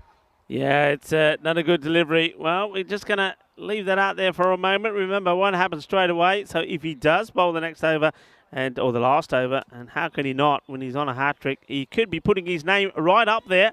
We've seen 11 so far this year. Can we see the 12th? Yeah, I guess we'll find out, but we'll have to wait. I mean, I'm sure Rasik will be getting the chance to do it. Vinny, a few balls ago, we were talking about a golden ball when you found your golden ball, and now it's all gone to pot. There's only 1 golden ball per match. It's the one that we found this time. Oh, look. One way Rasik won't get his hat-trick is if there's 4 wickets that fall in this over. But it's going to be Sanjay Kumar to bowl it. We haven't seen this innings so far. He bowled very, very well earlier in the tournament. But, yeah, I mean, how quickly can this game change? And it's kind of the same old story, isn't it, for UCB? Things falling away in the second half. Especially when Daraparetti went 6 and out. Things changing very, very quickly. So Sanjay comes in to bowl the 9th. It all happens in the 9th. Starting here with a big swing and a miss, so not much happening at the moment. As I can see that Mark Desmontaine has come out there to bat. I've got to still question the fact that he didn't bowl at all today after he bowled so well yesterday.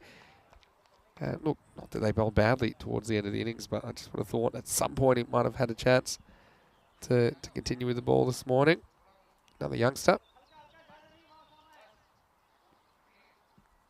Kumar, he's had a good day, hasn't he?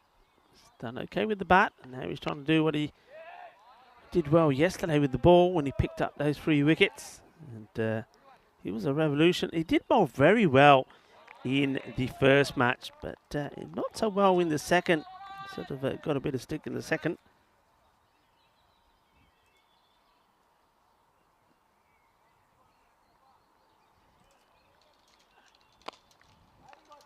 Played out to the captain, Rasik. And Well, if he gets this win, which it looks like they're going to, and they win both of these matches, isn't he going to be a happy man? And not only has he led the team well, and his own individual performance, all-round performance has been stunning. This one's been hit pretty well, but again, it's in the direction of where the field is. So, again, more credit to the captain. Gets the men in the right place. And Neil Buttonlight gets the single and gives the strike back to Desfontaine. I think he will have a go. He has to. He has to. And, he was out going for the big shot in the previous match.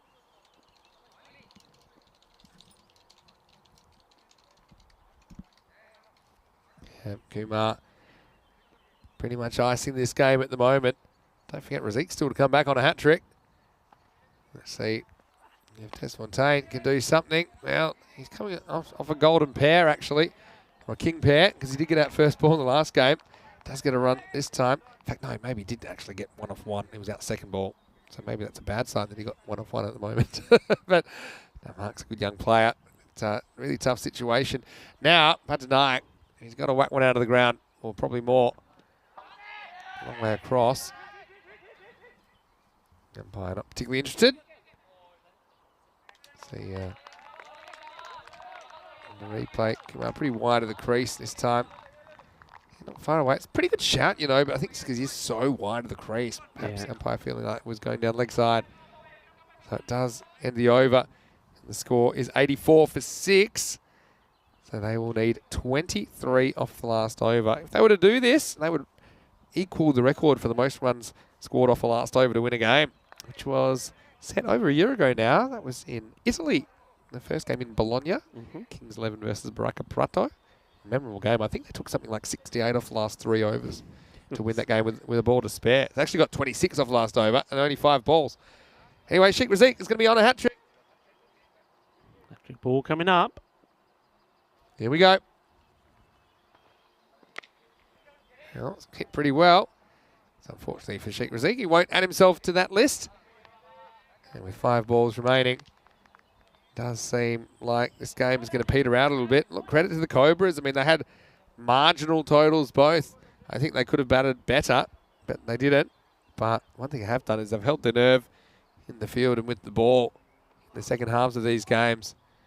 And the other thing is they won both tosses and batted first. I mean, talked a little bit about the batting first versus batting second. The fact that there's a little bit of an advantage over time seems to be showing up with teams batting first. I think you see why. I think the pressure of the chase. And right now, these batters know they got to go for broke. Oh, it gets him in the lid, doesn't it? No, it doesn't get him in the lid. Am I crazy? I heard a sound there. I thought that came off his edge and hit him in the beak. Tell me if I'm losing it. Let's see. Does he hit it onto his lid? There you go. Yeah, he does, to the side of his side grill. Yep. There you go. What's and just the equipment being used correctly, unlike you throwing your headset down, which hopefully I see in the highlights again. Not long to go now. Things out of reach for UCB. And like disappointing day for them in the end. They're going to go for 2. Good throw. Could be a wicket. I think it is going to be out. So, yeah, unselfish stuff. And it's going to be 1 and a wicket. There's it. We'll just finish off the run out. And we've got a bit of haircut news, but I'm not going to reel it just yet. We're going to wait to the second game. I'm just in a bit of shock here. Yeah. Wow. I actually did know about this, but I'm not going to say too much about it until next game. Just watch out for the Budapest Blinders, in particular one of their players who seems to have done something pretty dramatic with his hair. We just spotted them. Anyway, UCB, they'll be a bit disappointed. They've had the wood on the Cobras for the most part domestically. But the Cobras, twice they've defended totals this morning. Nice bit of fielding here. Pick up and throw. Soban is such a good fielder. And he's well short, probably step short there. So Desfontaine, it's pretty unselfish from him really, just pushing for every run possible. So 2 to come. 87 on the board. They're going to finish a few more than last time, but still not enough. UCB, well, this is in the air. The bowler had no idea where this was. Sheikh Razik, who just gets out of the way. And so 88 with the ball remaining.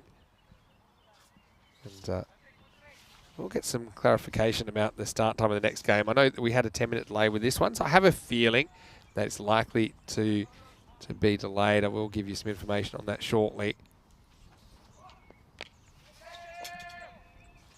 This is going to be the last ball of this one, and that will be the end of the 10 overs. So yeah, disappointed for UCB, but give credit to the Cobras. I mean, they were brilliant this morning, and they come up with 4 points. And their good series continues here in ECS 22 Hungary. In this one, the Cobras come out. It's Cobras 106, UCB 89, and 17 runs the margin.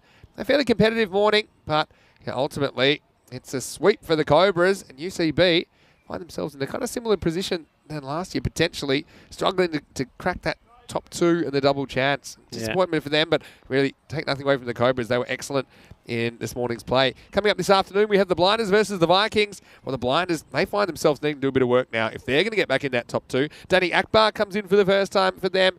And look, their bats haven't really been singing so far in this tournament. Let's see if they can get going. They'll get the chance to bat first after Debrecen have elected to bowl first after winning the toss in match 15. That match coming to you very, very shortly. We'll let you know exactly when and when we can. But right now, let's have a look at the highlights of the second half.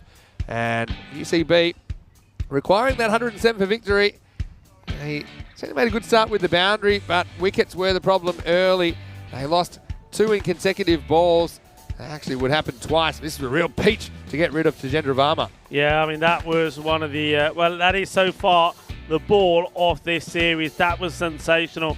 And Varma was sent out there to get cracking straight away, wasn't able to. And, well, that did, I mean, we did see Vinod Ravindran play some nice shots. We knew that this partnership here was important. 46 he put on with Dara Peretti. But you knew that once they got this breakthrough, that things could happen. This was when I got a bit loopy. I could not believe that was a quarter number. Are you right? It was a quarter. I thought, nah, I can't believe that. Now, that's what Vinny says, throwing my headsets down. Well, I tell you what, if that is throwing when Vinny was behind the stumps, if any ball was coming his way, he probably was shying away from it because he doesn't like the speed coming his way. But there was a nice shot being played here. Dara-Peretti, this one was unbelievable. It just looked like a little push, and it went all the way to the boundary. But this was the opportunity, and there was no problems there from Yogi. He takes the catch, was unable to contribute with the bat, but he was in the field, and that was the important breakthrough. And Dara-Peretti, he was being fed with a few full tosses, wasn't he? And these were dangerous times. You just thought for a moment, well, okay, if he can just keep going, and anything can happen. But after hitting Vasudev for a couple, Vasudev gets his own back, takes a spicy corner bowl, and no, that was then it. After that, there was no fight back as wickets just start to tumble. And, well, Rasik, that put him on a hat-trick. That was the last ball off his first over. And he would come back to try and complete that hat-trick. Wasn't able to, but there was this run out. And what a good pickup this is from him as well. Not the easiest ones to deal with, but he just, everything he does, he just makes it look so easy. And it wasn't an easy victory. None of these two were. You had to work hard for it, but they did. They were prepared to work hard. They were prepared to draft, and they wanted that victory. That takes them to the top of the table. And, well, they're very satisfied with their work. Rasik, he's going to be a very happy man because his team have played the perfect game, I think, here today with the ball in the field, with the bat. They've done things right. There's always room for improvement, and I think they're the sort of the team that will keep getting better all the time. And I think the other thing for them is, look, they've had batters and key players that haven't quite performed, so you just think that there's still better and more to come from them. We'll have a look at that scorecard very quickly. So, yeah, Vinod Ravindran, 32 of 15. 4 4s and 2 6s to his name, but this time round somebody else was also able to hit a few boundaries, and that was Dara Peretti. He made 37 of 20, 2 4s and 3 6s to him. But you see, they're the main contributors. Jack and Tajendra there, not really surprised. I mean, their job is to go out there and try and accelerate in the power play. It didn't work this time, and you just think if they could again 15, 20 runs coming there, and you could maybe Anil Patanaku really hasn't come good so far in this series. If he could have got a few, that score could have gone up to where they wanted it to be, but it wasn't to be this time. So congrats to Cobra CC winning both these contests. And well, UCB, they've got a little bit of thinking to do before we see them again. With the bowling there, great bowling from Matua. I mean, that wicket he took was fantastic. Did go for a few though, but he produced a sensational ball, didn't he? And Vasudev, he wasn't put off about being hit around, and that catch, the corner bowled, well, that I think could have been the turning point in this match when Dada Reddy was really getting going. And well done once more to the captain, Sheikh Rasik, taking 2 for 9 to 3 bowlers, picking up the wickets there between themselves, and some good tidy fielding as well. So there's a summary of match 14. Match 15 coming up, and one of the important ones this is going to be. And we know the blindness sort of there, been good one game and go off the ball for the second. So they want to be showing some consistency in this one. I think they will fancy themselves against the Debrecen Vikings, who haven't quite been able to produce the sort of form that they would like. I think they've been good in the field, but is the batting where their weakness have been. So we're looking forward to the match, and that'll be coming up very shortly in about 10 minutes time. So for now, we're going to just take a short break and give you an opportunity to maybe just get yourself a drink, whether it be hot or cold, and join us back. Rico Full here and Vinny Sandu. You're watching the FanCode European Cricket Series here in Budapest, and we'll see you in around about 10 minutes time for the start of match number 15.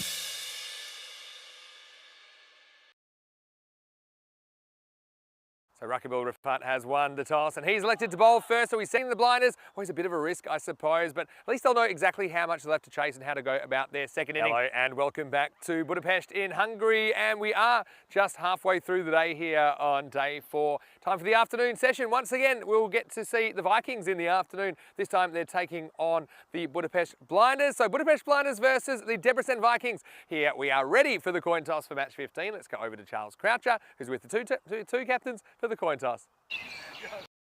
Okay, your call. Yes. Thanks. It's ahead. Would like to bowl. Good.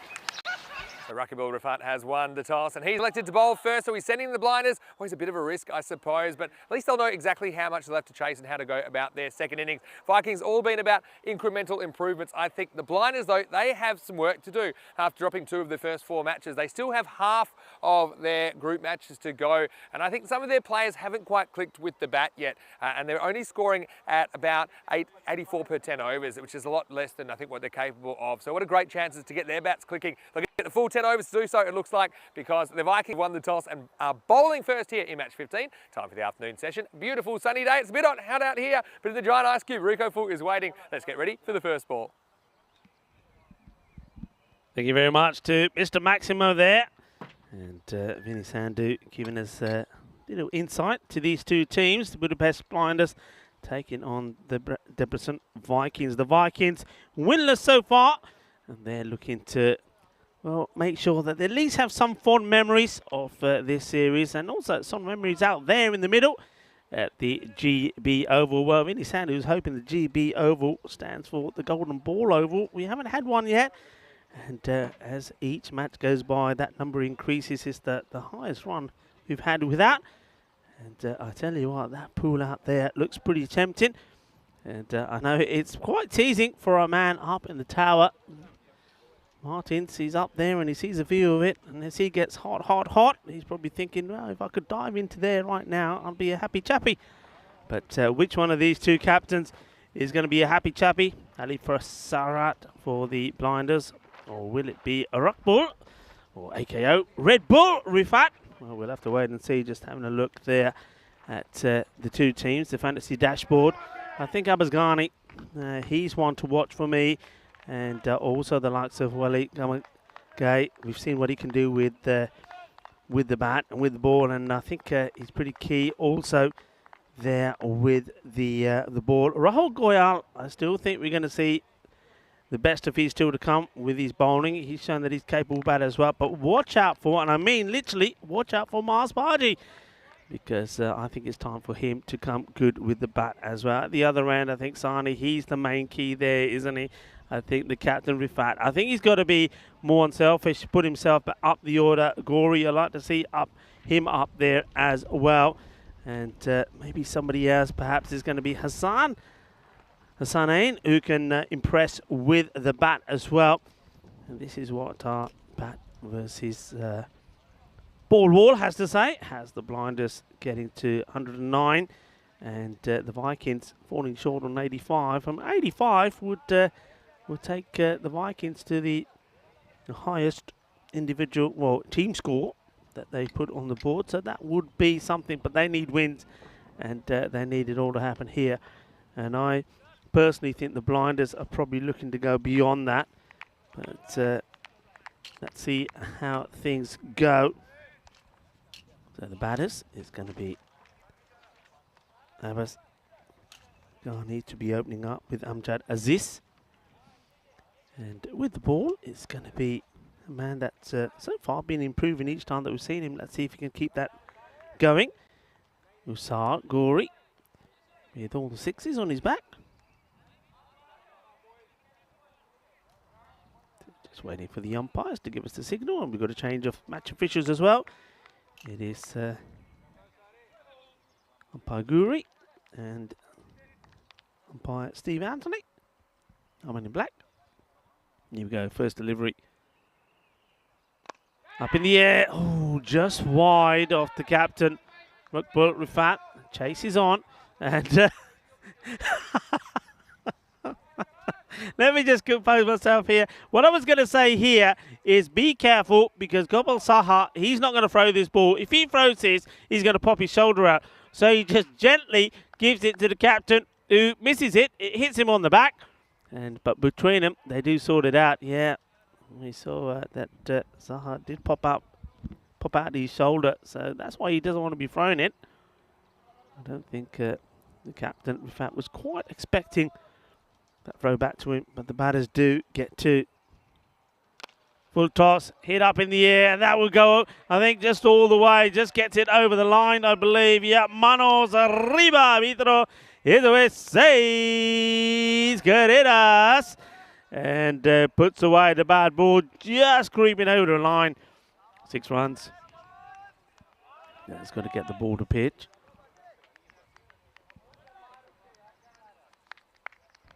So, yeah, here we go. One more time. And boom. Yeah, just for clarification.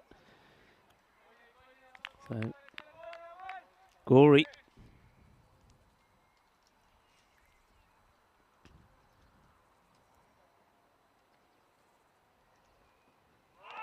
It's better. Wild swing from Ghani.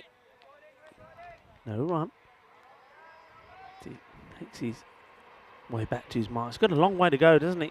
Does have a long walk back. And a man who doesn't have a long walk back comes back from a nice bit of lunch. Well, that's where I'm going. I'm going for my lunch. And Vinny, I'm going to leave you too. Yeah, you can. Thanks very much to everyone, the local organising committee here for taking care of us, as per usual. A little bit of spaghetti today. Gets me thinking about Italy already, actually. Here's Gory. There's a big hack from Ghani. Doesn't catch up with this. Well, they haven't a talk about it.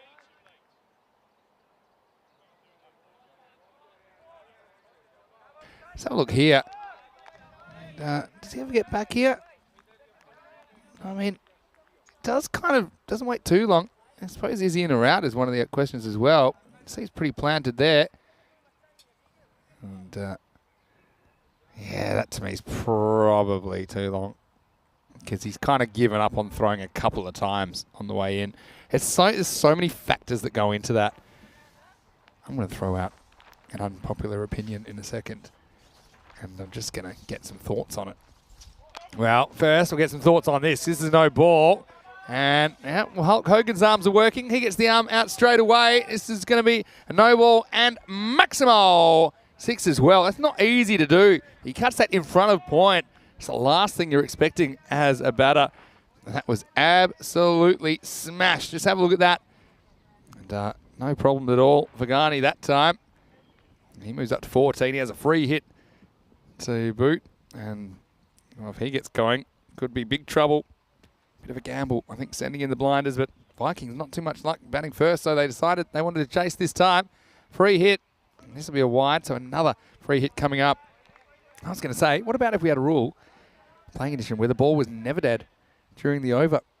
And so, the only reason I say that, maybe I haven't really thought it through, but what about it's never dead, so that, I mean, unless it's a boundary or a wicket, obviously.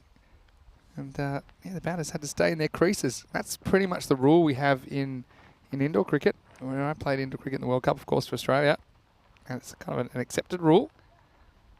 This one is lifted up. Doesn't really get it out of the middle, but I still think it's going to go the journey, and it does. Maximo! 6 more. This one's a little bit straight again. Just carrying the boundary, I think. And, yeah, the fielder, he has to watch it, but it flies and does carry the rope by about a metre. So, well, this first over now going magical. So 22 off the over with the ball remaining. Last ball of the over. Another full toss. I think this is going to be no ball as well. So that's going to be a second and final warning. Ghani, this time, selfishly, will give away the free hit. Again, this one is probably borderline, but I think it's there. I mean, for me, obviously not getting a great look with Ahmed Khan in the way, but yeah, it seemed like a good call. Second and final warning, which means that if there's one more of these, then Koi will be out of the attack. At the moment, yeah, Gory It's kind of losing the plot a little bit. Yeah, I was just going to say, I thought, well, T10 cricket has a lot in common with the 16-over format in indoor cricket, which I got used to. But then you get some weird things. So when you're bowling, going back to your mark, you can't turn your back on the pitch because they can sneak a run and stuff like that. I mean, that'd be pretty exciting. Just throwing it out there. Probably not for all cricket, but what about in the European Cricket T10? Take that judgment call out the way. Down the leg side. I think this will be called wide. It will be. So now we're up to 25 off the over and another free hit and in danger of going supersonic here. Corey in the first. We'll say goodbye to Luke, who is heading off for a little while, but I'm sure he'll be back, Luke. Hello also to Kitty Hundley, as well as James, who's popping in. Hello to you guys. Hope you're well. Thanks for joining us this afternoon session. Yeah, I mean, I just think that could be an interesting little tweak. You take that, if the ball's dead or not, out of the equation, where the umpire's having to decide a lot of these things on kind of unconcrete factors. Well, if this was edged, it wouldn't really matter because it was a free hit anyway. So finally, a dot ball. Well, funnily enough, there were actually a couple of them in that over. 3 dot balls, actually, and the over still goes for 25. So magical start for the Blinders. 25 without loss. Having a look at some of the top batters. Just have a look there. I mean, they've played 4 matches and only 70 is their top run score at this stage. Wally Gamagay, who is a pretty impressive player to watch. Also a very good fielder. Stephen Gooch is second and Nandika in third. As far as the Vikings, though, you can see they've struggled for runs as well, haven't they? Sani, Gori and Rifat make up their top 3. But I think, yeah, the Blinders, probably the bat is the area they would be disappointed with their performance so far. They have such a long order. And I know they're missing a couple today, no Nandika in the lineup, for example. But, you know, they'll think this is a really good opportunity to get those bats talking. We're going to have Suleiman Mohammed coming in for over number 2. Bit of a lucky one. Down to deep fine leg. They'll grab a couple of runs there.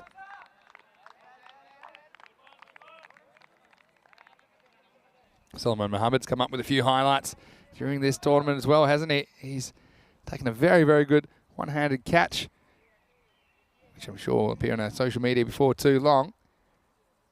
He has to try and put the brakes on here.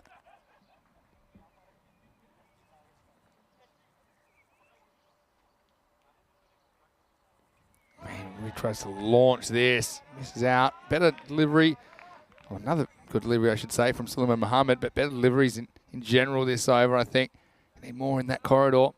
The question was there about the pitch surface here that we use. Might have been Chudney that was asking.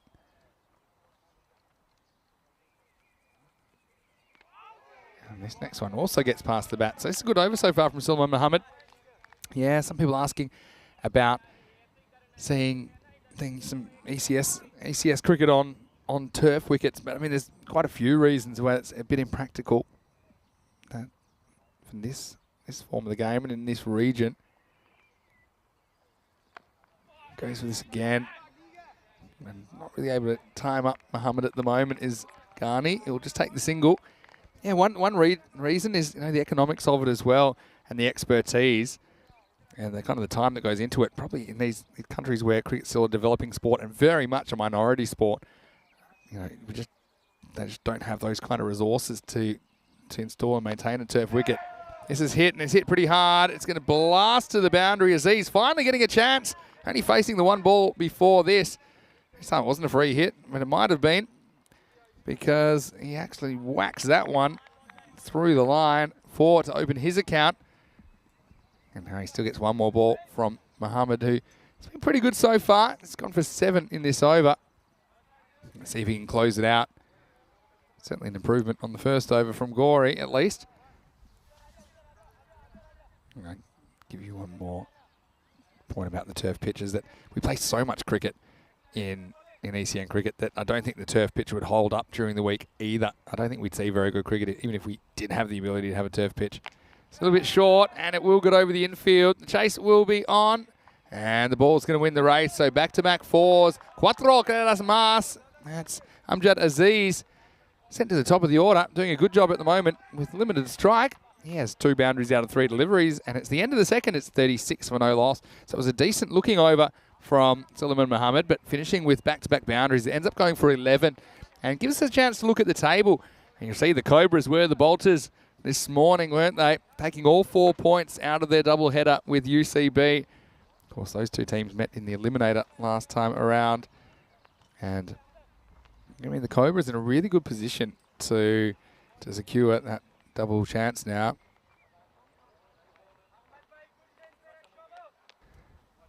So Ahmed Khan's going to bowl the third over.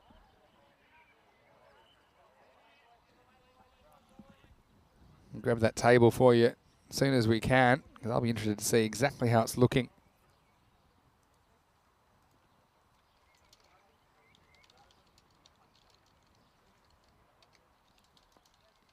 Start of a new over, and we'll start with a single.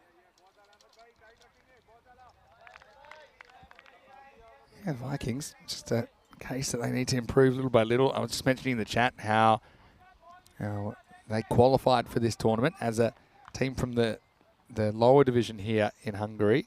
They had to win a playoff match against the Budapest Kings, which they did. They get the right to play against the 4 big teams, if you like. It's a good delivery for Ahmed Khan. But at their best, they've certainly competed, and this is actually kind of the difference in levels of cricket. I mean, the good balls in cricket generally get good players out. It's just a matter of consistency. It's how often you can kind of replicate these things and how consistent you can be. That's the difference between good cricketers and very good cricketers.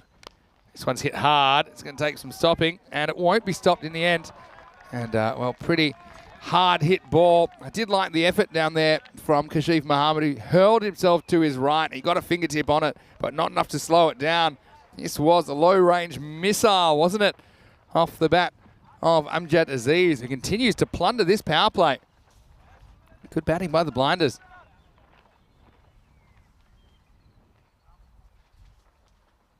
Just wonder how it will stop at the moment. Ahmed Khan, it wasn't a terrible delivery, to be fair.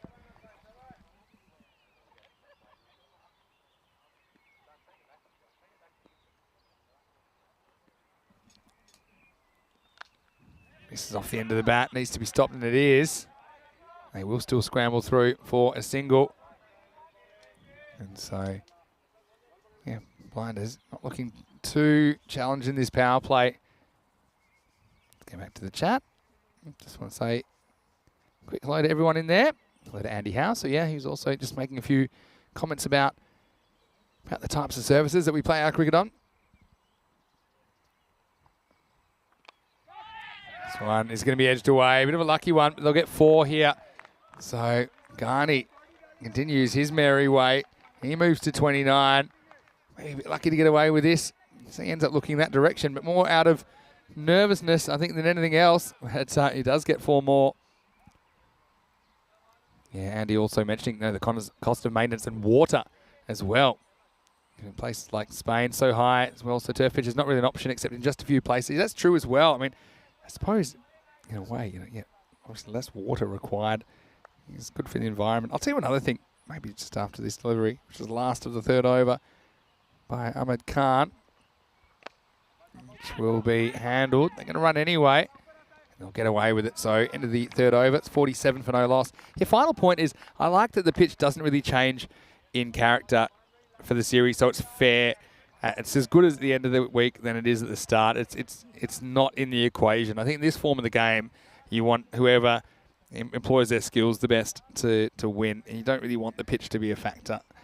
So I like that it does stay consistent. There we go. There's the table, and Cobras, they've jumped to the top, haven't they? 5, 4, 3, 2.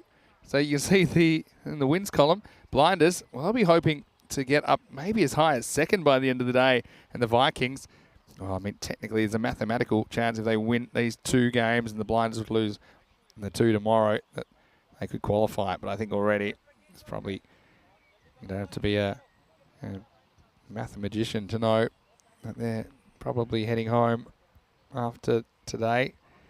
They've got the day off tomorrow anyway, so I do feel like this afternoon will be the last we see of them. But still, they would love a win.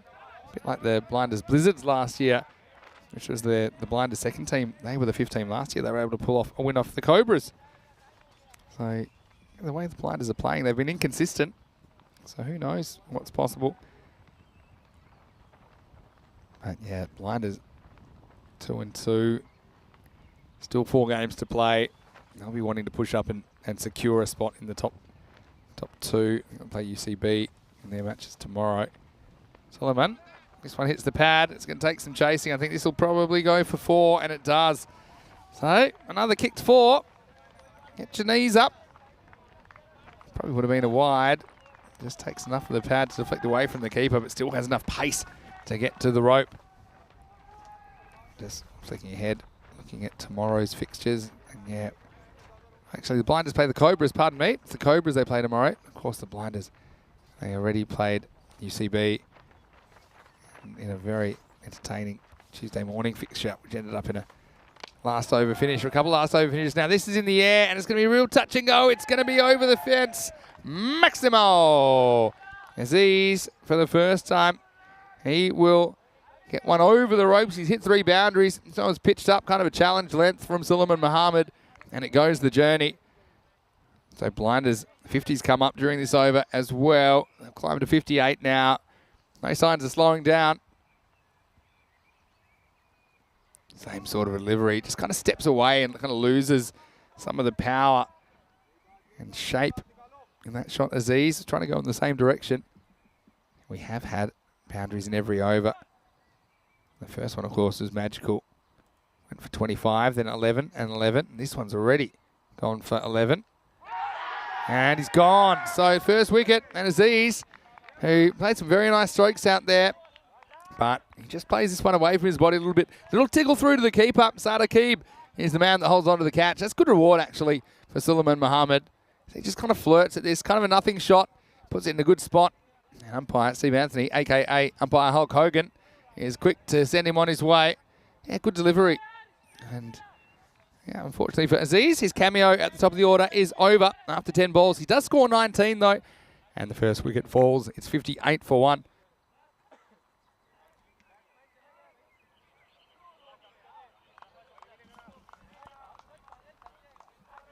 So Sanka Welligamage will be the number 3 for the Blinders. And he's coming out as a pretty interesting time, I suppose. I mean, they're off to a very, very good start. They've got 15 and over pace at the moment. I just wonder what's happening here, because looks like maybe is it the keeper they're giving a bit of attention to? Look pretty regulation to me.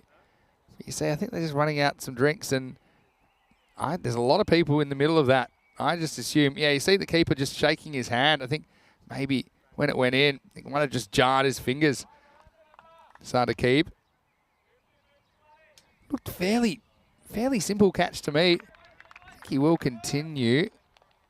Yeah, I mean, let's have a look if I pick up anything here. Yeah. It seems fine there. So I don't know if it was during that catch or maybe a little bit before that. You could just see the way he was shaking his right hand. And yeah, the ones that really normally hurt are the ones that get you on the end of the fingers when you're keeping, or fielding for that matter. But in keeping, that's because of the volume of balls that you catch in a day or in a match, especially longer form matches. You're bound to get a few that don't really hit you in the middle of the hands. End up with fingers like mine. So Welligamage get one more ball in this over. And Suleiman Mohammed, he's got 1 for 18 in his spell, plus this. Yeah, pretty good ball. Welligamage will push, he'll run, he'll retain the strike. He's off the mark, 4 overs down. Score is 59 for 1. And just looking at the respective run rates of each of the teams here in Hungary, you can see the Vikings, they have struggled with the stick, haven't they? They've only scored on average 65 per 10 overs, conceding 114. But see, I think the Blinders, they'll be probably the most disappointed out of all of these teams, because they're only scoring 86, conceding 103. And they were a team that topped the table last year. So you can see that that's the reason they probably find themselves in 4th. But what they can do today with 2 good wins is they can move themselves up into 2nd place potentially. But the Vikings, don't count them out just yet. They've been improving every day. They're certainly capable, a bit like the Blizzards, last year, of springing a surprise. Right now, we're going to get some spin with Rakibul Rifat. Welligamage will just work this into the leg side for a single. Ninja asking about the 24-hour tournament. Well, actually, it's a 48-hour tournament, Ninja. And at the moment, probably something still in the thought process. Nothing really progressed with that at the moment. But yeah, that's something, an idea that we had about maybe compressing a 24-match series into just 48 hours. In the air, this is straight down the throw to the field. It should be out, and it's taken. Nice catching, and that's Kashfsani that will hold on to it. And Ghani is a dangerous striker, but he goes for 31. So 2 wickets in succession, both openers removed. And spin to win. It is the captain that inserts himself, and he removes the dangerous opener, Ghani, who hit 3 sixes and a 4 in his innings. But he is gone for 31. The score now is 60 for 2. And nicely caught as well down there by Sani. So again, his innings just hitting a little bit of a speed hump. Sankaweli Gamagate is just joined at the crease now by Mars Bayaji. Now, what you won't be able to see here on Mars is he has dyed his hair peroxide blonde. And I'm a bit disappointed the first time that we see him, he's under the helmet. I heard that he spent a lot of money on it. That's unconfirmed, but I heard it was, let's just say, more than I would have thought he would have spent on it. And well, maybe we'll get to see that in the second half of the game, as he will be keeping for the blinders. Right now, he's looking fairly normal as he comes to the crease. It's a nice little moment there, little fist bump from the keeper. Got to say, the relations between these teams, for the most part, are very, very good. Enjoy the cricket community. Enjoy the ability to play in a tournament such as this.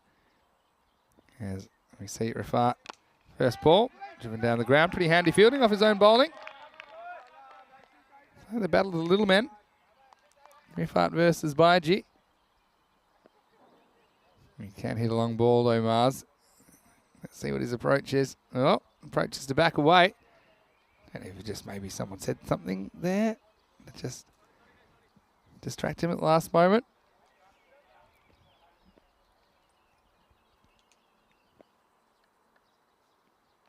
Down leg side. This one will turn a bit too much and be called a wide. Welcoming back Rico Full after your lunch. How did you enjoy it? It's very nice. A bit of bolognese. Yeah, and a Classic, nice isn't it? chance to chat to some of the spectators that are watching as well, enjoying the beautiful weather and the slight breeze that's out there at the moment. That makes it nice and comfortable. Captain doing the bowling. This gets worked away. Had the question while you were tucking into your lunch about potentially the 48-hour ECN T10 marathon. Now that's something I think that's on the bucket list. Somewhere like Gibraltar, which has good facilities, good lights. I think depends what the neighbours think, but I think we could talk them around. And listen, you're talking about Gibraltar more after this one. And has a big swing, asking the question, not out. I think it takes a bit of bat perhaps here. Go on then. Yeah. Got some other ideas for me? Well, we just spent a lot of time in Sweden. Yeah. And we've been told that certain times of the year they don't have any night. So Well, that's a true. good opportunity. Yeah, isn't it? to Umyot. Yeah. There's an idea. Get the midnight sun there. That's the low full toss. Hit hard, hit the fielder. Good luck. He's always going to get an awkward bounce there. He does stop it. It's the end of the over, and it's 63 for 2. Yeah, I mean, one thing I think we need to put a bit of planning into it, but I think that, a 48-hour ECN T10 marathon would be so cool, but I'd love to get some sort of charity aspect to it. Yeah. So maybe get some sponsors and maybe people pledge. We get a good cause that, I don't know, people for every Maximo or something in the tournament, they pledge it a bit of money. Maybe it's a 20 cents or something like that, or euro, $1 or something like that. Needs a bit more planning, but the reason I like Gibraltar is because you also got facilities there that each of the teams. Remember, they're probably going to have to sleep at the ground, or you're going to get a room, and that's where you are for the 48. So it becomes a bit of an experience, you see. And when you're resting players, then you're really resting them because they'll be asleep. And I'm going to see how many games I can last before I conk out. And I'll probably be sleeping in the cube, pretty sure. Cube. Yeah. Maybe a couple of hammocks. Oh, the yeah. Cube from end to end. Yeah. Imagine me commentating from a hammock and just drifting off. Tell you what, there better be a few boundaries to wake me up. Otherwise, you probably just hear me snoring. Anyway, into the second half of this innings. And we are going to get Ahmed Khan continuing. So, Welly Gamagay and Mars Bayaji Willie Gumagay, their leading run scorer in this tournament so far, but I think even he would feel like he could bat better. Baiji for sure hasn't hit his straps, but he batted so well last year in this corresponding tournament. I feel like it's a matter of time until he finds his touch. Low full toss, and this one will be sent over the fence. Maximo Asanka, he takes that and puts it where it should have gone, behind square. See how he gets low? So he just gives himself a bit more margin of error, sees it, hits it. And that one's going to go straight over that banner. The home of Hungarian cricket. Well, he sends that ball home. 6 runs to the blinders. Yeah, not a good delivery, is it? It's. I think this is the point. I mean, after that good over from the captain of the FAT, it could have just slowed things up a bit, but you've still got 2 dangerous batters out there. Both looking to show the sort of form that we know they're capable of. Willie Gumagay, we've seen some good hitting from him. And Mars, golden boy, because of his golden head at the moment. Non-strikers end looking to do something. So there's a touch on this. This is going to be out. Yes, it is. And a big swing, a bit of movement away. I mean, it wasn't the best of shots because he doesn't get himself into any position. He just keeps his feet rooted to the ground and having a swing, and he knows he's got a touch on this. So Yeah. Willie Gumagay goes. Credit to him. He walks as well. He doesn't wait for the umpire's decision. But yeah, it was just a poor shot selection from Asanka, wasn't it? So he'll be so disappointed to go in that fashion. Goes for single digits. He's gone for 9. And yeah, the Vikings, despite a real tough start, they just continue to compete. I love their attitude to the game. And now they get the reward of a 3rd wicket. Willie Gumagay is gone. It's 69 for 3. Yeah, he's going to be disappointed, isn't he, Willie Gumagay, because he's better than that. He's a good cricketer. And to throw his wicket away like that, he's just it was like a tree that's rooted to the ground. Well, maybe there's one of those moles that just popped his hand through and held his feet together and couldn't move. That's what it looked like. A big swing, gets an edge. Nicely taken there by Sadakip.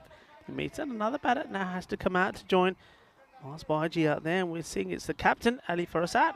It's another man who we know is capable of scoring runs, Vinny, but hasn't really got going. Exactly. Add him to the list. So one thing I suppose is a positive is that get a bit more batters to the crease. Blinders. Yeah, nice little moment again. Nice side to keep. He welcomes the batter very differently than I used to when the batter would come out. It gives him a little fist bump. Says good luck. Yeah. Probably was a little bit less friendly. Don't mind admitting that. Wow, this is pretty close, you know. Oh, this is very close. Yeah, he's gone. First baller. The only question here, Vinny, would have to be if this is pitched outside the line. Looking at it first glance, I think he just sneaks it in. If this is on line, he's gone. Looked out to me, got to say. Oh, yeah, I think that is gone. He's played all round that. Really good delivery. I don't think it's going over. We'll have a look at it from side on as well. Yeah, I mean, yeah, he's just played absolutely all round that. Good enough to get first up. I've got to say credit to the bowler here. Again, he's just a bit early through his shot. Tries to adjust, but it's too late. I think that's crashing into the stumps for me. It does hit him in line, going on to hit. And nice bit of bowling. So Ahmed Khan is going to be on a hat-trick, I believe, after that. 69 for 4. Yeah, well, look, one thing I was saying yesterday, and I know I've said it a few times, on this pitch, I think you've got to be playing front foot. He goes back, and, well, to his peril, the ball misses his bat onto his pads. And Danny Boy coming out now to face the hat-trick ball, Daniel Akbar. Yeah, so we're still waiting for the 12th hat-trick of the year. It's been about 10 days now, or 10 days exactly, since Gunasekharan's hat-trick for the Spartans against the Tigers. We had some of the Spartans in the chat this morning, Niraj Chagi and Jimmy Panelet. Right now, could we have the Vikings on our Hall of Fame by way of their bowler, Ahmed Khan? Here we go, hat-trick delivery. What a time for Daniel Akbar to come into the tournament. Oh, well, it was full, it was straight, but the batter played cautious to the win and just gets bat onto it. That's good to see. We've seen so many times on the hat-trick, the bowler just getting flustered and bowling a wide or bowling a bad ball. But this was okay. It's right there, right where it needs to be. So a bit of pressure off the new batter. Yeah. Interesting point in this innings now. That's just going to be catching some of that line there. And umpire Guri saying, yeah, we're going to have to call this one. I think that's a fair call. They've been very good and very consistent, the umpires on that. Got to say, Steve has had a very, very good series. So every time he's been put under pressure, he's kept his head, he's kept his cool. He's quite reflective about his umpiring as well. Hit hard in the air. It could be another. Kashif, Mohammed Kashif gets under it, and he drops it.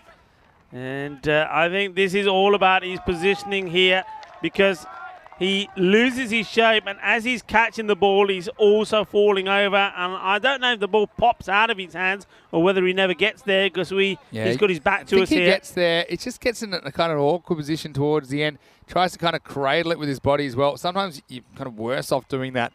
It would have been probably a bit easier to dive forward and take that maybe with the hands out in front of the head. But yeah, tough one, but does go down. And well, Marzi taking it. Playing it. Hey, Marzi, I tell you what, 60,000. What does that remind you of? 60,000? 60,000 in local currency. Oh, yeah. I wasn't going to say how much he spent on it, but yes. Well, you've done it. You can Google that if you want to know how much that is. I just can't believe that Marzi, who always searches for the cheapest places to have dinner, would spend that much on his hair. And he can't even see it because it's under his helmet at the moment. I reckon he went somewhere, got a fortune cookie because he wasn't scoring too many runs. And when he opened it up, it said, got to do something golden about yourself. I'd be worried about a golden duck after getting hair like that. So he decided to, I don't know, what's that colour or dye his hair? Must admit, I certainly wasn't expecting that. I was not either. Hey, I'm going to go back to the 48-hour T10 marathon just quickly to say that there's some motor races as well. I mean, I got the idea because when I was a youngster, we did a 24-hour kind of pedal power race. We had to design a pedal vehicle and then race it around the Grand Prix track for 24 hours, and it was quite a good experience. Kind of staying up all night, that's all part of it. So that's kind of the idea with this as well. As Spin comes back in, huge swing and a miss. They'll get a bye. Yes, I mean, how did you think you'd go with the sleep deprivation? I mean, when you were a bit younger and you had a new family and all that, how'd you go with the with the sleep? I'm the sort of person that if I got something to keep me up, I'll stay up. The issue is when I go to sleep, I won't get up. Yeah. So yeah, I think I'll be okay. Hit hard, Balle.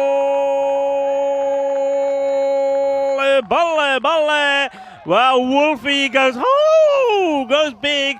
That's what we know that he can do. He finds the middle of his bat, and he takes the captain for a big and gets down on one knee as well. Well, are we going to see the return of the Mars Bargy that we know all about? Big hit, big shot. Yeah, Marsimo time as he does go and fetch this one. That bye, it turns out to be costly. There's a swing and a miss first ball over from Akbar, but they do sneak a bye. The next one is smacked out of the ground. And now Bargy's facing up again. Shorter. And goes in the same area, but this time along the deck. That's a good stop. He struck it powerfully. Yeah, well, they could be still looking. Well, Aussie's alert to it, but so is the keeper. One underside of Kib. Yeah, just a single. So, yeah, I think Bargy's certainly somebody they want to get moving. It was their second leading run scorer last year in the tournament. Aerial. Fielder's got to try and get her hand to this. He can't. The bounce beats him. So 4 more runs. This is better. They're deciding that they're going to go after the spinner. A better shot there from Akbar as well. He uses his feet, gets to a pitch of it, and dispatches it. Yeah, he's also a pretty good player, Danny Akbar. First time we've seen him inject into this series, but yeah, he will swing for the fences in the middle order as well. Slower. This one has been taken. A great catch from Sani. Well, Sani, he makes that easy. It's like he's making himself a Sani. A really good catch. He's got a bit of power in it, but look, I'm going to give credit to Rifat. He's just been pumped for a couple of boundaries, and he doesn't get put off. He just this is so slow. No pace on this at all. And though he's been given some welly, not enough to get it past that man. Because Sani takes a good catch. That's good cricket. Yeah, excellent. And you're exactly right. You know, it takes courage to keep tossing the ball up there when you've seen a couple disappear. But I'm going to also say, Kash Sani, what a good catch that was. I mean, that's 6 if he doesn't get in the way of that. So Akbar, you can't fault his approach at all. He gets a fair piece of that. But Vikings, again, another highlight for them. I mean, they have provided plenty of individual highlights and plenty of moments in this series to remember. Haven't quite put together a whole game. And now they've done well to come back. They've taken 5 wickets in the last 3 overs.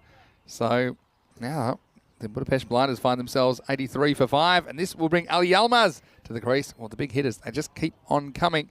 Let's see if he can do some damage. And now we've got Sadaqib, is the most accommodating wicketkeeper. Now he's marking the guard for the batter. Well, it seems to be working. Sometimes if batters can lose concentration if you get a bit friendly with them as well. You know some of these tactics that are tried and true, especially in international cricket. I'll give you some secrets after this last ball of the over. Decides to play this off the back foot.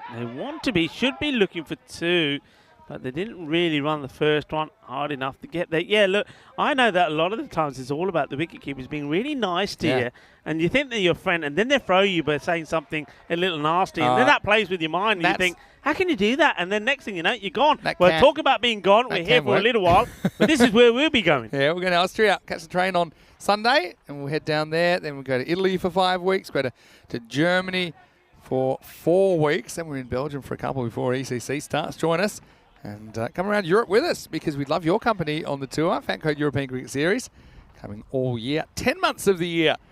That's the longest season in world cricket.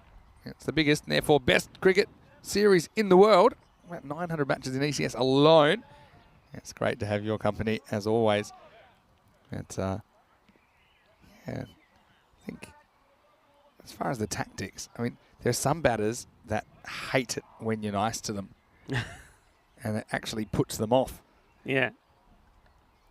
Oh, this one is a proper Gundy ball. What a take this is. It's a Gundy ball, but that's magnificent behind the stump. Look at this. I think he gets his hand to get... Oh, look, that is special. That is a special stop. He's out of hands. That's why he has to go with the other hand. And then he sits there like a Buddha. He said, come over here and rub me belly and try again. Well, that was a look where he had that. That is a great look at him. He then wobbles back to his mark. Well, that's hurt him a little. I think he's landed heavily on his leg. Well, Hasnain, that's the loosener. And this one again is down the leg side. They have got a man at fine leg. He is pretty fine as well. Mind you, I suppose it's just as well because if the keeper, Akeem, hadn't got a touch on that last one, he would have been in play. Yeah, I still think it was a very, very good piece of wicket keeping. And so now Mars Baiji gets another crack, wins the last 3 overs. And that one shot will do him the world of good. It was off the spinner though. He had kind of the chance to set himself for that slog sweep. Won't have as much time against Mohammad Hasnain. Yeah, but Hasnain's got to get this outside the off. If he bowls it into his body, he's going to be in trouble. He does bowl it into his body, away from him. It's going to be a wide, and gets called early. Yeah, he just... I think what he does here, look at the shape of... Because he goes across, he goes low, gets on that one knee, and because he's getting on that one knee, he's not able to play the shot on the leg side. He won't mind it so much because he still gets the wide to get the ball bowled at him again. Maybe just needs to stand.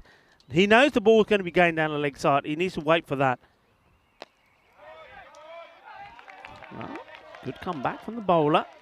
So this time it's angled into Wolfie, and it goes to the field. A lot of people asking why we call him Wolfie. This story goes back to the first time I sort of really worked with Marzi. We were in Portugal in an area which had natural beauty, but a lot of wild animals, including wolves. And Marzi, well, after this ball,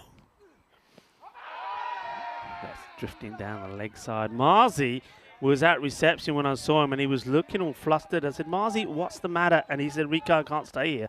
I said, what's the matter?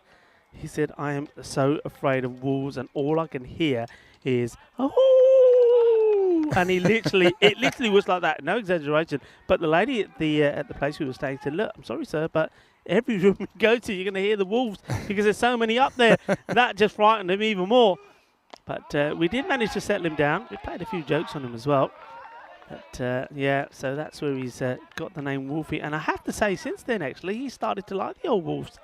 So we actually managed to get rid of his fear of wolves, and now he's talking about wanting to go in the forest and maybe live with them a little bit as well. Well, let's see if he can show some of that wolfy power in this shot. Yeah, it's a great story actually. This has been hit pretty hard. I know somebody's shouting somewhere. Sounded like somebody shouted no ball. I wonder if there's too many players. Well, looks like so. Looks like there is a. Was that a signal from the umpire? I don't Was think he so. saying There's halfway 4 in the house? circle. He's saying halfway house, I think, sometimes.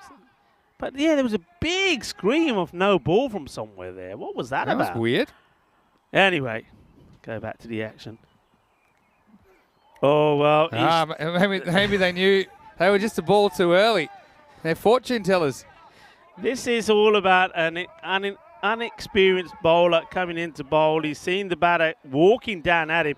See, this is going back to that law that's been changed or that's going to be changed that I don't like. I would have thrown this in the keeper's gloves and say, run him out. You can't do that after the 1st of October. Once you throw it, the guy can get back. He gets some No. Look how far he comes here. But anyway, he outfoxes the bowler and gets the no ball. Yeah. And Marzi, well, he's going to love this. Well, I said he wants to give it the Wolfie hit. Let's see. Stay still, Marzi, and whack it. Let's have a look.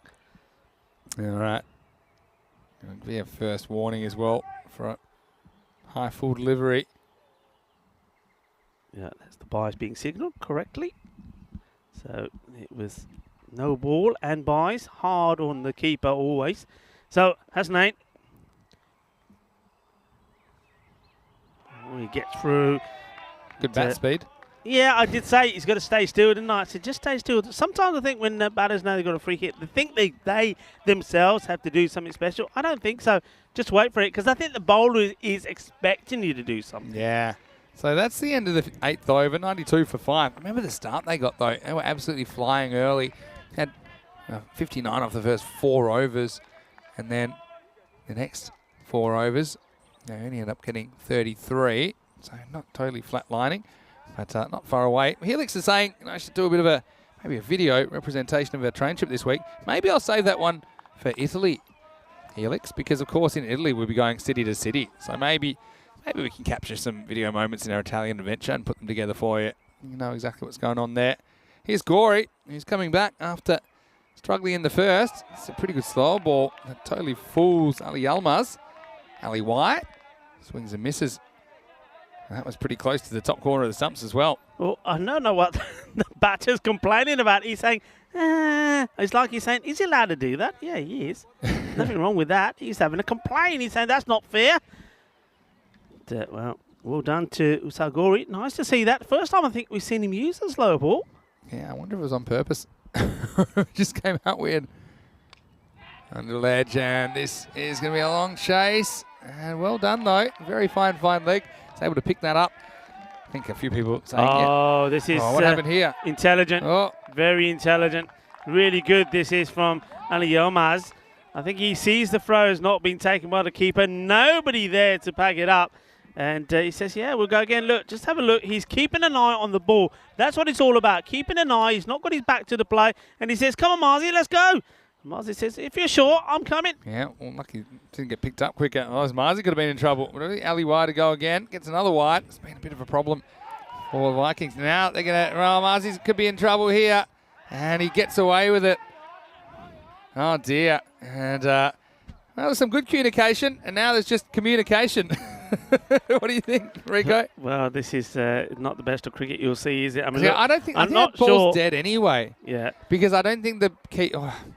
I mean, he's. Yeah, I mean, it's dead if Mars is treating it dead as well. But I think the keeper isn't throwing back at the stumps. Yeah, so that's that grey area I'm talking about again. Big letter for Marzi. Short.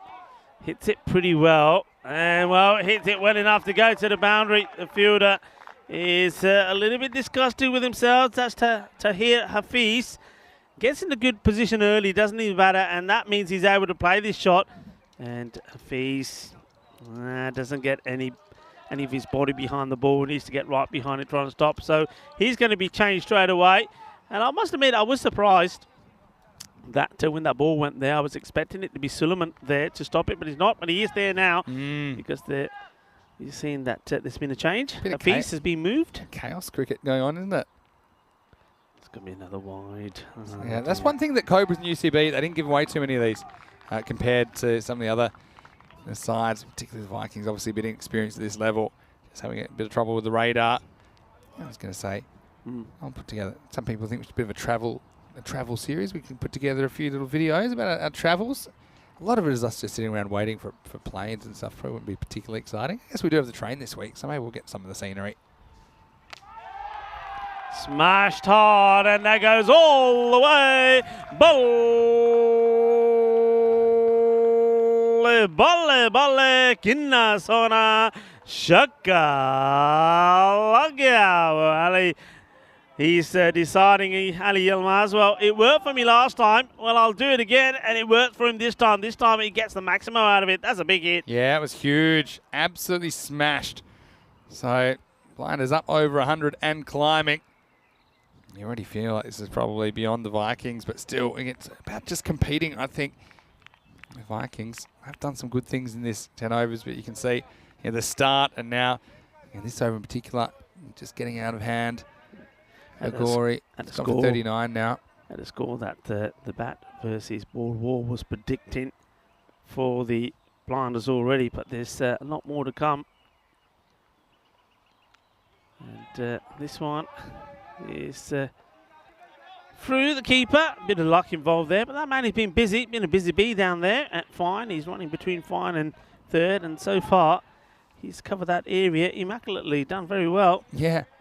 I thought it was 4 off the bat, but then I realised they got very, very fine legs. Ali Nawaz down there. Yeah, Gory, these figures are going to hurt, aren't they? 40 have come off him already. It was always going to be a risk when he went for 25 off his first over. And can he finish it well? Last ball. And he goes short once more. And this has been smashed into the banner. Well, Marzi, he normally spends a lot of time putting these banners up and hammering them into the ground. Here, he's trying to hammer it out of the ground. Big hit. It crashes into the banner there. Oh. Not a good delivery at all. And, well, he's been absolutely creamed. They've taken Gory to the sword in this one. And they're racing along past the 110 mark here now. Gory, with that 6, goes for 46 of his 2 overs. Yeah, well, poor Gory from the Rico School Bowling Academy. This time he gets the treatment, none for 46. Well, maybe he can whack a few with the bat to make up for it in the second half of this game, but right now, Blinders right back on task. Well, choo-choo. You probably hear that in the background. It's the Blinders train that's flying at the moment, though, as we head into the last. And it looks like we've got some penalty runs as well for time. Because, yeah, they are over by some distance. So that's not going to help as well. It'll be 118 for 5 then as we head into the last over. No ball called. And I wonder what this is for. Well, we saw the train go by where the wheels are coming off now, aren't they? See what this one is called for. Is it the front foot? Yeah, I think so. I don't think there's anything behind the line there from Hasnain. So the 5 penalty runs will take it to 118, plus the no ball 119, plus the run 120 and a free hit. Well, everyone, get your pen and paper out. We'll work out exactly how many runs are going to be on the board here, but it's not looking pretty at the moment.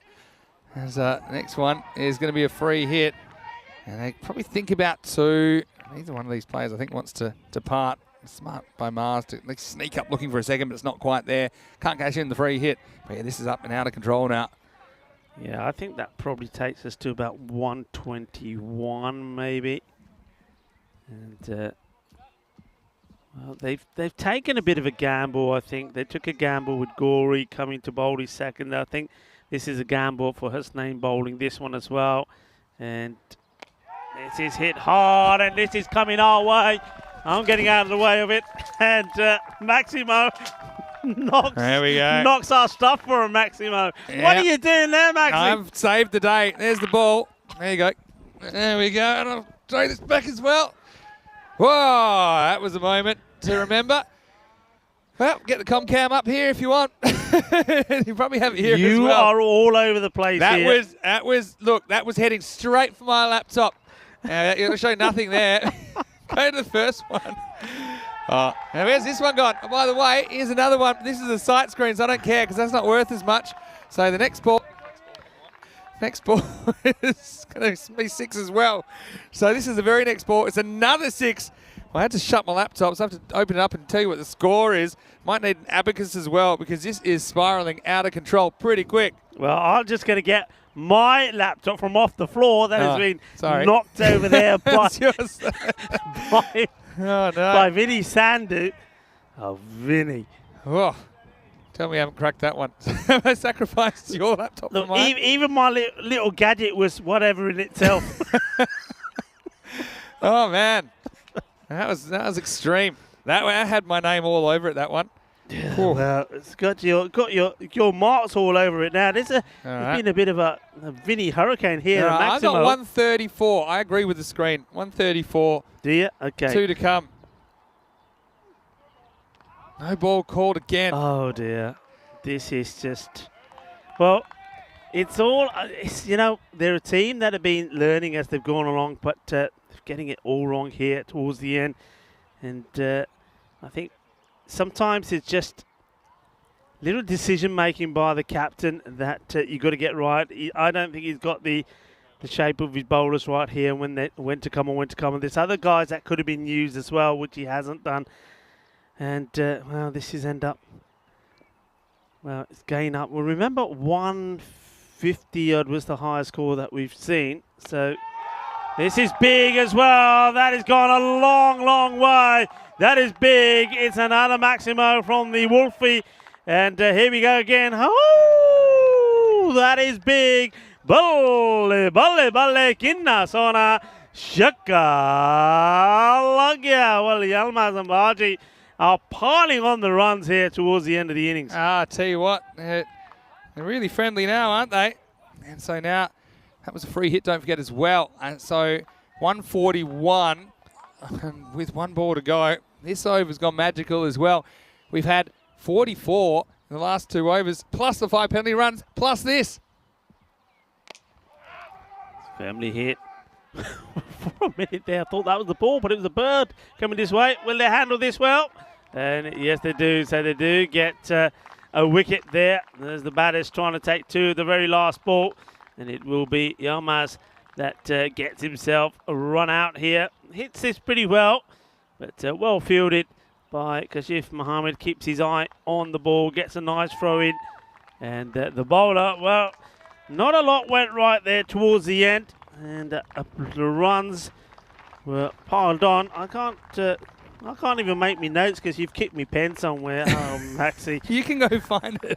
We'll we can find replace it the after. pen. Look, what can we say? I mean, look at what's that partnership worth? Because it happened in no time at all. I know the last wicket fell at 83. Yeah. And that was after, well, more or less with 19 balls So to it go. finishes 59 off just to tick over 3 overs.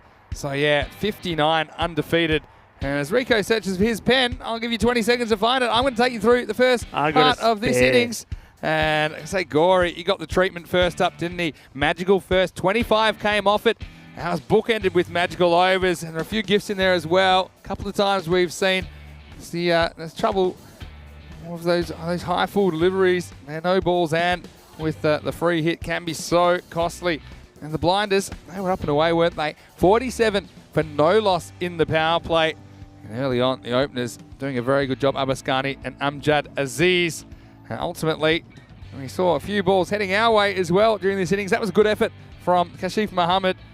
As this next one got away from Ali Nawaz down on the third man boundary. The Vikings, once again, they played well in patches, but unfortunately there were plenty of patches where the blinders were able to get after the bowling, and they were pretty determined to build a very big score. The wickets did start tumbling in the middle overs. We actually saw 5 wickets falling in about a 3-over period, but then that 6-wicket partnership really taking the game away. And the blinders ultimately, they've got a huge score on the board here, and really they're trying to get their tournament back on track after 2-2 and a fairly lousy net run rate after the halfway point. I certainly want to keep the Vikings down to something pretty low. And speaking of low, unfortunately for the captain, he wasn't able to get any bet on that. Ali Farazat, he was out. This one could have been out as well, but the blinders laid on. They were pretty dynamic, and it was Marzimo time, wasn't it? As Baiji got after the bowling along with Ali Wai. Yeah, I mean, there was a good flurry of good hitting there towards the end. And, yeah, though the batting was good and the hitting power was good, it was evident for us all to see. We knew that certainly with Mars Baji, who finished 23 of 14, that he could come good. But Ali Yilmaz, I think he's hitting was exceptional as well, 30 or 13 balls. But they were helped along the way. Look, there was an opportunity to run out Marzi there early on, and well, that was messed up. And then afterwards, the bowling, the line was wrong. And maybe the captain just running out of options of who to use when he went for Gori for his second, and that ended up going magical. And then the last over from Hassani also ended up going magical. They really did take, they took the bowling to the sword, and Vinny Sandhu took all our equipment. He gave that the old hammer as well. And, stuff all over the place over here. It's like we've been hit by a tornado. The Maximo has come into the ice cube and just done a self-destruction job. And right at the end, there was a little bit of joy. Yilmaz does get run out, but those two there, well, it's a very good partnership from them. As you said, score ends up on 142. And while I work this out on my head, that to me means that I think we saw a partnership of 57 between Yilmaz and the number 7 batter and Marzi, who came in at 4. And we'll see that. That's the pretty healthy scorecard. Look, it was a good start from Ghani, wasn't it? 31 of 16. Aziz, 19 of 10, made his contribution. Then we saw Willie Gamaje. He will be disappointed the way he got out, really, after playing a really nice shot. Mars Baji came in at number 4. He was lucky to be there. He could have been run out early, couldn't he? But he made it count, didn't he? Got the 23 on the board. But then there were some failures for the captain. For Asad, he went for a first baller.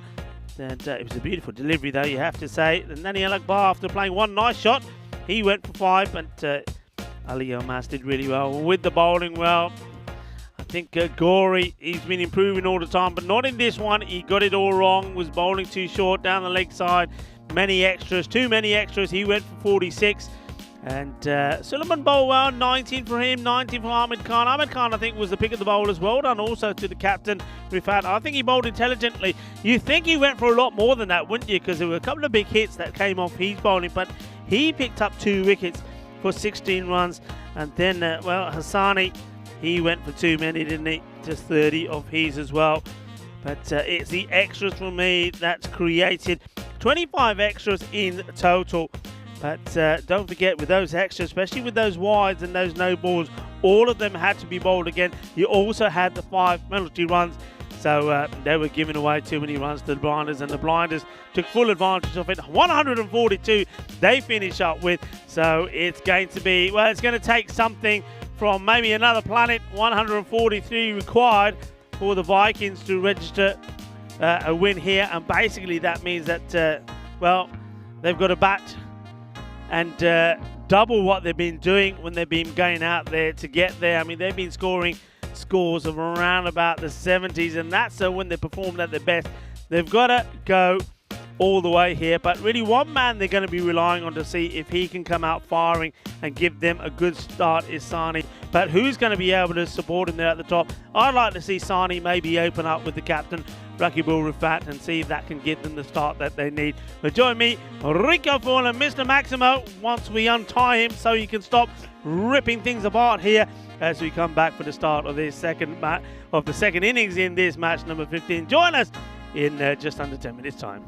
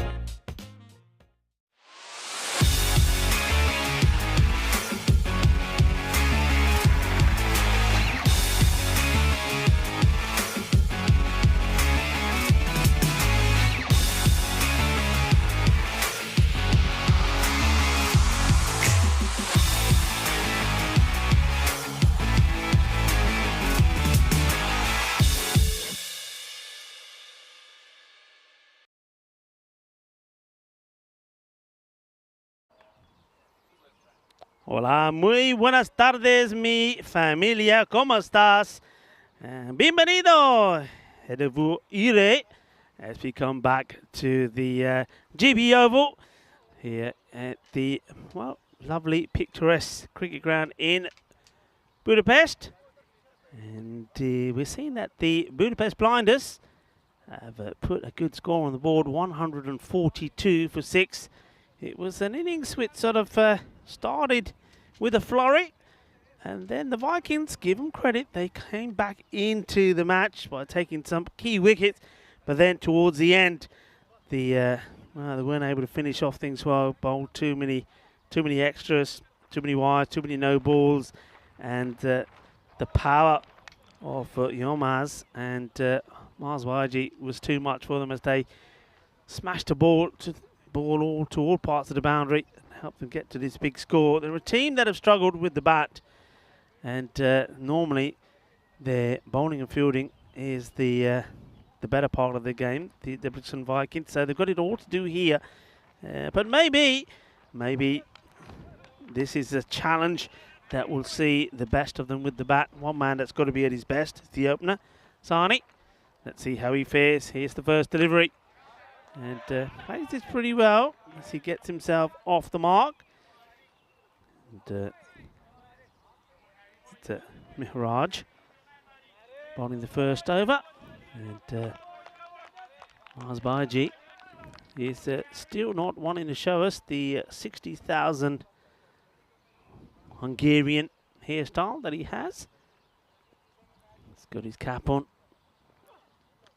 Oh, a bit of edge on this. This ball hits the deck, and well, fortunately for Mars, he's able to cushion this with his chest rather than the ball creep up and go towards his chin. Makes a stop. Got a smile on his face though. He'll be a lot happier today after finally scoring some valuable runs for his team as well. Sadakib, we've seen this from him before, and I'm sure he's a very competent batter in the longer format. But I think having him up the order in this format, where you need to score runs quickly in the power play, doesn't quite work for me. But depends what the approach is here. Well, he does come down to this one, goes up in the air, and somehow, despite all the efforts and the grunting from him, this just ends up going nowhere. Goes sort of between the bowler and the man who's in the circle at mid-wicket. So he gets himself off the mark as well. Second run on the board.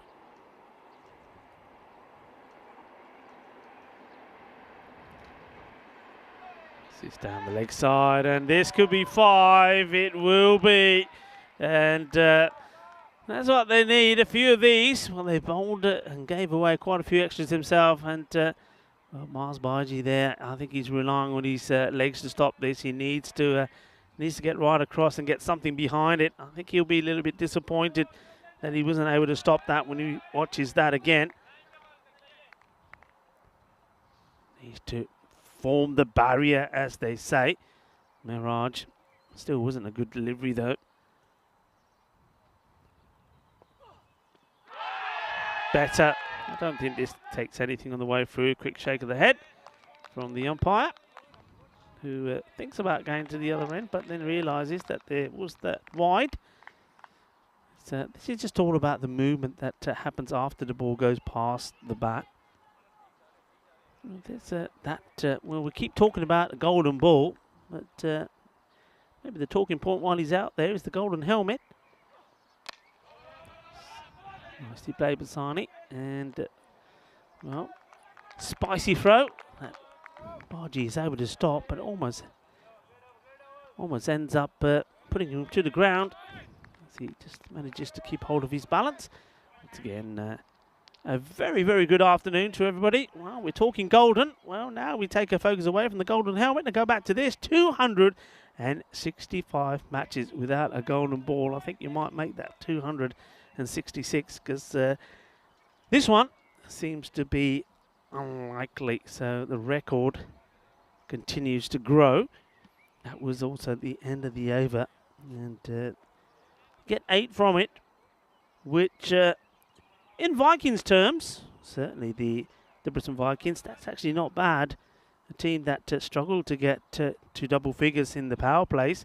They have improved, but in a match where you're starting needing around about 14 and over, all that's going to do is put that rate up a bit. I just wonder what their plan. They've got to have a plan here. I mean, the plan can't be, well, we need 143. Let's see where we end up with. Chance taken. And that's the first wicket. And it's a very good catch, actually. A little bit unorthodox, perhaps, by Daniel Akbar. But he doesn't make any mistakes. And it just means that Abbas Ghani gets a wicket from his very first delivery. And not having a bad day. 31 with the bat. And he comes on the bowl.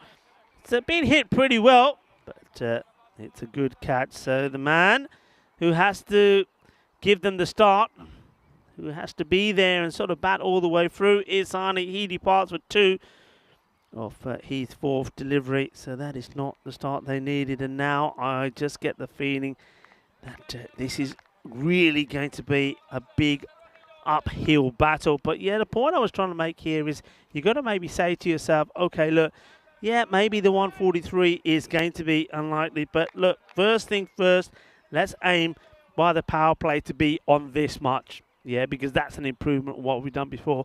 By 6 overs this. Let's try, and I'm sure Vinny will agree with me when he comes in the box, let's try and get past a higher score that we've scored. Let's try and get into the 80s. Let's try and get to the 90s. Let's try and take something positive going into the final match today.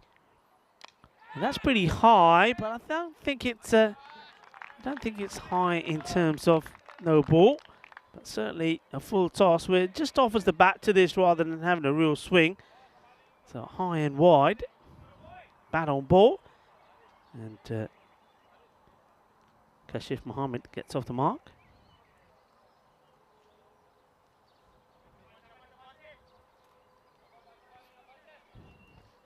Ghani now getting ready to come at Sadakib. And there's some noise here. Not sure what that is. And keep an eye on, yeah, it's not a wide. I think it's just the bat of Akib hitting the ground. You'll see this again here. I don't think the bat is anywhere near the ball, but look at the bottom part of the bat, just scraping the artificial surface as the ball goes through, which creates that noise. Here we go. That's a very, very good example there again from our crew here. Andres Martinson Richards in the air, take the single, and the throw at the keeper's end. Not the best of throws, but Wolfie is able to deal with it.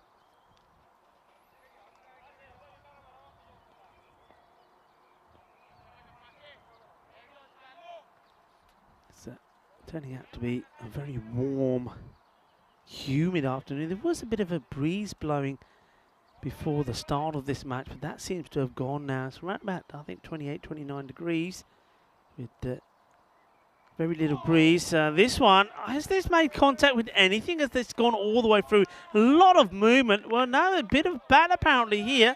I mean, I didn't see it straight away, but I'm thinking, well, if that hasn't taken the bat, that has moved big time. I didn't quite see it. This will give us a clearer indication. Does this touch anything on the way through? Well, maybe it gets a little bit of it, which is what takes the ball on the downward motion to get it past by G. 4 runs.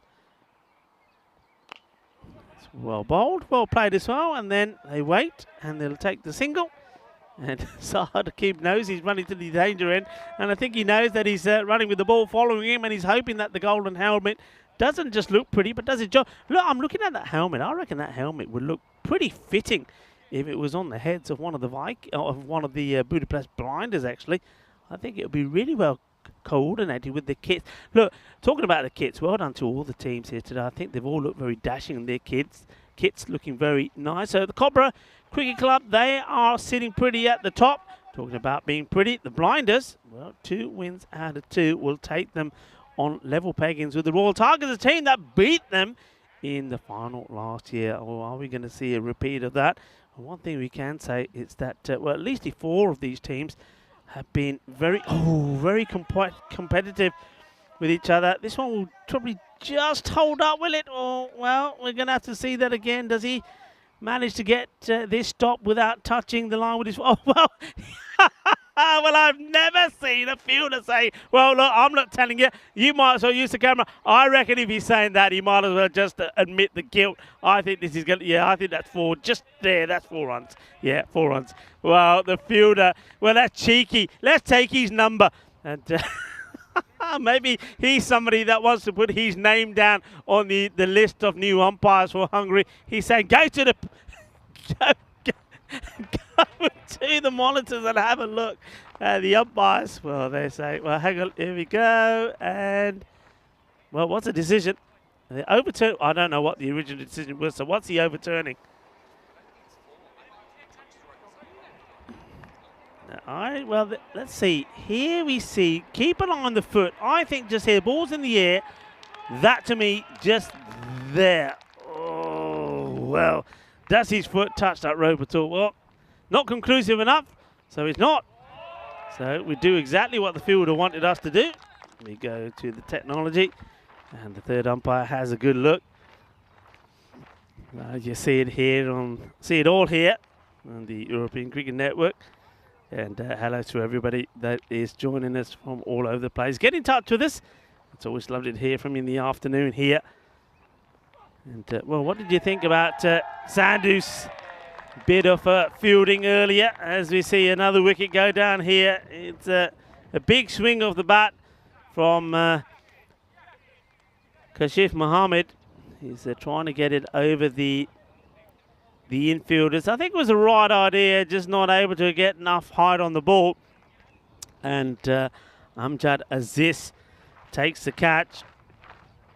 Another wicket goes to the chairs of some of the supporters, some of the blinder supporters around the ground that have come down to support the local team. And well, that dismissal sees the new batter making his way out, and it's going to be Hafiz. And once again, I was saying before the start of this innings that I would like to see the captain not shying away from responsibility. It's all very nice to say he wants to give some of the other batters or the other players a go, but look, you know, there's no point him coming in lower than number 3 or 4. He's one of their main batters along with Sani. I'd like to see him and Sani coming out there than something like Gori in that 3 inside the power play. And you could quite easily leave something like Saad and the other batters to come in after the power play, and they will still have a job to do, but they need to be given and get off to a better start. And they just haven't been doing that here at the moment as the opener, Miraj, continues here in the 3rd over. Bowling to Hafiz. Hafiz survives the first ball.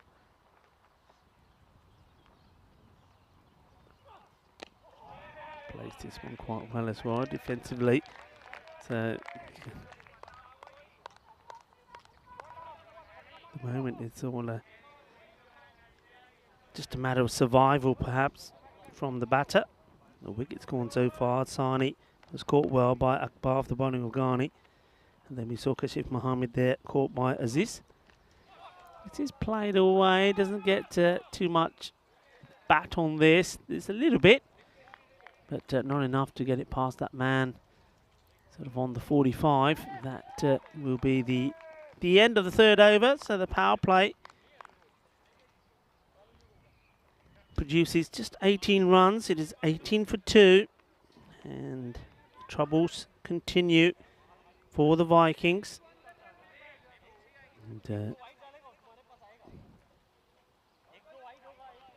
so 8 runs of the first over, 7 off the second, but they did lose their first wicket, and just 3 runs in that one. So it's going in the wrong direction. And just wonder if the blinders will use this opportunity themselves to maybe just change things up slightly, give 1 or 2 of the other less recognised bowlers an an opportunity. They've certainly done the job with the bat. They may even take the opportunity to change things around in the second match with the batting. Who knows? This one, well, it's a very, very optimistic LBW call. I wonder if that's got anything to do with the name of the team. But that was no way.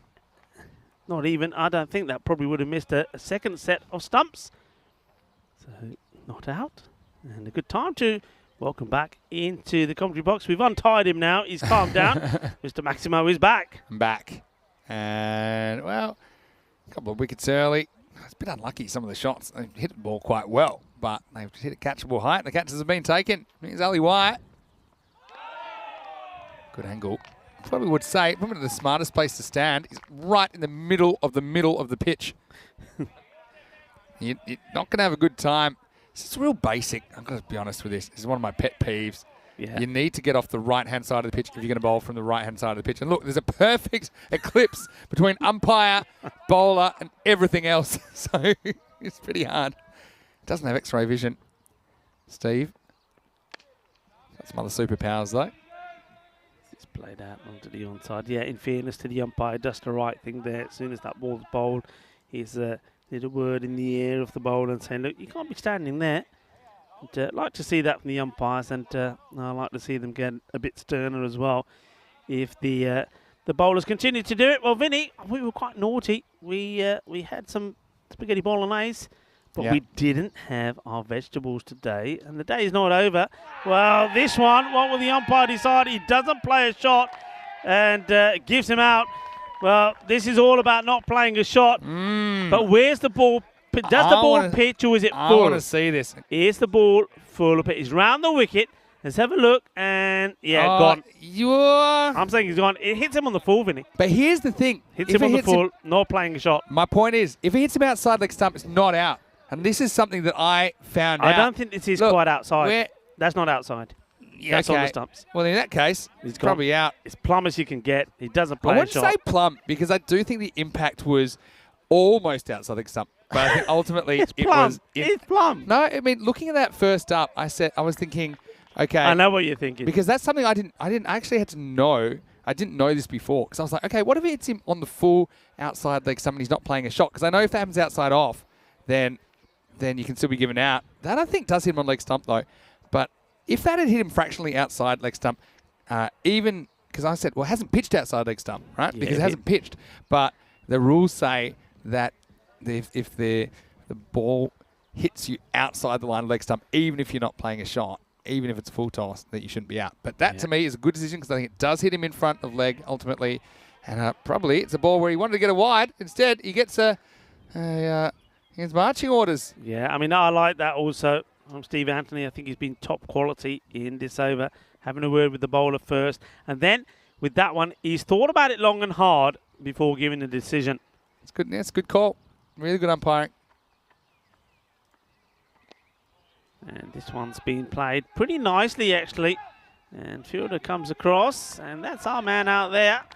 And gets a good, strong arm through. And I'm pretty sure that we're going to see him with the ball soon. Ishanka Madawatha. He was the pick of the players, the blinders, the other day. We saw him bowl well. We saw him do a pick up and throw of his own bowling for a run out was superb. Took a catch as well. And pretty sure we're going to see him in action soon as well. And I was saying we were naughty. Yeah, go on. Going to go back I to don't that. remember being naughty. We were naughty.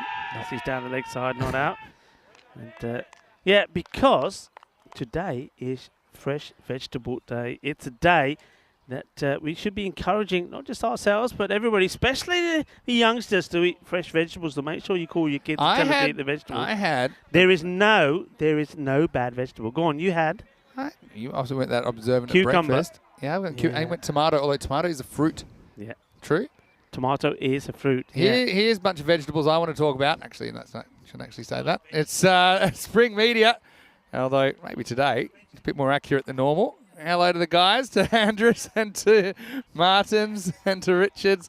Yeah, they're a big part of our team here at European Cricket. Spring Media and European Cricket working together until 2026, bringing you the cricket And hopefully we can keep pumping it out and keep improving what we're doing. Okay, Vinny, I've got an idea. Go on. Okay, it is the International Day of Vegetables, right? So we've got to be healthy, got to eat vegetables. Because don't forget, I said there's no such thing as bad vegetables. They give you fibers. They're vital for your metabolism, for growth, development, disease prevention. So eat your vegetables. Let's try and introduce different vegetables into the play, into the commentary for the rest of these innings.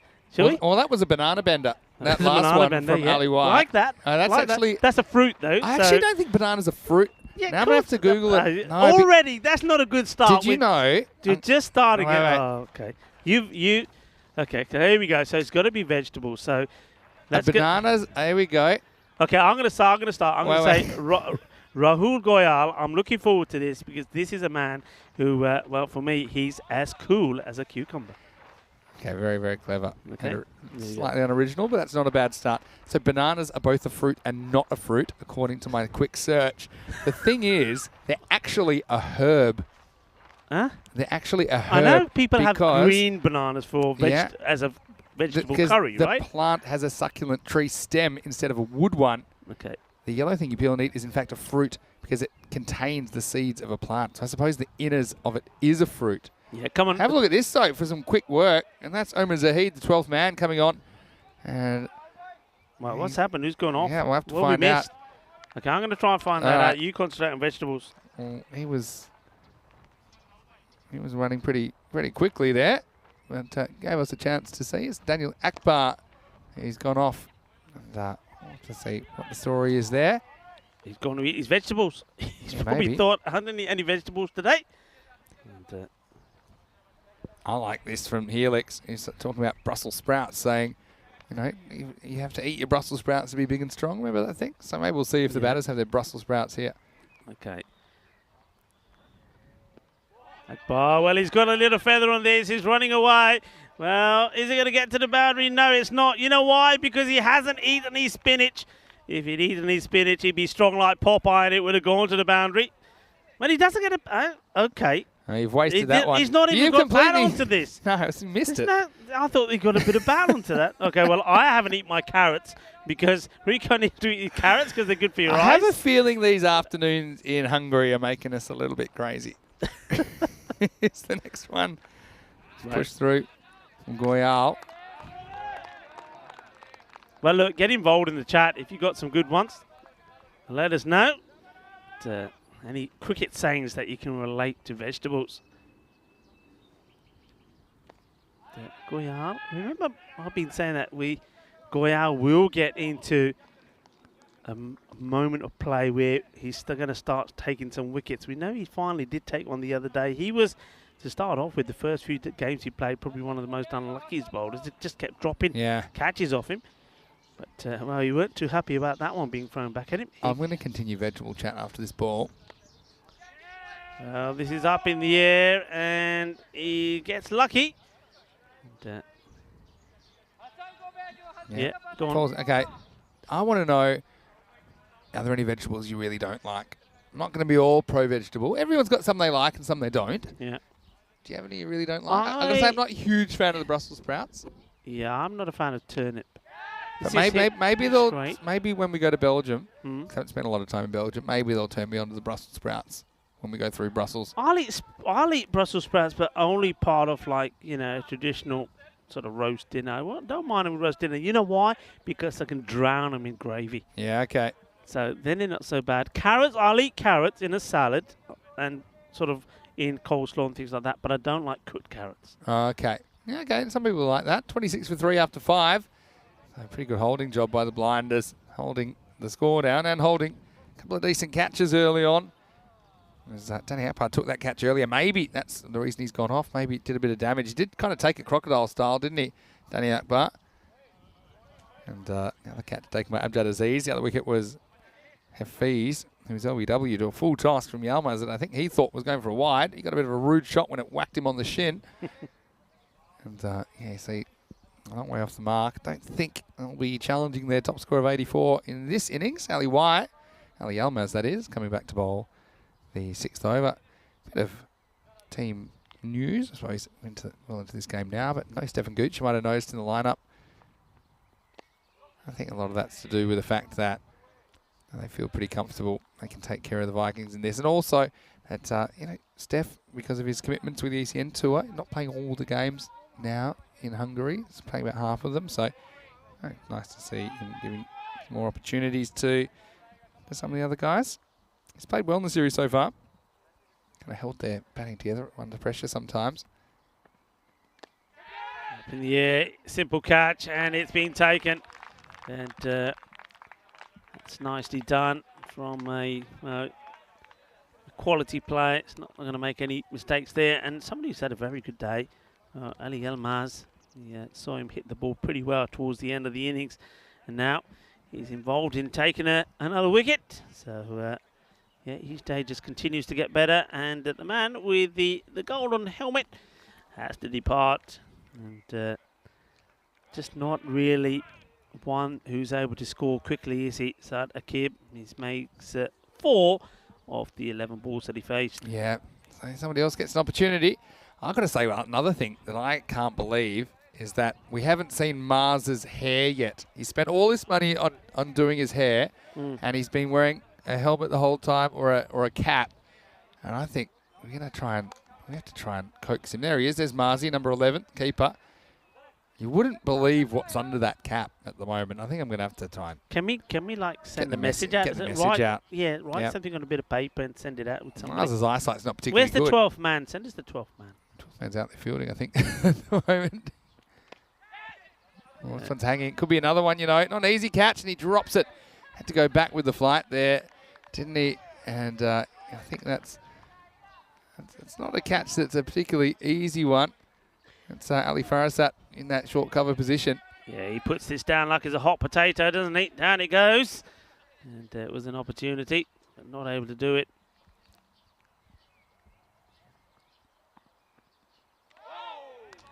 It's a fair bit of swing there, Yilmaz. Could have had a 3-foot. There he is. Come on, get that hat off, Marzi.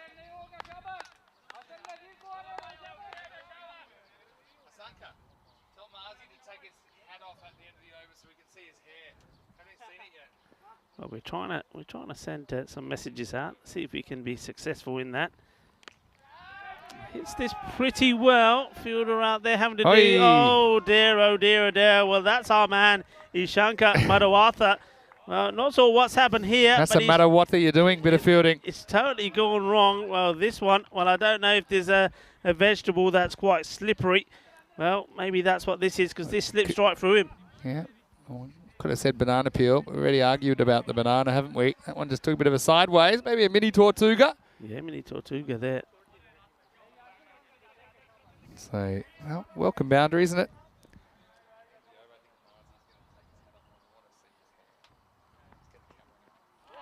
Well bowled. There we go, end of the over. And there we go. Marzi looks like he's sorted it out now. There we go. Oh, yeah. There he is. Oh, yeah. Isn't that great? It looks grey from here. That's not grey, surely, is it? Tell us about the look on Mars. He's not a natural blonde. I'll give you the tip. But, there we go. Get right in there. He's got $1 million smile, but, yeah, a haircut that probably cost $1 million somethings here in Hungary, but I don't think... 60,000, I can't say I'm a huge fan, but I mean, it's his hair. He can do what he wants. At least he's got hair. I'd say put your cap back on. Yeah. Put your cap back on, Marzi. That's not 60,000 well spent. Well, he's going to put the helmet on. Well, that'll do.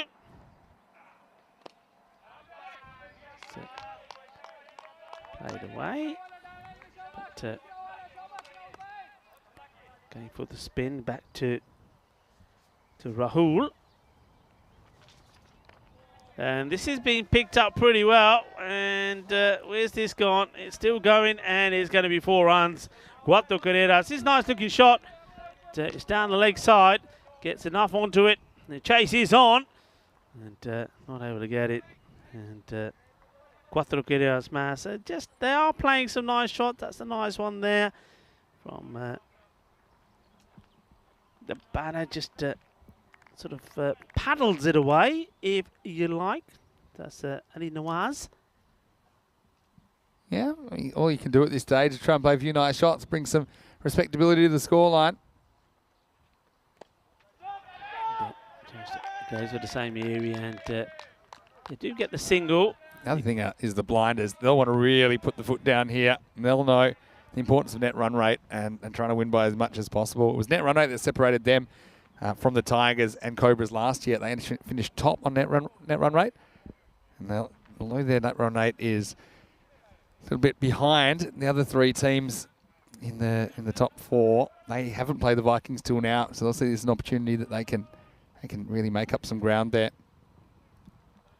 Rahul Goyal. It's nicely bowled. So he's got a bit of variation, not just in his length. There's some that he just pushes through a little bit, gets the wrist involved a little bit more in. Some he holds back. And, in a situation like this, I think he's the ideal bowler, just trying to tempt the batter. See, that one was more the arm action ball. And he goes through the fielder. Oh no, I made a boo-boo. Please don't show that again. Well, we're going to show it again because that's not the best bit of work. He's got to be better here. And, well, just lets this go straight through. That's a little bit sloppy for a man off the standard of Willie Gummergate.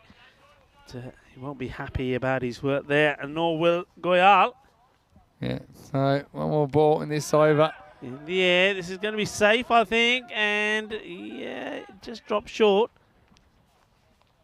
So it does take us into the 7th over. It's 42 for 4. Well, I'm going to say it's a bit of a look-alike given in the chat. I'll come back to that in a second. Finally, today we'll have match 16 between the Blinders and the Vikings. Once again, the Vikings have won the toss. They'll bowl first, so the Blinders will get the chance to bat and hopefully build another big score. They'll be hoping to do that at least. The Vikings does look like the last time we'll see them in this series, so hopefully they can finish with a few more highlights. It's all coming your way in around about, well, it's scheduled for 15 minutes time. I'm not so sure it will be. We've been running about 10 minutes behind today, so it could be a little bit delayed. But we'll let you know as soon as we get to the end of this game exactly when we will get the first ball of that one going. 8th overtime now. And now we're going to get Anup Gupta, who's going to bowl over number 8. Gupta just waiting for the batter to get to the right side. Yeah, so it was Pat Smear that's yeah, you heard me right. From the Foo Fighters. Very famous. I don't know what you're thinking, Rico. I said it very clearly. Pat. And a bit of a Mars Baiji lookalike. If you want to look up Pat, P-A-T, Smear, then you can see what we're talking about. That is a pretty good lookalike. What do you think, Rico? Well, okay, fair enough. I think we were talking about Brussels sprouts. Just going to say it's like he's got loads of Brussels sprouts on his head. But never mind, or corn on the cob.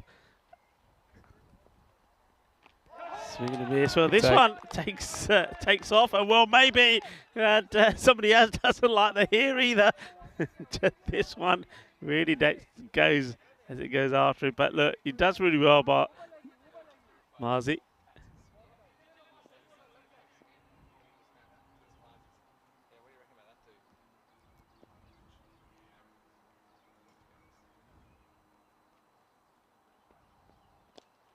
Nicely played. That's the area where he likes to play his shot. He's played some nice shots down there, including a boundary as well. He is somebody who likes to get funky. He's held himself back at the moment as Rakibul Rifat. But I think as this inning goes on, we're going to start to see him trying to do the reverse Malachi and the old scoop as well. He's held himself back pretty well so far. Run a ball 15 for him. Ali Nawaz now on strike.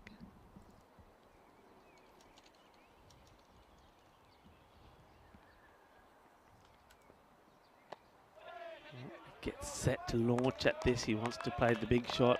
I got to tell you something.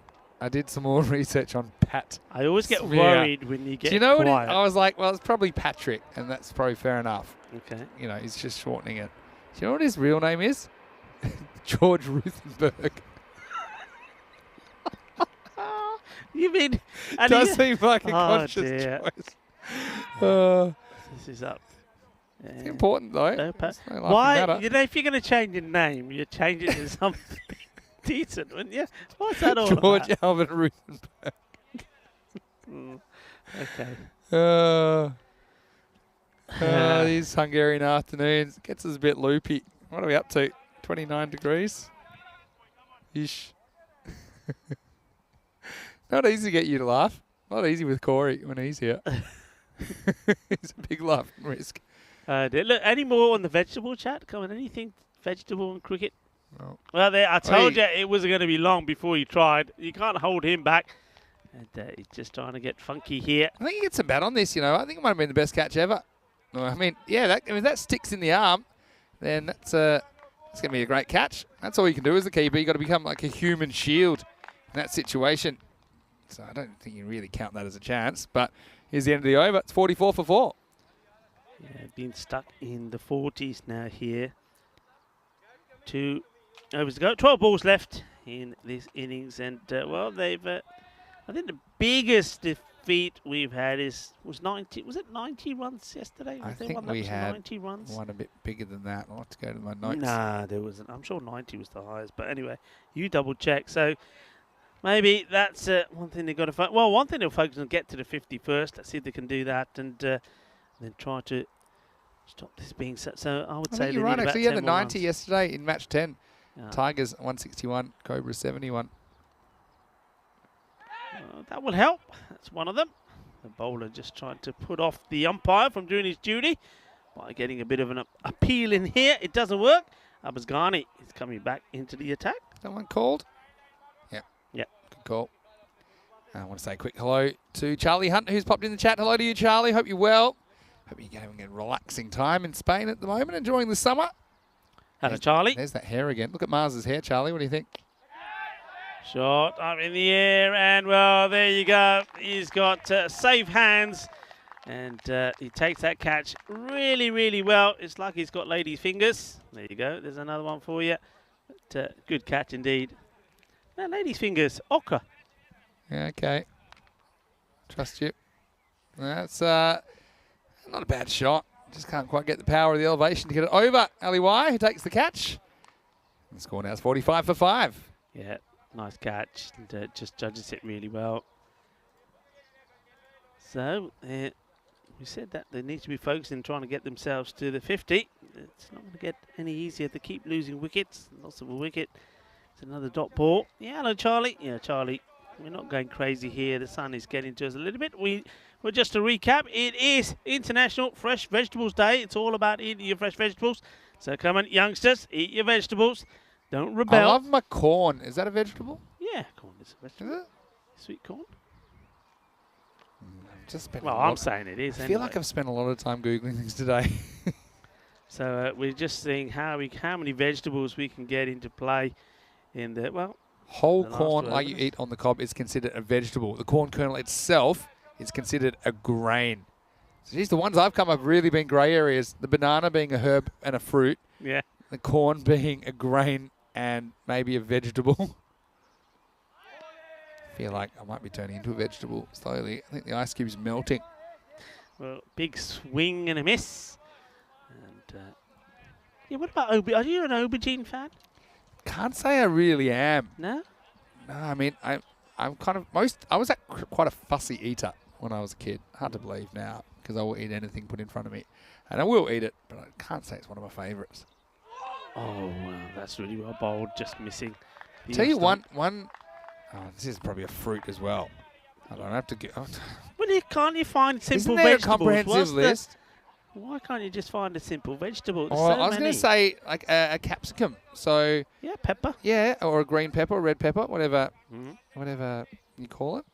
I'm a big fan of those. I could eat plenty of those. It's one of my favourites. Firmly hit, and he goes all the way. Bolle. Ginnasona when it was a full toss. And, well, we get a Maximo in the innings as well. Well, that's nice. We always like to get a Maximo in. And whether it's just the one when it looks like it may just be the one here. That's a big hit. Nicely done. Really good Well batting. done to that man. And Ahmed Khan gets his first scoring shot. Beat a 6. That's a good way to do it, isn't it? All right, last ball of the ninth. 50's up. It's another full toss. I think this may be just going down the leg side. We'll try the Well, third appeal. Sometimes that's the lucky one. It's a little bit of begging going on there. Well, if I had an aubergine, I'd hit him on the head with it and say, behave yourself. I think it was heading down the leg side. Yeah. It does straighten a bit, though. I think it might have flicked that front pad first, which made it look like it was more out. It's a good decision. Really good decision by Guri, I think. And so it is the end of 9. Scores 51 for 5. 92 required off this over for victory. Yeah, well, look, it's a good way to bring up the 50, wasn't it? Big Maximo. Yeah. Courgettes is another vegetable, which I don't mind at all. What about vegetables that you use in Indian cooking? I mean, there's quite a few, isn't there? Well, you know how good a cook I am. But peppers is a good one. The old Joel Frazee, nice bit of peppers in there. Yeah, and I'm a big fan of the chilies. Does that count as a vegetable as well? That's chili, I don't know, but here we go again to Google. I know. Need an assistant. Chili, I think it probably is, but again, it's probably another one that once they're dried, it might be something else. But look, Red Hot Chili Peppers, they were actually playing in the Plaza de Heroes yesterday in the square. The band, some of you may remember them. And this one has gone through. Marzi, well, he's not prepared to take this one in the chest. And it's going to be 5 more. This is the second time. I think the wides, you'll notice the wides is probably in double figures. We've seen 2 sets of 5 wides. That's a tough one up to the stumps. It just swings and keeps going. Yeah, very tough one to cover the line. Does his best, but can't quite get there in time. So chili peppers are considered fruit, not vegetables. So this is just weird. We should just make one word for all of them and be done with it. A spicy fruit, well, there you go. So I can say when I'm having chili, I'm having fruit. That's one of my fruits for the day. All right. You know, very fruity. Well, I'm going to enjoy this one. First, let's see if this is taken. It's a very good effort. Next time somebody says to me, can I have a fresh salad or a fruit salad? Well, you wait and see now. I'm going to put chilies in them. And if you come back to me and say, why'd you put chilies in my salad? I'm going to say, well, chilies are a fruit. Ah. I've got some stuff from Maxi, which it looks a lot like sausages he sent me. I'll have to try and work out what that is. He said, how about these fruits? What's going on here now? Someone end this game. Well, this is going to be 4 buys, I reckon, or something. What is it going to be? Buys. 4 buys. Yeah, well. Marzi is just wondering what's going on. This is a really good example of a tough take because you're completely blinded. So Marzi's going to have to guess where this is going because he cannot see the ball. This is probably a good kind of idea of what he sees. And it's pretty much he sees the back of Riffart and then he moves, but it's pretty much where he started. And I like this from Shrug saying, dropped it like a hot potato. Well, thank you, Shrug, for coming up with that little vegetable-related wordplay. I'm going to say I'm going to have to put a stop to the vegetable chat next game. Yeah, it was only for this one. Okay, good. But just eat your vegetables, that's all we say. This one's been played away once more. But again, look, the captain, Bolrafat, is there. I know he's going to run a ball more or less. But again, that's why I'm saying he's got to start opening up here, not give others an opportunity. Maybe if he's up there with Sani, give them a bit of a better start. That score, around about what they've been scoring, sort of an average, getting up to close to the 70 mark here with a few balls to go. They've been helped with a few extras, it has to be said. I think extras will certainly, on the top of my head, be perhaps the second highest scorer. See where this one ends up. Well, we froze about at it. And some more foot fielding. They'll stay on 1. Yet they will. Charlie in the chat was saying he's had a Caesar salad for lunch. So plenty of vegetables there. Good on you, Charlie. Still a growing boy. Yeah, Caesar salad. Yeah, of course, the old lettuce, the old lechuga. What was your strategy? I mean, were you force-fed the vegetables? Were you got told you had to finish it on your plate? Or you kind of a bit more relaxed in your household, were they? Yeah, it was more relaxed. It wasn't. I don't think it was any. And in those days, there wasn't any real focus on it. You know, you got something to eat, you ate it. Well, this one is going to be. I think it might just stop. Well, does he stop this? I reckon the foot's over the line there. What's the fielder do? The fielder's been called for. Well, now he's saying, all right, throw it in. I feel like when. Let's see where this. I feel like when he touches the ball, his foot is over the line, but not the ball. Let's have a look here. See there. Yeah. You see, that's why. Yeah. Well, luckily, I've had my carrots this morning, and so my eyesight's very good. Yeah. You know, they're very good for eyesight. Very good, well done. 68. So once again, they're kind of stranded in the 60s. Looks like the Vikings. Maybe they can get in the swinging 70s. Last ball of this game. Where's that gone? Yeah, I thought he was going to run with this still trapped, and he sort of hit it out of the way of Marzi. I want to see Where does he end up here when he last touches the ball? He's off the pitch. Look, the ball follows him. And no, it hits him while he's on the pitch. Hits him on his jacksie, yeah, but look, the funny thing is, he runs sideways and he takes the ball with him. Look, this will be a good view. He takes the ball with him and says, all right. And I don't think that actually lodges for that long in the pad. So I think he'll get a run or a leg by or something there. And that will be the end of that match. They're going to finish 69 on the board. Just give it a leg by in the end. Probably a good call. So the final here, 142 to 69. 73 runs, good net run rate booster for the Blinders as well. A comfortable victory. And these two teams will meet again in match 16. It'll be our last chance to get a look at the Vikings. Obviously wishing them all the best for the season ahead. They are a team from a lower division that qualified to be here as the 5th team in this ECS. So they have struggled. They'll have one more chance to pull off an upset. Let's just hope they go out with a few highlights, Rico. And that match will be coming your way, I think, starting in about 10 minutes because we have just a couple of delays that have put us behind time today, but we will roll into the highlights. It was always going to be out of reach, really, the target of 143. But still, we saw the Vikings trying to attack, and to be honest, a bit unlucky early. A couple of good catches getting the Blinders ahead in the game and staying that way. I think they'll be a little bit upset, the Blinders. Some of their fielding probably, which has been inconsistent, let's say, in this series. Just leaking a few runs at the end, but still a very comprehensive victory. Yeah, you're absolutely right. There were 18 extras there in total, 11 of those in wides. And that's the one thing that was just point. That was for me the one of the best moments there. The fielder giving the signal for the review. It turns out it was fine. It turned out to be fine. Yep. It was inconclusive. This one, well, look at the swing on that. And the batter, he wanted a wide. He said, surely that. He's even saying there, surely that's wide. And the umpire saying, no, that's coming straight in. It's hitting you right in front. And he had to go OBW decision.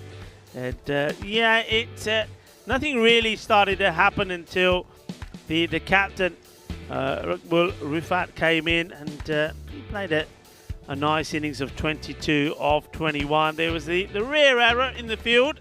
And Ishanka probably got a little bit lonely and maybe just a touch bored out there on his own. He had no friends out there and just took his eye off the ball a little bit. Another man took his eye off the ball, was there trying to stop that one. That was another let-off. But no mistakes with the catching. They held the catches really well, and that was Ali Yilmaz who took a good one. And this one, though, went all the way over, and that's when the spinach did come into play. 80 spinach, just the way Popeye does, and hit the ball for a big 6. It was the only one in the innings as well. It was an important one. This one almost was a catch. A good effort from the fielder. Always difficult, Ghani, but Ghani did come on to bowl again towards the end, at the end. Yeah, very well. Few lucky ones, you've got to be honest, towards the end. Looks like they may get close to that 70. That was one with the foot landed outside. The ball was inside, but still was 4. And this is one the bat almost takes it with him in his pocket, trying to run off the last ball. It's a very wide leg by. And look, good feelings between these two teams as well. Blinders, I think the day off came at a good time for them after they didn't really have an outstanding start to their campaign. 2-2, a couple of performances. I think that they'll look back on. I think they could have done a lot better. So they had the time off to think about it, and they have hit the ground running here on Thursday afternoon with a sizable win over the Debrecen Vikings. Chasing 143, it was never really on. Rifat, the captain, he comes in pretty low again. Comes in at 5, 22 not out of 21. He's only kind of respectable score, I suppose, in there. Extras 18, something that the Blinders want to work on a lot. But still a fairly comfortable victory for Budapest Blinders. Looking at the bowling, lots of good performers in there. Ali Yilmaz, I thought he was excellent, 2 for 8 of his 2 overs. Also 2 wickets to Abbas Ghani, 1 to Haris Miraj. Really all of the bowlers were pretty economical. Nobody going for more than 7.5 and over. Which is Anab Gupta getting a bowl towards the end of this one. Yeah, but for me, Ali White, he was probably the pick of the bunch. Well, we're going to take a quick break. We'll be back in around about 5 minutes to take you into the final match of the day, the final match for the Vikings in this series. And hopefully we have your company then. Until then, it's Vinny Sandhu, Mr. Maximo alongside Rico Full. I'm off to grab some lettuce and have a munch, and then hopefully you can join us for more cricket. You're watching the FanCode European Cricket Series.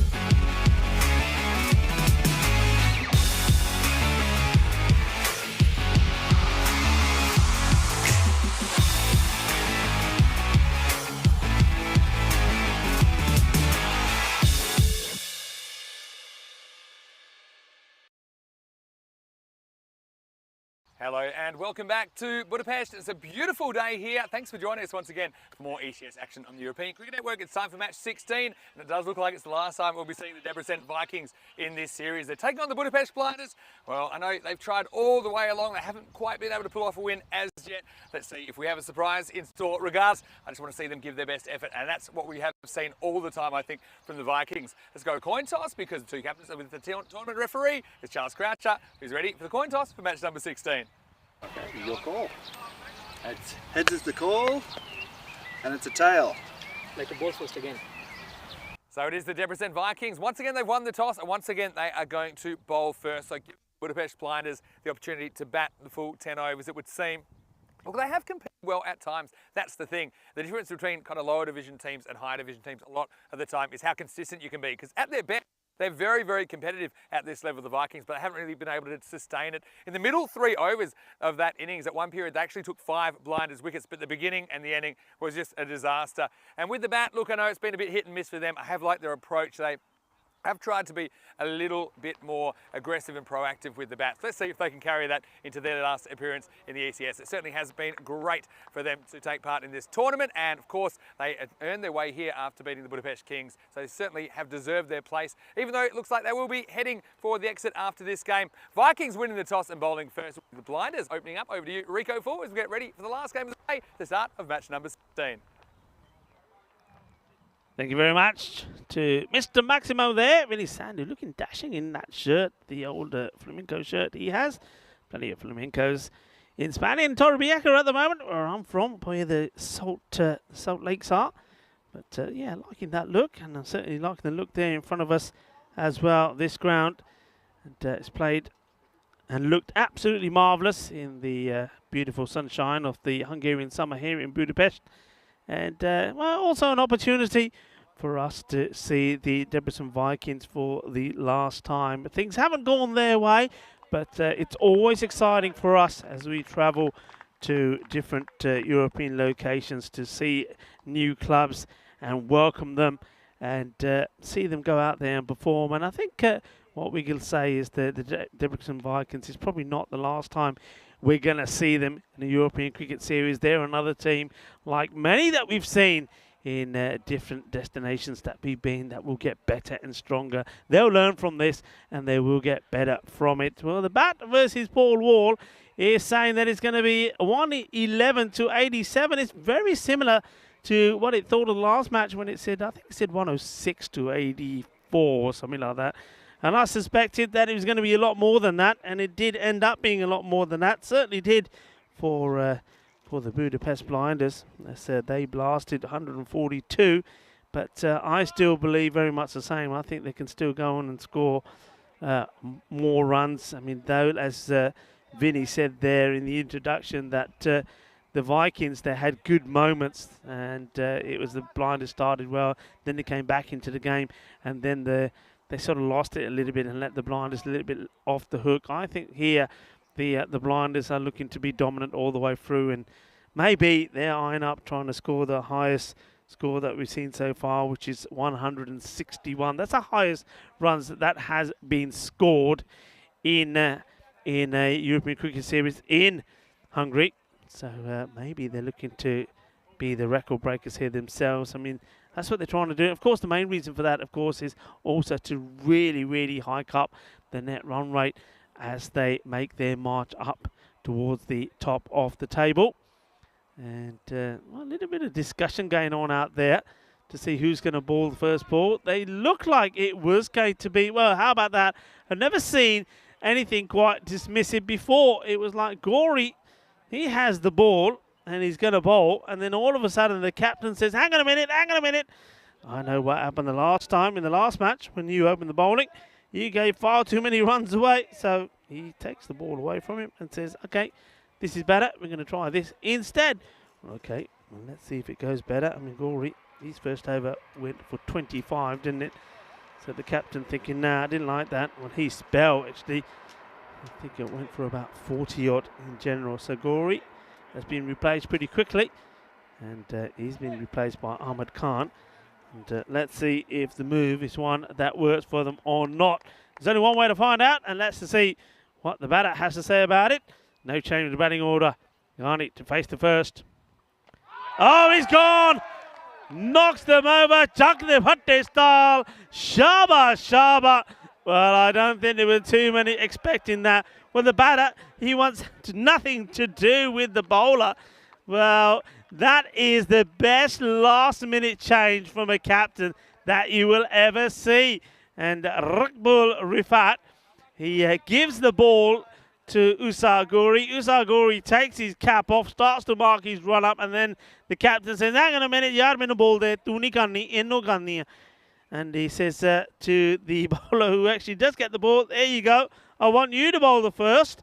And Ahmed says, okay, whatever you wish, captain. Your wish is my command. And then he comes and he bowls this. It's a boogie-oogie fireball. It does stay a little low, but I say again, got to get forward on this pitch. And if you don't, there's always a chance of that happening. So the first wicket goes, and it's a super-duper one. Well, 31 of 15 in the first match from Abbas Ghani. And this time round, he gets a golden ball. So there's a little bit of happening in the waterworks around Budapest as another duck goes in there. Ball 2. Oh, it's a good one as well. Yorker length delivery and being blocked out. Well, Ahmed, we were talking about vegetables. Maybe he's had a bit of spinach or something or another. Or maybe some aloo, some potatoes. And potatoes, they're best served in the form of an aloo paratha. Well, if he sneak one of them through, maybe he's going to be firing. Well, the first 2 balls have been good ones. Ahmed Khan, what a start.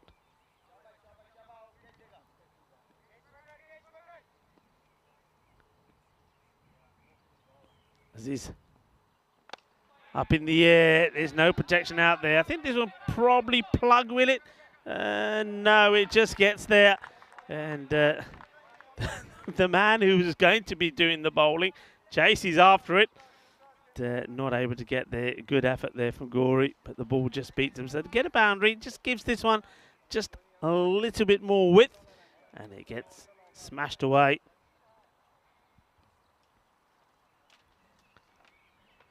Wants to be back on the pegs. Can't.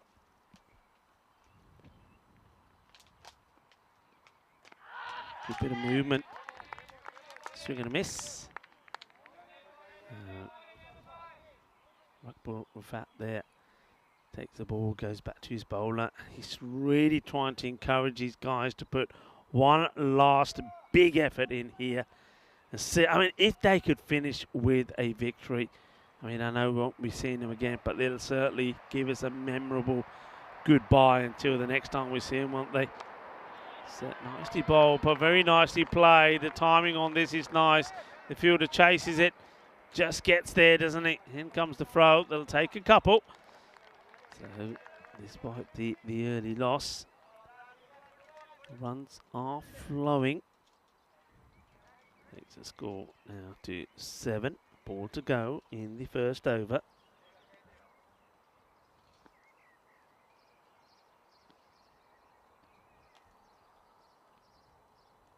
Oh, no ball. This has come out all wrong. Sort of slips out off the hand. You can, I mean, look, this is the second time that they're out here. Just have a look at this. This, you know, he looks like he's ready to play. The duck's under it. You can get sweaty palms out here, can't you?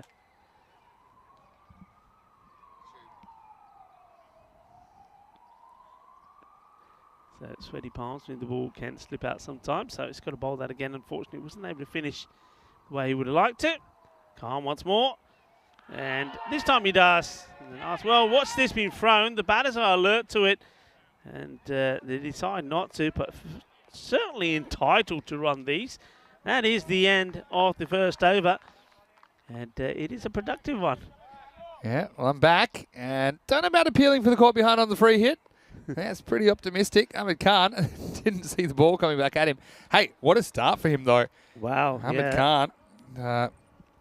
He's been pretty impressive, if you ask me, for the Vikings. This is the last time we'll see them.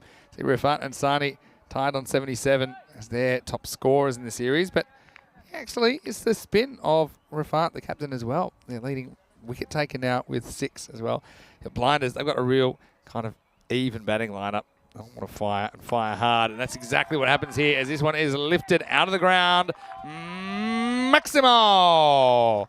Welligamage, he is a powerful striker. I think who he disappointed, he hasn't really gone on with it at all in this innings. But this one, he timed up nicely. Rivat brought himself on in the second over. So trying something, but unfortunately first ball was absolutely smacked out of the ground.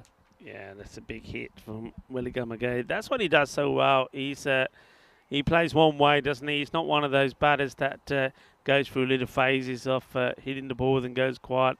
He's consistent. He hits and it stays hit, or he gets out. He doesn't chew up any unnecessary balls for no reason. With that, bowls the next. Oh, again, what? 2 in a row, Rico. Back to back. I just got a feeling the 6 is on. I don't normally call it after 2, but I've got a feeling that Asanka's going for everything. First ball 6, second ball 6 a dozen coming off the first 2. That's a powerful strike, again, over the leg side. Yeah, he's taking him on and holds the post there. It says, yaar, मैं चक्का तो मार देता मेरी 2-3 photo wickets दो. Smile, please. And he is smiling. Asanka. Welligamage. Slips in. All right, here we go. I reckon this could be on. Goes for it again. This time he elevates and won't get to the boundary even. That's Gorey. Comes back and it's not a bad throw, but I think the bounce just took a bit of pace off the throw. Yeah, good chase there from Gorey. Just slips as he's getting to the ball. But Get that bat down. the foot goes down, doesn't it? That saves him here. Yeah. Yeah, not the best running though. But yeah, I've got to say, it's one more opportunity for the Vikings to try and make some highlights. They sure have had a few of them. They just haven't really put them together in the one game. If they had, then maybe they could have snuck a victory at some point.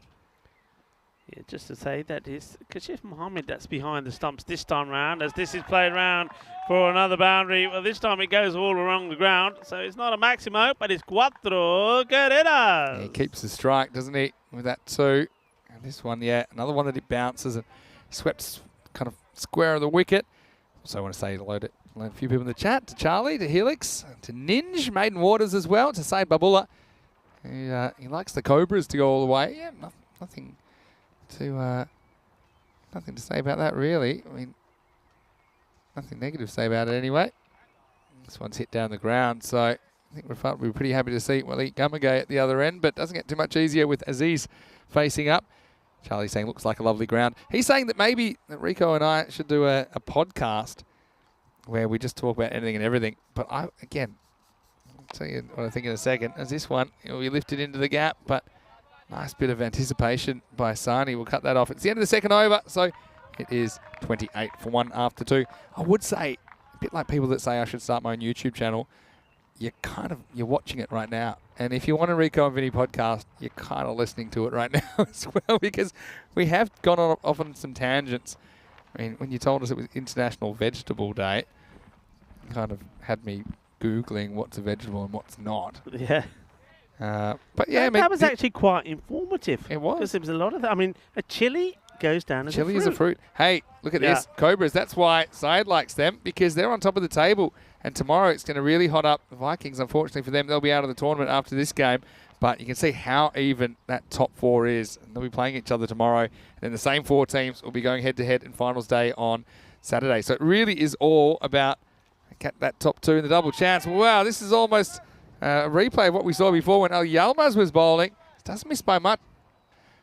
I think this will be leg buys. But just have a look. I mean, does he play a shot at this as well? That's the thing. He's probably trying. I mean, is that out? Well, is this, I think no one appealed. This is still swinging back. Where's this pitch? Look, it's swinging in. Where's this pitch? It's coming in. It's coming in. Probably it's coming outside. in. And Oh. just outside the leg bit, Oh, hello. Oh, I mean, there was a sort of start and a stop of an the appeal. thing is there, he doesn't play a shot, but then the umpire has to decide if he's trying to avoid the ball or not. I think it's hard to say. What does avoid mean? Thinking it's going to miss him? Is that avoiding? By doing nothing, I'm avoiding the ball? I think it was given as has a leg bye in the end. Really interesting one. Anyway, live action. And this is swung. And they're going to take on the run. And it's not a bad one. It's actually pretty close, you know. I think this is pretty close. If this is done cleanly, I think he's going to be struggling to be in, you know. I just got a feeling that might be out. Does the bat plug before the line, Vinny? I think he's in a bit of trouble. It doesn't look that threatening live, but I've got a feeling with the slow-mo, because if he gets it down onto the... We'll try and freeze frame the exact moment the stumps are broken and what breaks them. I think it is the ball that breaks them. And he's still struggling there. Here, there's probably one more shot after this that'll probably show us that if this ball goes clean onto the stumps, then there, he's gone. But But it was gone. And I think the ball's in the hands there, and then the ball kind of falls out. To me, it's going to be out, and it is. So it's given. What a great bit of camera work that is as well from our crew at Spring Productions. Unfortunately for Aziz, he's not too happy with it because that means he's on his bike for 7.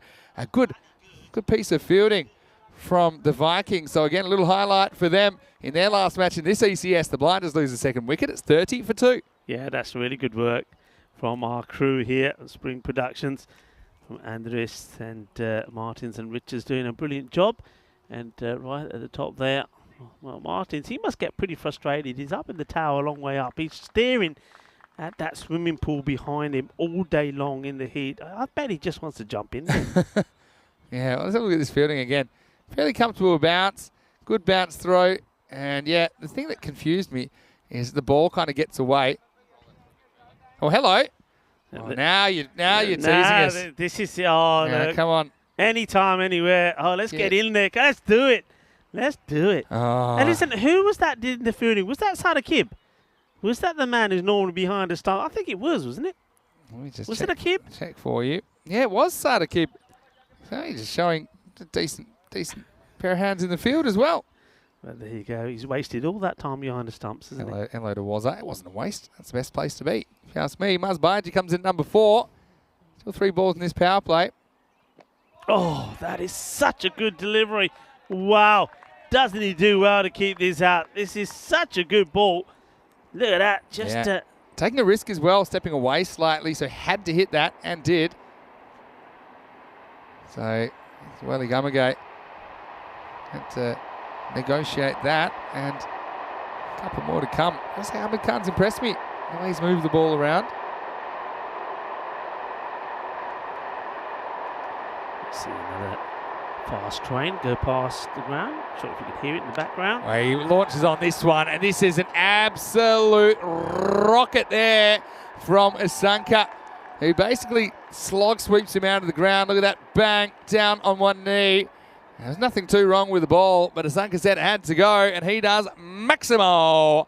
The Blinders going to make the most of the rest of this power play. That was a powerful strike. He's 27 off 9 now. Big hit. That's what he does. He gives it, well, his name is Welly Gummagate, and he gives it some Welly. And that's lovely jubbly. 6 runs. See if he goes again. Last ball, the power play now. Is he going to attack it? And he gets a bit cute. I think this one might sneak in. Yeah, that's okay for me. So that's the end of the over. End of the power play, 36 for 2. Look at this on the replay. Yeah, I reckon that's just inside. So I've got to also just mention Charlie saying it looks like a lovely ground. It is. I mean, the swimming pool next to it looks pretty nice as well. And I think I said hello to Wazza, who's watching from Australia. Quite a few of the Australian viewers watching at the moment. And Tarek's asking me about my Borat swimsuit. Well, I did used to have one of those when I was playing. I was kind of famous for it, but I don't think you'll see me wearing that. This actually did remind me of, you know, once when I was at school. This is just probably my last couple of years of bowling. And when I was bowling in high school, when we had a day against another school right out in the hills, and it was about 40 degrees, 42 degrees, and I was fielding at fine leg, and the pool was on the other side of this fence, and I was there, and I was just having these fantasies about jumping in, all like clothes. We don't and want all. to know about your fantasies. No. We've still got youngsters watching. No. Keep it clean. Well, I would have been clean in the pool. I mean, I was sweating bullets. I remember bowling my overs. I'd go down and say, would anyone notice if I just jumped this fence, jumped in the pool, clothes and all? Wouldn't have cared because it was so hot and it was cruel. So I'm hearing you, Martins. It's, you know, you could just leave the camera on auto zoom and jump in. I mean, he might be hallucinating. He might be hallucinating, thinking he's seeing mermaids in there or something. Yeah, look, just think back to that day on the boundary, and let's see if this picture comes to your mind. There you go. There we go. Is that what you're thinking about? It does look brilliant. Do you reckon What? is there anyone home? Do you reckon I could jump over and take a quick dip? Well, I'm not paying your bail. Yeah, I mean, there's a bit of a fence in between me and the pool. You could throw a ball over into the pool and then say you've gone after the ball. This is the kind of evil now genius. You got it, you see? That I like from you, Rico. Yeah, Be on our podcast, maybe. There you go. I'll throw one over there, and I'll just say that you're going to get the ball, and you slipped. You slipped while trying to get the ball into the pool.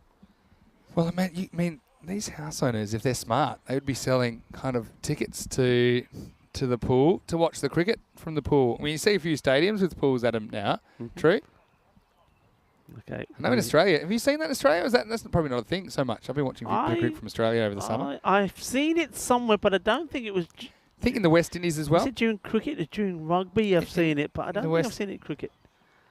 So, anyway, looks like a bit of a delay here. So, come back to the Comscale. I'm sure you'd rather look at the cool swimming pool behind us, but, well, you put your jacket back on now. Yeah, you know what? You're getting warm. Is that cold pool just thought, chilled you up a little? I brought it, and I realised that we're kind of matching the teams out there. I've got the kind of Blinders colours on. You've got the Vikings colours on. Yeah, That's kind of fair. Got to say. Neutral. You know, think about the experience that these Vikings players will take back, and they are playing in the second tier of cricket in Hungary. So the fact that they've been able to compete at this level in patches, that's the thing. I think that'll give them a lot of confidence. And I always say this, you learn from playing higher caliber teams. And that's something that we've seen in ECL, for example. The Vikings, I mean, to put it in a different way, the Vikings are like, let's think about the massive football competition in the UK, the FA Cup. Now, the FA Cup is open to all the teams in the English football, right? And sometimes you get a sort of non-league or lower league team come up and be competitive. That's probably what the Vikings have done here, because they're not a Premier League side, are they? No. There's 4 teams in the top division, Hungary. And then the rest are underneath. So, yeah, they're the best of the rest, essentially. Yeah, fair play to them. And the thing is, like you say, it's only while playing these top teams will you get better. So, yeah, I mean, we're seeing them for the last time here today. And but I don't think we're seeing the last of them. I think they will get better. They will improve. And, look, I'm also going to say this. I think of all of the teams that we've seen, the team that's probably given the most highlights to us in the field are probably the Vikings. Yeah, it's not a bad call, actually. The catches they've taken. We just saw that first ball that took a wicket from Ahmad Khan. But this goes through to the boundary. Just getting that away swing, but he's not using it to his advantage because he's bowling just a little bit too short. It's Sulaiman Mohammed. Got to get that ball just a bit fuller. Yeah, exactly right. It's a good shot choice as well, Masanka Welligamage. And don't forget, we will get to see the Blinders taking on the Cobras tomorrow. The Cobras kind of have the wood on the Blinders. Do they? Domestically, yep. A bit like, it was another good cut shot, and it's going to be well executed, and it's going to be 4 more. So Welligamage, he's on fire here. Still going about that 3-a-ball pace. That's again, see how it keeps a bit low, but he watches it so well. Doesn't try and hit it too hard, and that's the key with a good cut shot, is you're using the pace of the bowler for the most part. You don't have to try and hit it too hard. So back-to-back boundaries. Yeah, a bit like, say, UCB have the wood on the Cobras, but the Cobras flipped the script today and won both games. Let me see how Blinders Cobras goes tomorrow. This is up, and it's not coming down until it's past the rope. Maximo! 6 more. Asanka is creating waves, isn't he, on a sunny day in Budapest. And he's looking for 50 and beyond, I think, in this innings. Yeah, Welligamage. They're feeding him, though, at the moment, aren't they? He's just got to pitch the ball up. He's not. He's bowling too short outside the off, and Welligamage is intelligent enough to just guide it past the third man in the gap between third and point to the boundary. Then smashes that one all the way. Slower delivery, and this goes all the way as well. Balle, ginna sona shaka lagya. The patty, patake bhi chal pe, nacho tol bajrao. And it's all happening here at the GB Oval. Yeah, that was a really good shot as well. Picked the slower ball, And just decided to go all out power. Didn't try and drag across it. Last ball of the over now. It's gone magical. And now this one, I don't think you can run here. I don't think he's played I mean, shot. the thing is he trying to avoid the ball, or is he happy to let it hit him? That's the thing. I mean, I suppose. Well, I mean, how about appealing? Listen, I want to see this again. I want to think see this this is again. plum. Look, Have a look at this. It's pitching. No, it's pitching outside the line. maybe just. Pitching outside the line, but does he play a shot? He's not avoiding it, is he? Well, I mean, I is don't he think he plays a is he shot. trying to avoid it? I suppose you'd say. Yeah, I just can't believe how close this is. Yeah. I mean, I'm not certain it fully pitches outside the Yeah, leg it stump. does. It does. I think it. Eat I thi- another I think it carrot. Have another probably carrot. does, but I'm not certain. Anyway, it's the end of the over, 58 for 2. I've seen some of these balls really swinging today. Have a look at these stats. This is records of teams batting first and batting second. Just having a look at this, the Royal Tigers. The reason I've highlighted that is they've won all 4 games batting first, but lost both of their games when they've batted second. So maybe teams will start looking at that with the Royal Tigers. Lovely shot. Nobody's catching this. Straight down the ground. And only the sight screen saves the fielder having to go too far afield to get this. Big hitting. And, well, Gamagate, I think that brings up his 50. And it's come up in just 16 deliveries. Yeah. 53 off 16 balls. 6 of them have left the building. 6 sixes, 3 fours. He's striking at 331, up to 53. And it doesn't look like he's finished yet. And Paul Gorey, he's come in. He's been smacked for 6 first ball. Now, just deciding to angle this one down. And I'll move up to 54 with that. And by gee, hasn't had a lot of the strike yet, Mars, but he'll get another chance. Yeah, just have a look at some of those other ones. Blinders, 2-1 batting first, 1-1 batting second. Cobras, again, they haven't lost when they've batted first. I think all things considered, I feel like batting first is probably the way to go. And this is going to be important because we are heading into the business end of the tournament in the next couple of days. Here's Gorey. Pitches up and Mars misses out on it. Yeah, big swing and a miss. Yeah, I think you're absolutely right. I think the only time we saw that it didn't work for the Vikings yesterday, they won both the tosses and wanted to have a bat first and just weren't able to get too many runs on the board. But look, when you get a day like this, and all the days have been so hot and so warm, I think you've got to bat first. You really do. Bat first, put the runs on the board, Yeah. put the pressure on the opposition. You know, this one's a top edge, but there's nobody home. Now, how far is it going to travel? Well, that one is gone, and it's out of here. Maximo! Well, it's the Massimo. I don't think it's quite off the middle, but Gorey just can't take a trick. This is more of a big top edge, but with the pace of the bowler, it carries out of the ground, and 6 more to the blinders. Yeah, well, Gorey, he was the man that was going to bowl the very, very first over, and it was the latest withdrawal that I've ever seen from the skipper. Said, no, give it back to me. I've changed my mind. And Ahmed Khan bowled it, and it worked to his benefit because he got a wicket of the very first ball. But now Gorey is having to bowl, probably because he hasn't got the options, hasn't got others that can do it. Also gives him a chance to kind of put the script right, because he has had a pretty good series for the most part, Gorey. Right now, he's finding it a bit tough. This is driven to cover. They will get through for a run here. Yeah, so got to go and collect his shades. The shades come off the fielder there. That's Mohammed Hasnain. He's another one that's probably going to have to bowl at some point. And I'm just going to go out and say this now without wanting to jinx the Sunka. One thing we've never had in ECS Hungary is a century to a batter. So the high score is 94 by Zishan Kukikel. Well, we have one here. He's over halfway there, and this will be the halfway point of the innings. And of course, he's caught the very next ball. Well, sorry, Sanka. That's a classic. I get choked. And I've got to say that it wasn't choked on the outfield. Got to say, amazing catch to remove him. So 54 and gone. Oh, you had to. You just had to. That has got to be the biggest and the most mega curse ever. I was just about to say, I know he just got his 50 on just 17 deliveries, and then you go and say that, and the very next ball he's out. Not only is he out, he's out to a fabulous catch. What a great catch this is. Oh, Vinny, why did you have to go and ruin it? Catches win matches. Well, they're having a look at this again, so we may need to just see that catch once more. Maybe they want to make sure it's been taken cleanly. Yeah, I think he's gone. Yeah, that was a great catch. It looked like a very good catch. I mean, the reaction says... Here we go. There we go. Maximo's curse. What a good catch this is.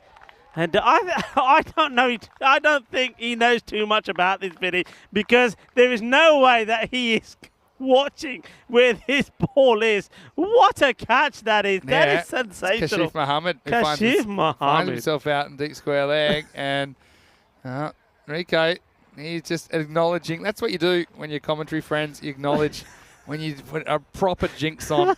And, only 46 short of 100 in the end. Sanka Welligumage, but he's got to go. It's the 5 over mark as well. 73 for 3. Ninja has a very good question about that. There's still some discussion happening here, Vinny.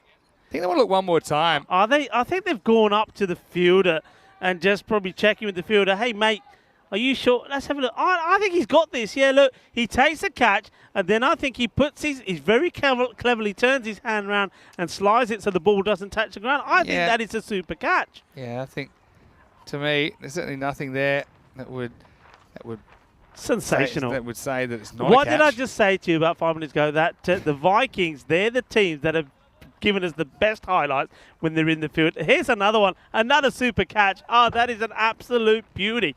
Absolute beauty. In fact, I'm going to use the phrase, that is a blinder against the blinders. Yeah, well said.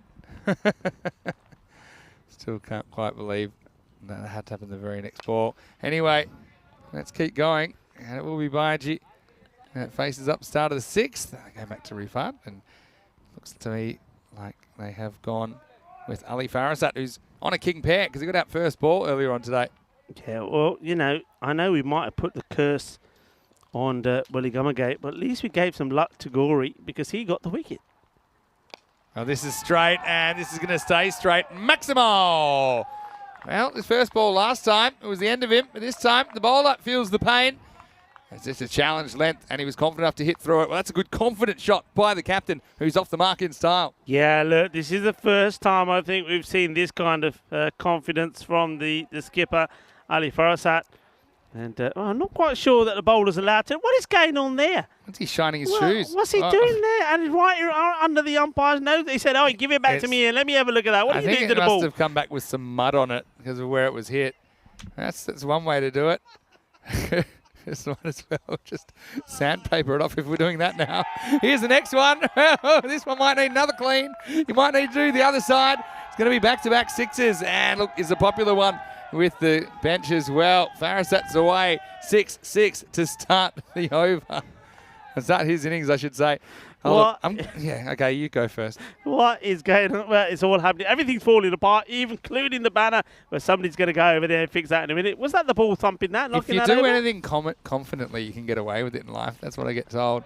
This one is just going to push and run. Okay, Ninja had an actual question about not playing a shot and what the rules are if it's just bad etiquette or whether you actually can't run. The rule actually says that you can't score leg byes unless either you play a shot at the ball, a genuine shot at the ball, or you're trying to avoid the ball.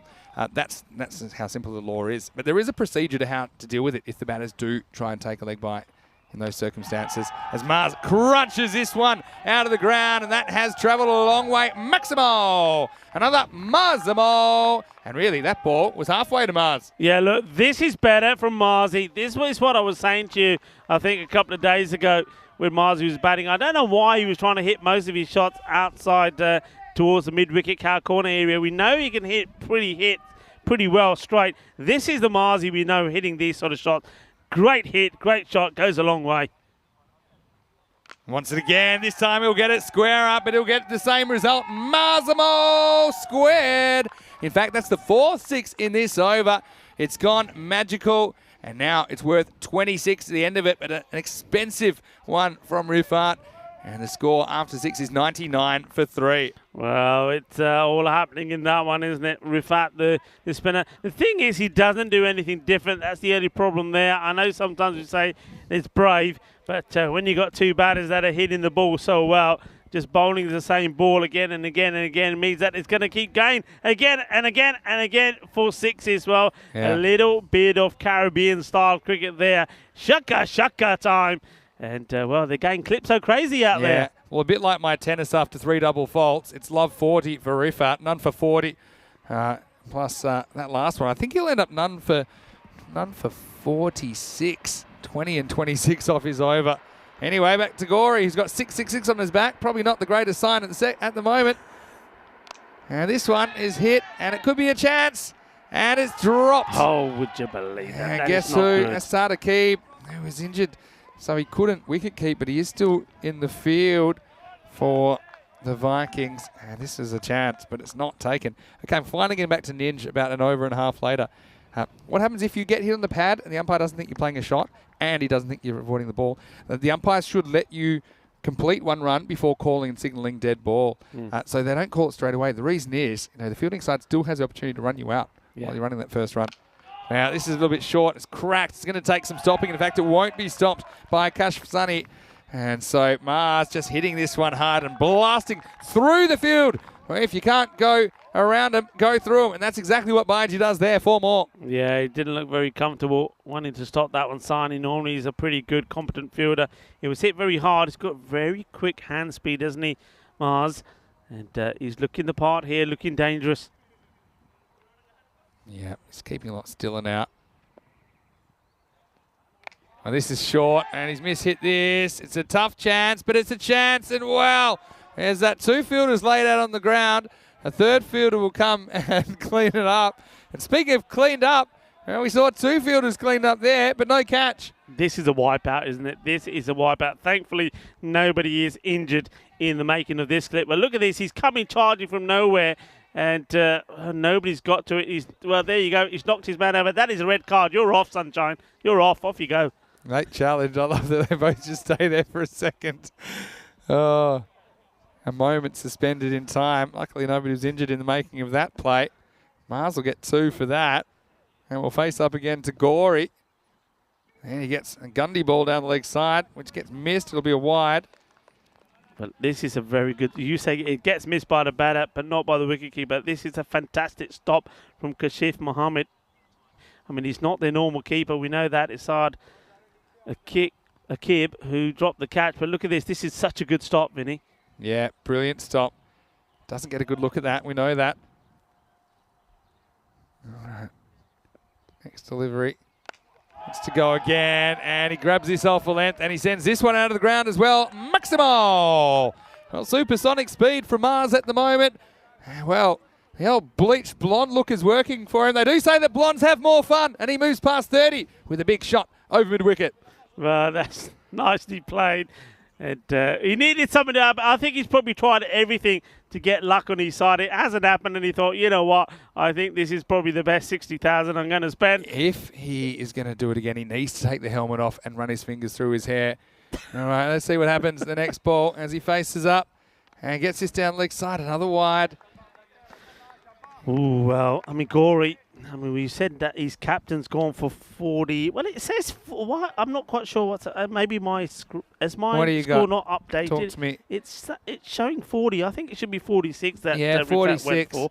But I know that Gorey he went for 42 or something in the last game. So this could be not the kind of competition score. you want to win. No, really. Hey, once more. This is on a length, but. Fielder is Tortuga! Where's the Tortuga? Tortuga! Okay, we got to work that out. That is a proper Tortuga bounce. Where's this come from? Oh, this is just... I mean, this is a ridiculous bounce. Slow this down as much as you can. I still can't work out how this is possible. And the fielder has gone over him by so much. Oh, wow. That is crazy. That is so unfair. Well, Jeffrey's been in the gym. That's an extra hard shell on that tortoise. Well, Mars will take it. Mahaji, 37, Vinny, off 11. Last ball, the over. And this time we'll get 1. He'll probably be happy with that because he will retain the strike. Gorey, well, better, but still not great. 1 for 34 off his 2 overs. Oh, a tough day at the office with the Vikings at the moment. 119 for 3 after 7. Well, we will have to say goodbye to the Vikings, unfortunately, after the end of today. But tomorrow we do have more cricket for you. Basically, the top 4 teams will be battling for position, and that's up for grabs at the moment. Royal Tigers against UCB in the morning. In the afternoon, the Blinders and Cobras. We know they have a bit of a rivalry as well. Join us for day 5, the final day of round-robin games here from Budapest, starting at 6:30 a.m. GMT, which is 8:30 in Central Europe, and 12 p.m. in India. Do you want more time zones? I'll give them to you. 12:30 in Bangladesh, 2:30 in Western Australia, 4:30 Eastern Australia, 6:30 New Zealand. Do you want more time zones? midnight if you're watching from New York. You're just making these up now. Stop showing off. Midnight on the east coast of the US. And on the other side of the US, say LA. What about like watching from Kathmandu? Hollywood, it'll be 9:30 p.m. Kathmandu's in Nepal, and they've got a really weird time zone. I'm going to go out on a limb, and I'll say it starts at 12:15 p.m. in Kathmandu, because I think that they are 15 minutes ahead of India. And if I'm Googling that right, then I'm going to knock off early here. There you go, folks. I knew I'd find a way to get him. Switch him off for a minute. I reckon that's their time zone. Okay, here we All go. right. Take over. Down the leg side. And the this painful innings continues for the Debrecen Vikings. It started so well. They'll say it started with a kiss. Well, that was what we were talking about yesterday. Stop stepping my foot. Let's not talk about this. It's 120 on the board already. Let's talk about that go on. insane general knowledge that I've just pulled out. Because Are you Nepal, right? one of the only places in the world that has a 15-minute time zone. And this one angles in. And they are 15 minutes ahead of India. So it will start 12:15 p.m. in Nepal. Hello to all our Nepalese viewers as well. Yeah. Let us know about your mate, Mr. Maximo, calling you out. They're plus 545 from GMT. Yeah. How's Well, that? look, the bat versus ball wall. It's, I said at the time, second time round, I think it's going to be more than the 108 or whatever it was they were predicting. And it has been. Well, this is not the way to do it. The bowler puts his foot out and then straight away. Well, we say don't give it a rub. He doesn't give it a rub. He gives it a massage. And look, let's have a look at this. This hurts. Bang. Oh. And then here we go. He says. It's good defending, though. That's probably gone out for a corner. Well, Guri doesn't have Isn't clue where it's gone. Isn't that what you do with the Nelson? We've gone past the Nelson already. So it didn't matter. He missed it. All right, Maji. He's flying, isn't he? Farasat, well, he wants more, and he's going to get more. And another one disappears. Abracadabra, Maximo. And the Blinders, they're coming off a fairly sizable score last time. I think they're trying to beat it at the moment. They're dealing in sixes. Yeah, I mean, these two batters. I mean, it's a little bit like Baji in the last match when he was out there with the Yilmaz. The two of them were smashing the ball to all areas of the park, and now it's these two doing it. They came together with the score on 73. So I'll let you work out how many that is, Maxi. But they're going great guns. Oi. Ouch. Oh, it's got him. Where does this hit him? Oh, it could be the area where you got to sort of reassess and make sure all the furniture's still where it needs to be. Ouch. Yeah, I think it is, you know. Yeah, that's it's right in the toolbox, isn't it? Ay. It's all right. ¿Qué pasa, tío? ¿Cómo estás? Well, he says, I'm fine. I said, I've been hurt, but I can hurt you even more because he sends another one out of here. They're just dealing in sixes, these two, and they're taking it in turns doing it. That's another massive one that's out of here. Well, I mean, the Budapest Blinders, we know what they're capable of. They didn't show it the first few times we saw them, though they did start with a win in the Tigers. They then, they lost out to them the second time round. It was the same then with the UCB, won the first, but then lost the second. Yeah. And this is, I think, being called a no ball, so it was because of the height, so, well, that's even worse. So that's 7, and it's got to be bowled again. And that 161 record score from the Royal Tigers earlier this week, that could be under attack here, the way things are going. Hasnain needs to find the handle. And this swings in. I'll run hard, but can't see a second here. So it is the end of the over. Hasnain escapes any further punishment. 16 off his over. The score is 136 for 3 after 8 overs. Yeah, so Nepal, doing a bit of extra research there. Nepal is along with only the Chatham Islands, which are very, very small, which are owned by New Zealand in the very, very east of the time zones. The only two regions with 15-minute time zones. Now this ball, I would have thought maybe that was the last ball of the over, but I don't know what I'm talking about anymore, to be honest. But now that is the end of the over. Let's have a look at that one. Come on. 1, 2, 3, 4, 5, 6. No, that's right. So that's the end of the over. And the score is 137 for 3. Still, yeah, time zones are funny. Did you know that, back in the 19th century, every place had its own time zone, and they weren't necessarily standard. So you'd have places that were kind of, we're 22 minutes ahead of this, or the time here and is this. And they weren't really that coordinated, because typically noon was wherever the sun was in the middle of the day.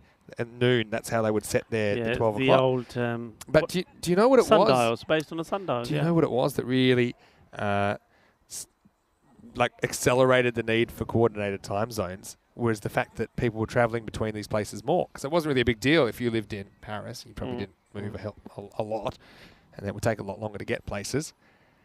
Wait for this from Salim Mohammed. And it's going to be gone. So, big swing. That's just a little edge from Farasat, who goes for a pretty lightning 27 off 10 balls. But it is a nice bit of bowling that removes him. And for the most part, Salim Mohammed, he's pretty much kept it around the mark. I think he's been their most consistent bowler, if I'm honest, this week. And so this little edge flies through to the makeshift keeper, Kashif Mohammed, who takes the catch. And so the Blinders lose the 4th wicket at the start of the 9th. It's 137 for 4. Yeah, well done to Kashif. It's a good catch, and he's certainly done his job behind the stumps there pretty well. But things are not going to get any easier, because you get one hard hitter sent back. And another one, Ali Yilmaz, comes out to replace him. And we know what he did in the last match. He certainly was in good form. He scored 30 of just 13 deliveries, which got him the player of the match. Yep. Because he also took 2 for 8 with the ball. Yeah, that's a good performance. That's what I'm going to say. Well done to Salim Mohammed for taking that wicket. And see Farasat getting a decent ovation from his team. They know that he's been a little bit out of sorts with the bat, but even though that's just 10 balls he faced, he certainly hit plenty of them well. So, new batter out there is Ali Yilmaz gets a wide first up. But, yeah, so I suppose going back to time zones, is in America, it was the advent of railroads in the mid-19th century, because railroads you could travel quickly between one place and another. Yeah. And problem is, all these places were like certain minutes ahead, and all the time zones were different at every stop. So it was a real complicated thing. I remember seeing some sort of a timetable where they actually had a big grid of all the different places and what the times are. Different cities, not just states, different cities would have different time zones. And imagine trying to catch a train and you don't even know what time it is, or getting off a train and not knowing what time it is.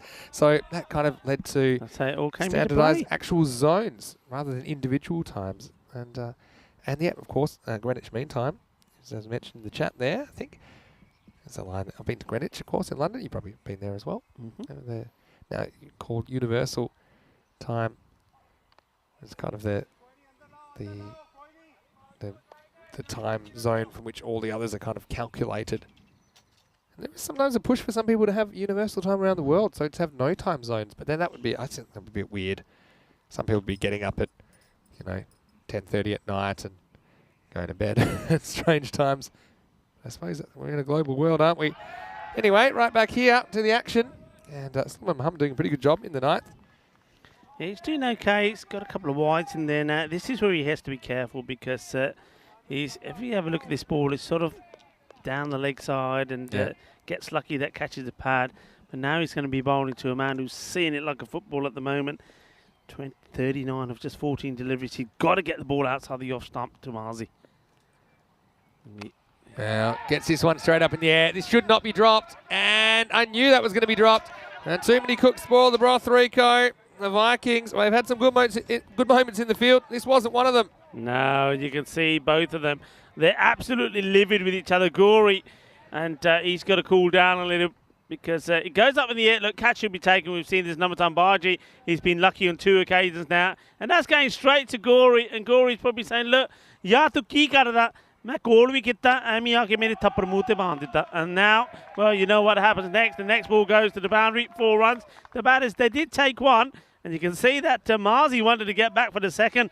And the umpire says, "Nah, I'm not coming back for 2 because I want to be the one that hits this ball to the boundary because that's what always happens." Form an orderly queue, guys. I think that they're all lining up to have a hit at the moment. Why not? They've climbed to 145. Again, that 161 is under attack. At the moment, they're on 164 pace. Here's the last ball of the 9th. And even Solomon Mohammed, who I think's bowled pretty well, he's going to end up going for probably 30 plus. This is hit down the ground. It's a one hopper to Sardaqib. So it is the end of the over. 146 for 4 after 9. The Blinders batting out of sight here. It's been a blinding assault on the Vikings bowlers this afternoon, Rico. Yeah, I mean, it's not been a bad day in the office for the Blinders, has it? I mean, they're coming close to 300 runs scored in the day. And that's a good day's work. And they haven't let themselves down in the second match either. Sometimes we've seen it a fair bit in this series. The team's gone out there, scored big runs. Then the second time around, they haven't quite put the same performance in. But they have. It's almost been absolutely identical, hasn't it? The same people getting the runs in. Apart from the start, of course, and Ghani went the very first ball. But it's been a very good recovery. You can make a duck, make it a quick one. Soften what I say. And look who's getting a bowl now. Looks like Sardaqib is getting a bowl. Last over of their campaign. Well, there is a record that I think the Blinders would love to try and get to. They need 16 to beat the record. 16. It's on here. Final bit of time zone chat, because I actually thought of one. Go on. Top of my head. Wait for this ball, though. First ball for Sardaqib. Not a bad one. First ball in ECS cricket. And it just gets knocked down for 1. Over to the Mars show. There is an unofficial time zone. So Western Australia, where I grew up, and South Australia, there's normally a 1.5 hour time difference, hour and a half time difference. But right on the border, there's this town called Eucla. Eucla? Yeah. Sleepy town in the desert. And they're always arguing about where that is. And I think technically it's part of Western Australia. But remember, there's an hour and a half time difference at this state border. As Mars gets after this one, and this is going to disappear as well. This will take him to 46. Marzamo! And maybe Mars can take them over that record. This will help. Big slog sweep over square leg for 6. Yeah, I mean, he's hitting the ball so well, hasn't he? Hasn't he looked a completely different player here today? Well, maybe it is the hairstyle, but he's just been far more confident. I think he's certainly a man that needed that 1 day of rest. He's come out here positive. You know, the other thing about it is he's come out here smiling, and when Marzi is smiling, we were saying yesterday when it was National Smile Day, that one of the best smiles that we know is from Marzi. And when he's smiling, I think it's made him feel a lot better as well. And it certainly improved his performance. So 50 is on. Getting a booking to dye my hair blonde. Looks like it's working for Mars. It's on 46. And he goes after this. And this one will be his 50. And this one might have been the best of the lot as he leans up. And I think it's been put down. It's not the greatest effort from the fielder, but it's a great effort from Mars Baiji, who raises his bat for the first time in the ECS 22. And he just thanks the upstairs for that. 52 off 17 balls. He's been on fire. And with that, looks like for certain this record's going to go down. Well batted, Mars. Yeah, brilliant from Marzi. Big hit. Well, I was concerned about the man trying to take the crowd catch. I thought we were going to hit him on the nut. Oh, slow ball. And this one could be out. It should be out. And it is out. So, well, don't count your chicken just yet. Mars gets to 50. The next one is going to be a wicket for Sardaqib. Well, let's focus on him for a second, because it's Kashfsani that takes it down the ground. And this one probably was going to go the journey. And didn't quite get all of it. That's the difference between getting it in the middle and just getting it slightly off. So a 50 for Baiji. It's not often you see 2 50s in an innings, but we have seen it here. Welligamagi making for 54. Mars getting 52. And the big chant of Marzi going up. Good return to form for him. Yeah. He's very popular with his teammates, isn't he? And all of us, of course, the Blue Crew. Look, this is a very important knock for a man who was looking a little bit disgruntled, wasn't he? And look, Gucci is the first there to congratulate him, and there's Madadao as well, and there's Mehal as well. And look, 3 of them we know have played a big part in the ECN story as well. And a good catch though. Look, give credit to the bowler as well.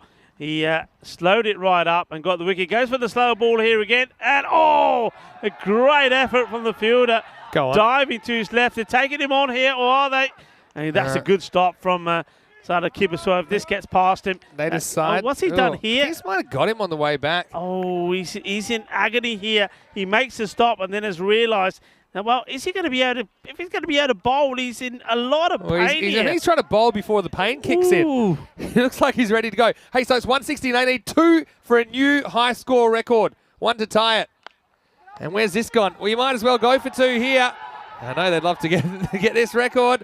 And are they going to get it or not? They will. So they'll do it by 1 run. And it's Ali Yilmaz that will hit 2 off the last ball. Akib had pretty much everything you could have in an over in that only over that he'll get in this ECS. And so the Blinders set a new ECS Hungary high score with 162 here in match number 16. Final word on time zones. UCLA decided they will go 45 minutes between Western Australia and South Australia. Geez, it's so hard to get a question or an anecdote in because the action comes so thick and fast here in the FanCode European Cricket Series. Hats off to the Blinders, though. They were out of sight, weren't they? They certainly blinded the Vikings with a succession of 6s in that innings. In fact, there were 16 Maximals, including 6 Marzimos in that innings. Let's have a look and roll the highlights, Rico. It was a fair bit of hitting, but it didn't start that way for the Blinders. No, it didn't start that way at all. It started with a bang, and the bang came from the bowling of Ahmed Khan, getting the ball through and knocking the stumps over. But, well, then you saw the run started to flow. It was Welly Gummergate. He was in no mood for hanging around. In fact, he hits the ball so sweetly, doesn't he? I mean, they've got some really good hitters, Welly Gummergate and Damaz Baji, then also Yilmaz as well. But there was a little bit of success first. There was this run out, which was quite crazy coming up. Look, how about this? Excellent bit of work from Sadakib. Made the stop, got the throw in, got his man out. But that only brought Mars Baji in, and then the 2 of these were, well, they were brilliant. There was some really intelligent cricket as well. When the ball was wide, Gummergate wasn't playing any crazy shots. He was just getting himself in position and playing it in that area between third man and point. And then when it was short, he was so quick onto it, smashing it away big. There were some big 6s in this one. And, well, it was Mars Baji and Welly Gummergate early on, really doing the damage. It was good to watch if you were a Blinder supporter. It's good to watch if you're a neutral. It wasn't so good to watch if you're somebody that's supporting the Debrecen Vikings. But that was a sensational catch. That really was. You needed to get Welly Gummergate out. And that was Vinny Sanders saying, I think he's going to go on and get a century. And the next thing you know, he's out, taken by a brilliant catch. It was absolutely brilliant. And it was Kashif Mohammed was the man who did the damage. But the damage was being done by Mars Baji. I think some of his shots he played brilliantly. It was nice to see him playing with a smile. It was nice to see him playing shots down the ground. This is one that went down. This was a chance. There was another one as well with the 2 fielders. Got a real muddle. But sometimes you're going to make the most of your luck. Sometimes the one way to get yourself out of a bad spell is to be positive and just go out there and attack. We're talking about attack. Those 2 attacked each other, knocked each other out. Luckily, no harm was done. Well, that could have been nasty. But even though there was some close encounters out there on the field, well, there were some close encounters and mysterious things happening on the field of play as well, as that one hit something and absolutely took off. And it was just follow the ball, find me and catch me if you can. Well, nobody was catching too many of these, but Suleiman Mohammed came on. He took a wicket, and though he bowled pretty well, he's probably one of the better bowlers. He still went for a few. This was naughty, and it could have turned nasty. Yaar catch mera si tu kidhar aa gaya? Aake naale mere thappad bhi maar ditta, naale ball bhi thalle gayi. Well, they didn't like that one too much. And not surprising because it was Mars Baji that they put down. And Marzi, well, he had a few lives, but he made the most of it. This was a big one. And then he was eyeing up his 50. And I think this one was a glorious shot. It goes a long way. Then the slower delivery was the one that finally had him, but not before the ball before the Maximo took him to 52 of just 18 deliveries. He got to his 50 in 18, and so did Welly Gummergate. And it was nice for him to finally get some runs and get some good cuddles from his teammates.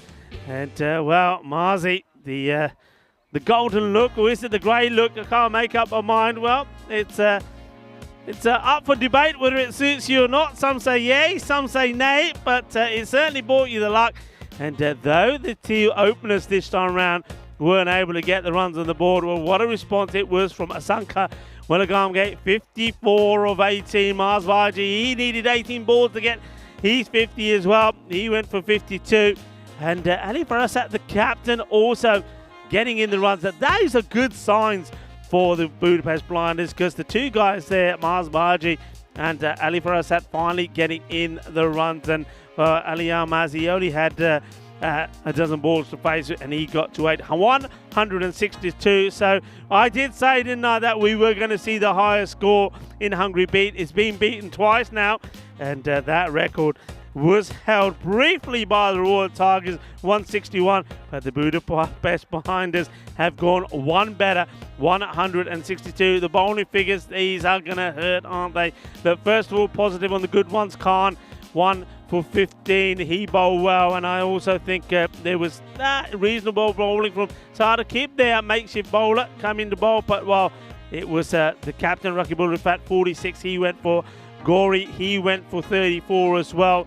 And it was hard work for the captain, really, to find somebody to come on that wasn't going to be sort of peppered to all parts of this ground.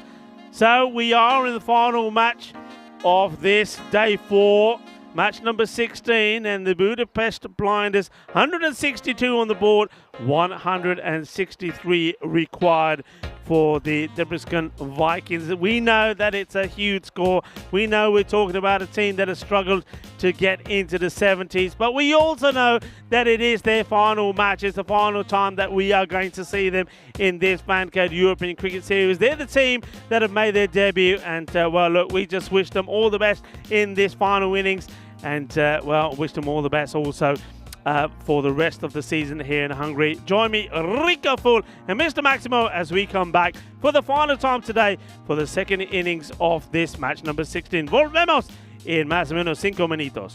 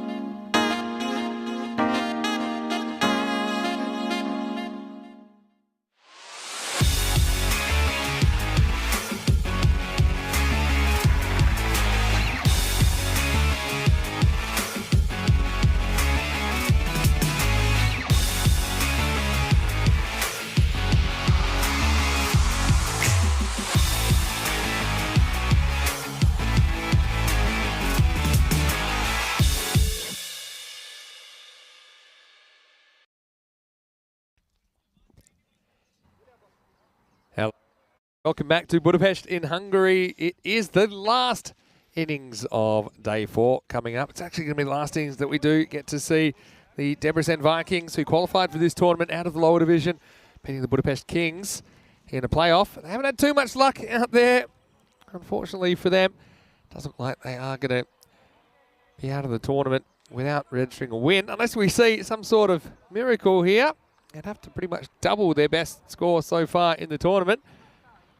As our colleague Corey Rutgers would like to say, it's probably more chance of the world stopping and spinning the other way But that doesn't mean there's nothing to play for the Vikings, because they get 10 more overs out there in the sun. And let's see, maybe if they can beat that high score of 84. So we're all ready to go. 163 for victory. Starts with a pretty confident looking defensive stroke. And it's nice to see the captain at the top of the order here. We've got Rakibul Rafat out there. And he's opening up with Hassan Nazir. Vinny Sandu here, Mr. Maximo for the European Cricket Network. Great to have your company, no matter where you're watching from around the world. Liking all the time zone chat. That kind of came into the conversation in the first innings.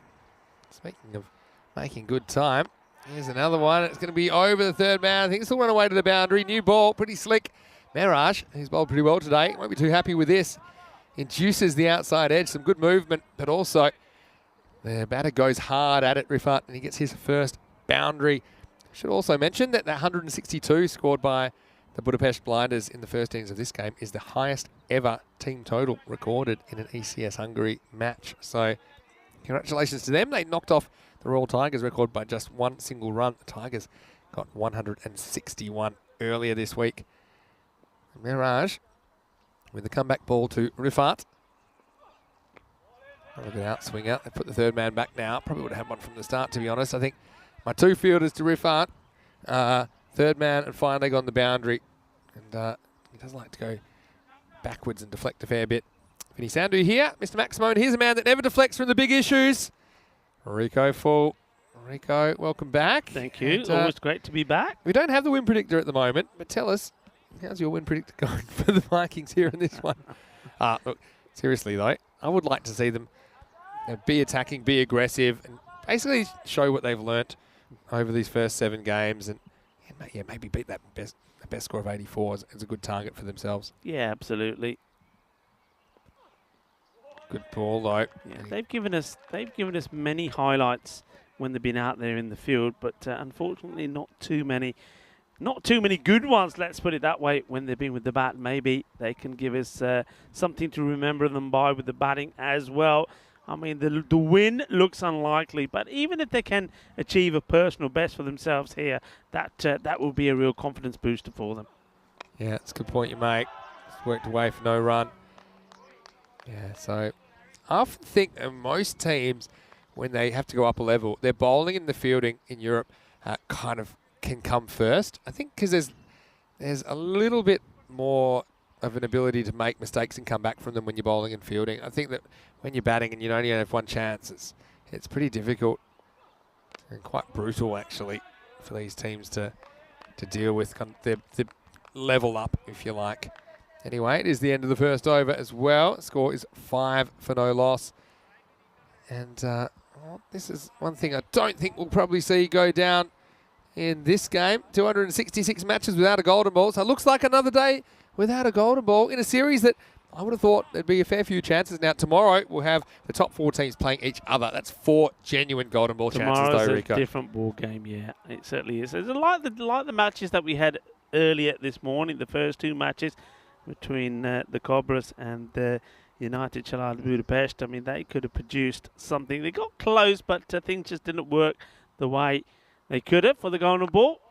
Yeah, so it started a new over. Now Baskani is going to bowl the second one. There's Mars Baiji coming off a pretty good half century. So obviously his decision to dye his hair blonde, albeit maybe an aesthetically displeasing one, turned out to be good for his batting.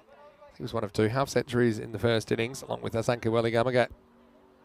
Yeah, I mean, sometimes change is good, they say. Nobody likes change, but sometimes change is good, and you need a little bit of change in life. And Mars Baiji decided to change of his hair. Might be what he needed to give him some luck. And seemed to be just that. Yeah, that was a good delivery, getting that movement away. That's Hamaskani. Change is the only constant, Rico. That's what I think in life. Yeah. Change is happening whether you like it or not.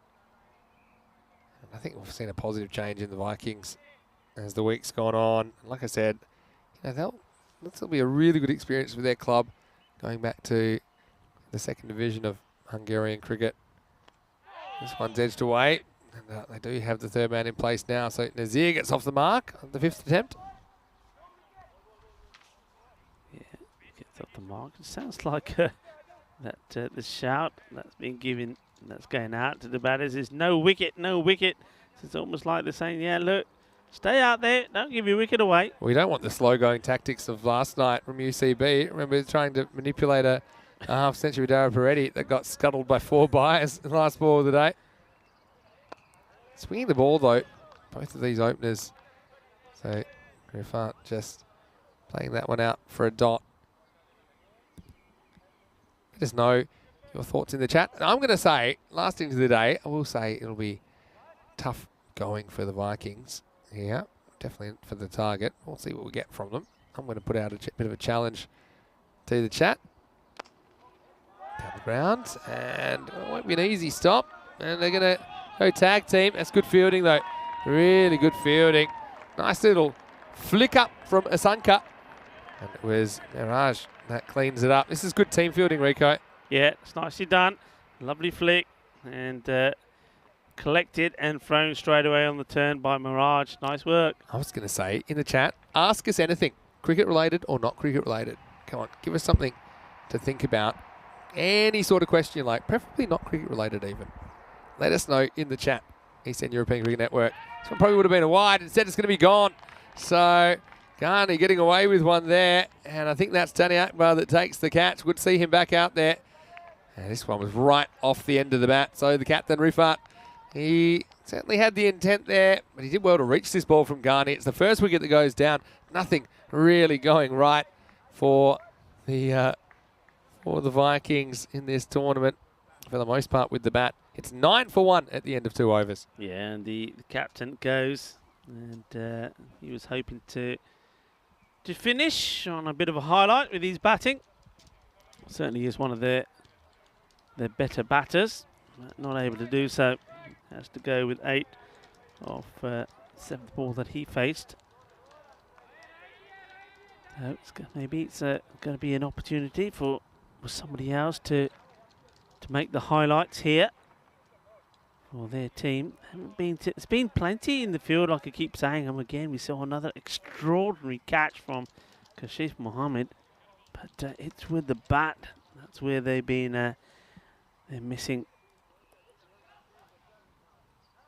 Yeah, so new batter out there is going to be Hasnain, but he's not facing because it's the start of a new over. And Mirage bowling out here in the 3rd over. Last over of the power play. Tarek in the chat has come out with the first question. That's kind of cricket related. Ever thought playing or commentating cricket in Asia? You would like this, don't you, Tarek? You're always harping on the Asian side of things. I would love to. I guess, I mean, obviously, I think he's referring to more East Asia rather than South Asia, the established cricketing nations like India, Pakistan, Sri Lanka, Bangladesh, and probably Middle Eastern nations like Afghanistan. I think he's talking more China, Japan, Philippines, Thailand, Indonesia, maybe even Papua New Guinea, that kind of stuff. Sit down the ground, not a bad shot. Again, going to be a bit of tag team work, is it? No, this time, Asanka doesn't need any help. And nice little stop there. I mean, look, there's no reason we couldn't go easy and abroad. I know that there are some good things happening. Cricket in Japan is something that has been growing a lot. Apparently, that just seeing some of their comments, some of the native Japanese players there, they just love the hard ball. I think you've got to be real tough to play. And not wrong, are they? Same in China. Same thing. Well, it's very, obviously, very, very small there, but you multiply that by the amount of their population. You only need a small part. As part of them playing. And these are also things that if cricket was to be in the Olympics, I'd love the T10 format in the Olympics. That a lot of these nations, they have big money to put into this. But if it's not Olympic sport, it doesn't get any money or any attention. Next one is Hasnain's first ball. He'll get a single there. So, yeah, I never have. I'm just trying to think. I don't think I've ever played cricket in Asia, except when I was in India. I did play a bit of... kind of what do you call it, like street cricket. That was one of my highlights of going to India, is playing cricket in the street with some youngsters, and that was a lot of fun. And I was with a American college baseball player, and I was teaching him on the fly. So I suppose in a way that counts as playing cricket in Asia, but not in a very organised way. Keep the questions coming. We want them. Yeah, nice to see that the Debrecen Vikings, they're enjoying themselves there. They're cheering every run that's been scored. They want to make sure that they enjoy this, the last part they're playing in this series. And things like we keep saying hasn't gone their way, but they've certainly been up for it. Well, they won't be making too much noise about this one because now it's time to say bye-bye to Snain. He just walks away from his stumps and he shows them all to Mirage, and he says, well, okay, if you want to show me them, I'm going to show you where to go afterwards. And he does. This is well bowled. It's right in the block hole. He's a good bowler, isn't he? Look at where the feet are when he tries to hit that ball. He's really struggling to reach this ball, which is pretty much on middle stump. It's the end of the power play, but not too much power shown from the Vikings, as the Blinders are the ones getting couple of wickets in it. It's 12 for 2 after 3. How about you? I didn't ask you, Rico. How about your... that's right. We'll just pause, look at the table for a second. As the Blinders, their net run rate has turned positive after that big win. And now, with another win here, they would potentially go to third. Well, they will go to third, potentially second, but it would have to be a real smashing to make up 2 net run rate points at this stage of the tournament. But the stage is set for tomorrow, a race for the top 2, and I think it's going to be a very, very interesting day's play because the double chance was so important last year. Yeah, look, when we have a look at the tables, the updated tables by the end of this match, you're going to see just how close those the top 4 are, and it could go either way, and a lot of things to think about here. There's a bit of conversation going on between the batters. I think they're trying to work out who needs to be on strike here, where there was a wicket of the last ball, so it's it would be the man who's a non-striker, the established batter needs to be on strike. This is right. It's Nazir. He's facing up. So well done. The umpire's getting that right. Yep. I forgot to ask you, have you ever played or commentated cricket in Asia? I know you don't. I don't think you have commentated cricket in Asia. Have you played? I haven't played in Asia, no. No tours or anything? But I'm like you. There's certain places I'd love to go. And you mentioned one place. This one's pretty well. There probably is a single there, but he doesn't want it. Yeah, I mean, I know that... in China, for example, a lot of cricket and good cricket is played there. I know a lot of teams that have gone to tours there. I think some of the like the armed forces and that go to tours to China, and they play very good competitive cricket on some really good grounds as well. But I also feel that there are a lot of places in Europe still for us to discover. There's a lot of nice grounds in places that we've seen, and I hope that pretty soon we'll end up going there. I mean, one that comes to mind straight at the top of my head is in Luxembourg. Yeah. I know we've seen a beautiful ground facility there. I'm told, hopefully I'd like to go to Switzerland, which is kind of where my ECN journey all started at Cricket on Ice back in 2019. And I believe we'll be back there next year for an ECS. I know they're involved in our marquee tournaments now. I have rejoined the ICC. I also know that a lot of Australians, when they're on holiday, some famous holiday destinations, there's tours to places like Bali in Indonesia and Thailand. Well, this is in the air. It's not going to go too far. Just be one. Yeah, so these are some places there a bit of cricket gets played. Also, I used to really love watching the Hong Kong Sixers. If you remember that tournament? I thought you'd say Hong Kong Fui there for a minute. The Hong Kong Sixers was, I think it's the only cricket I've ever seen where I saw higher scoring than the ECN that you see right now. They played on this ground, some bits were about 35 metres, and it seemed like they played in the air, and there were just skyscrapers everywhere, and the umpires had a big kind of fanny pack full of balls, and they every time one flew out of the ground and went to downtown Hong Kong, they just threw another one out.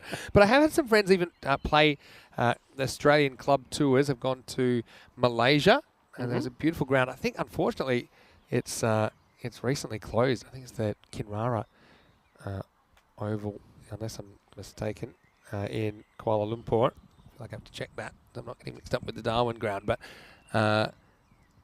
wait for this ball from Ghani. Gets straight through him. But, there was even some one-day cricket played there. So, Kinrara Oval in Kuala Lumpur.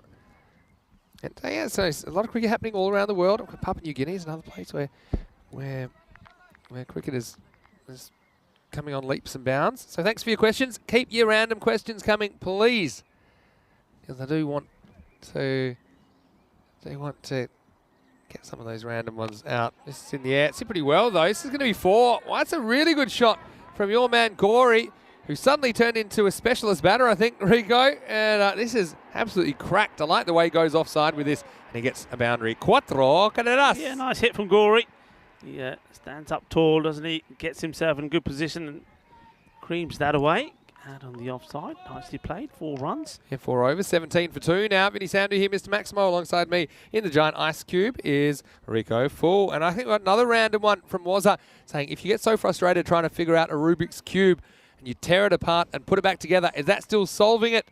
And I think probably not. I think that's probably worse than underarm bowling. Well, The last ball of a one-day cricket match. What do you think? It's probably repairing it. I would say repairing it, not solving it. And remember, you can the take the Rubik's stickers Cube off. Yeah. was originated here in Hungary. This is where it all started. Come on, we want more random questions. It's last innings of the day. We're going a bit crazy in the cube. Give us random questions. The less they are to do with cricket, the better. That's what I'm going to say. Yeah. So come on, get involved, our ECN community, and ask me or ask Rico anything, and we'll do our best to answer. Hey, listen, what about talking a little bit of food? Because All right. we normally talk about food in this sort of the last innings of the day, and we are in Hungary, so we're going to talk about what is the all-time favourite dish in Hungary. It's unquestionable, they say. It's something called langos. I think that's how you describe it. It's not one if you're on a diet, because it's deep-fried flatbread, and it's also known...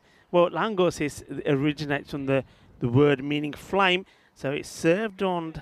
It's sort of served as an alternative to bread, and what makes it so loved is that the toppings it comes with, and it's usually eaten with a garlic sauce, cheese, and sour cream, and even sausages. Sounds pretty good, doesn't it? Yeah, so we've got to look out for that one on the menus. Langos. Love getting involved. It's a pretty good call. I think this is passed as well inside, well, very well inside, but you see where Baiji ends up taking it. Hey, and I tried some of the wine. Did you? But I had the white, and this was the famous one out here called Tokaji, I think. I think we pronounced it wrong yesterday. Somebody did tell us the correct pronunciation, but I had the white version, and it actually is really nice. It is a cross between a white wine and sherry. It's even quite a darker colour, but on a hot day, nicely chilled. It was last night. It was beautiful, and I had that at Hero Square as I sat down. I thought, I'm going to have a little beverage here. A little wander into Hero Square tonight. Sounds great. I went more into the centre last night. A lot of tourists back. It's great to see the world moving kind of past the pandemic slowly but surely, especially in this part of the world. It was affected so much last year. Okay, speaking of moving, there's a fake move, and it's only the stumps that are moving after that. Ali White says, well, you can move all you like, but I'm going to put it on the stumps. Gori can't deal with it. He gets a good boundary. It doesn't get much else. He's the third wicket to fall, and now halfway through the over. In fact, just after halfway through the over, the score is 18 for 3. Yeah, well bowled there from Ali Yilmaz. Just Gori's trying to give himself a little bit of space, but look, he's taking his eye off the ball. Unfortunately, his head starts to go up in the air, and as soon as you do that, the chances of you making good, clean connection is not going to happen. And look, while the new batter is coming, and I like to talk about different days, but today, the 16th of June, is also World Sea Turtle Day. It's a day which is all about raising awareness and the plight of the sea turtles. Every year, 80 tons of plastic is dumped into our oceans, and this is extremely dangerous for the turtles, and 6 out of 8 of the marine turtle species are on the verge of extinction. So come on, do your part, do your bit to save the turtles and also help our planet. Yeah, well said. I wonder, this ground is underwater in winter. If we left Jeffrey here, would he become a sea turtle? Maybe. Anyway, here's Ali White to the new batter. It's Ali Nawaz.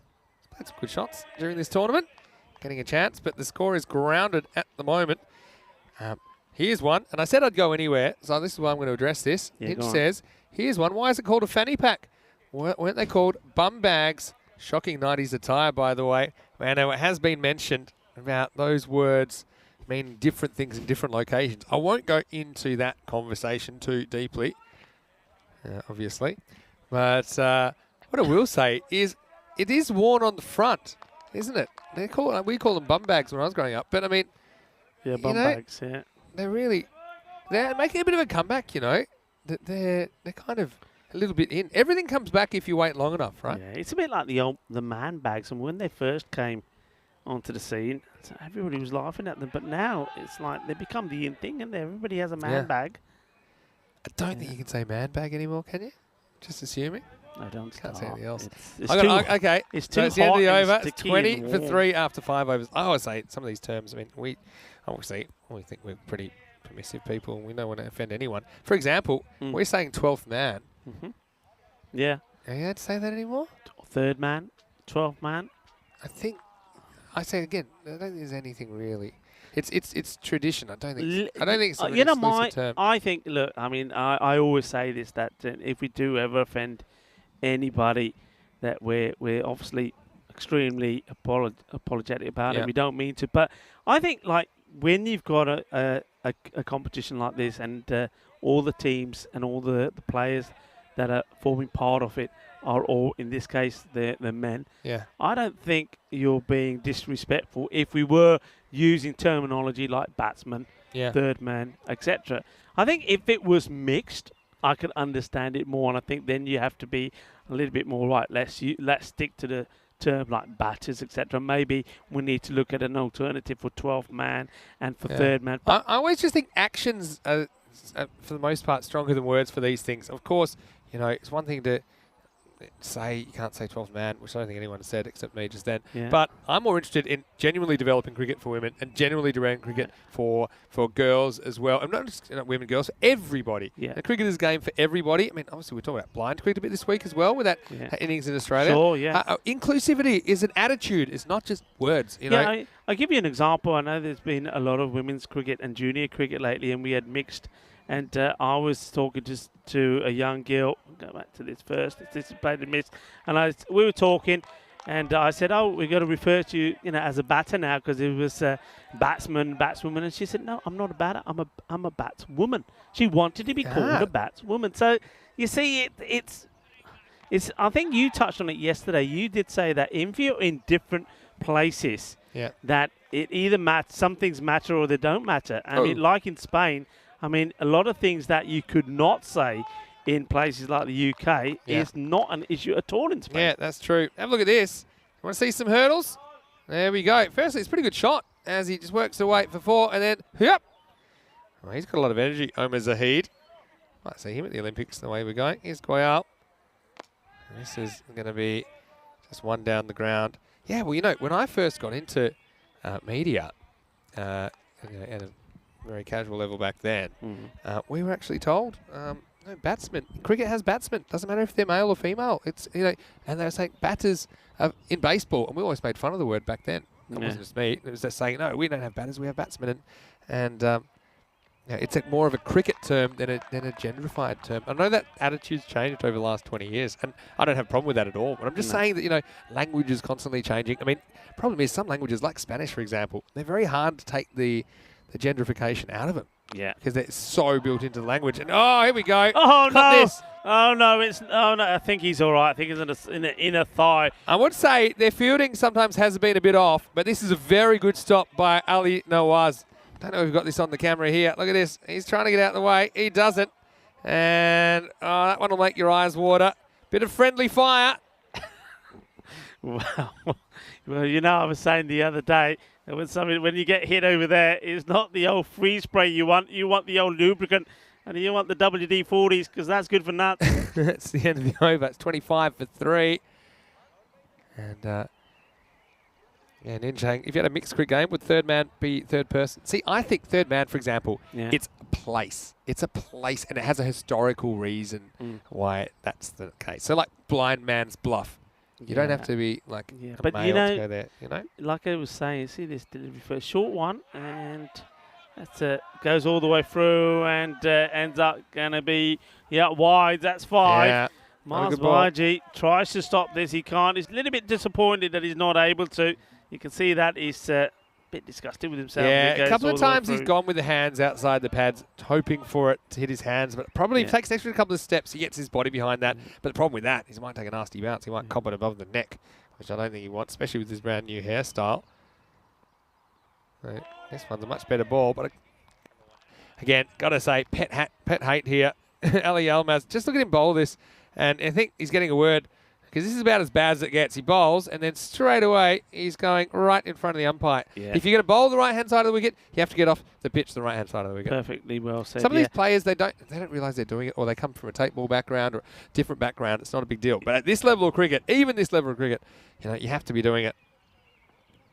Yeah, much better this time. Yeah. And you see, that's a good example. All it takes is for the match official just to have a word or two, and then it doesn't happen again. But going back to you saying the conversation we're having, I mean, some places, the names, street names and the names of places are being changed because they're deemed to be offensive now. And I think that's just it depends. Silly. This is the thing. The answer to everything is it depends. So obviously, one thing that I remember Ricky Gervais saying this is one thing to be offended. To be genuinely offended is fine, but I hate it when people are offended on behalf of other people. Yeah. So there's something where some people might think that, but no one's ever actually complained about it. Yeah, and they're saying, no, we can't have that because it's too masculine or that's too feminine. And I just think, the world is starting to get a bit crazy in some ways. That's the old man in you coming out. I like it when you say stuff like that.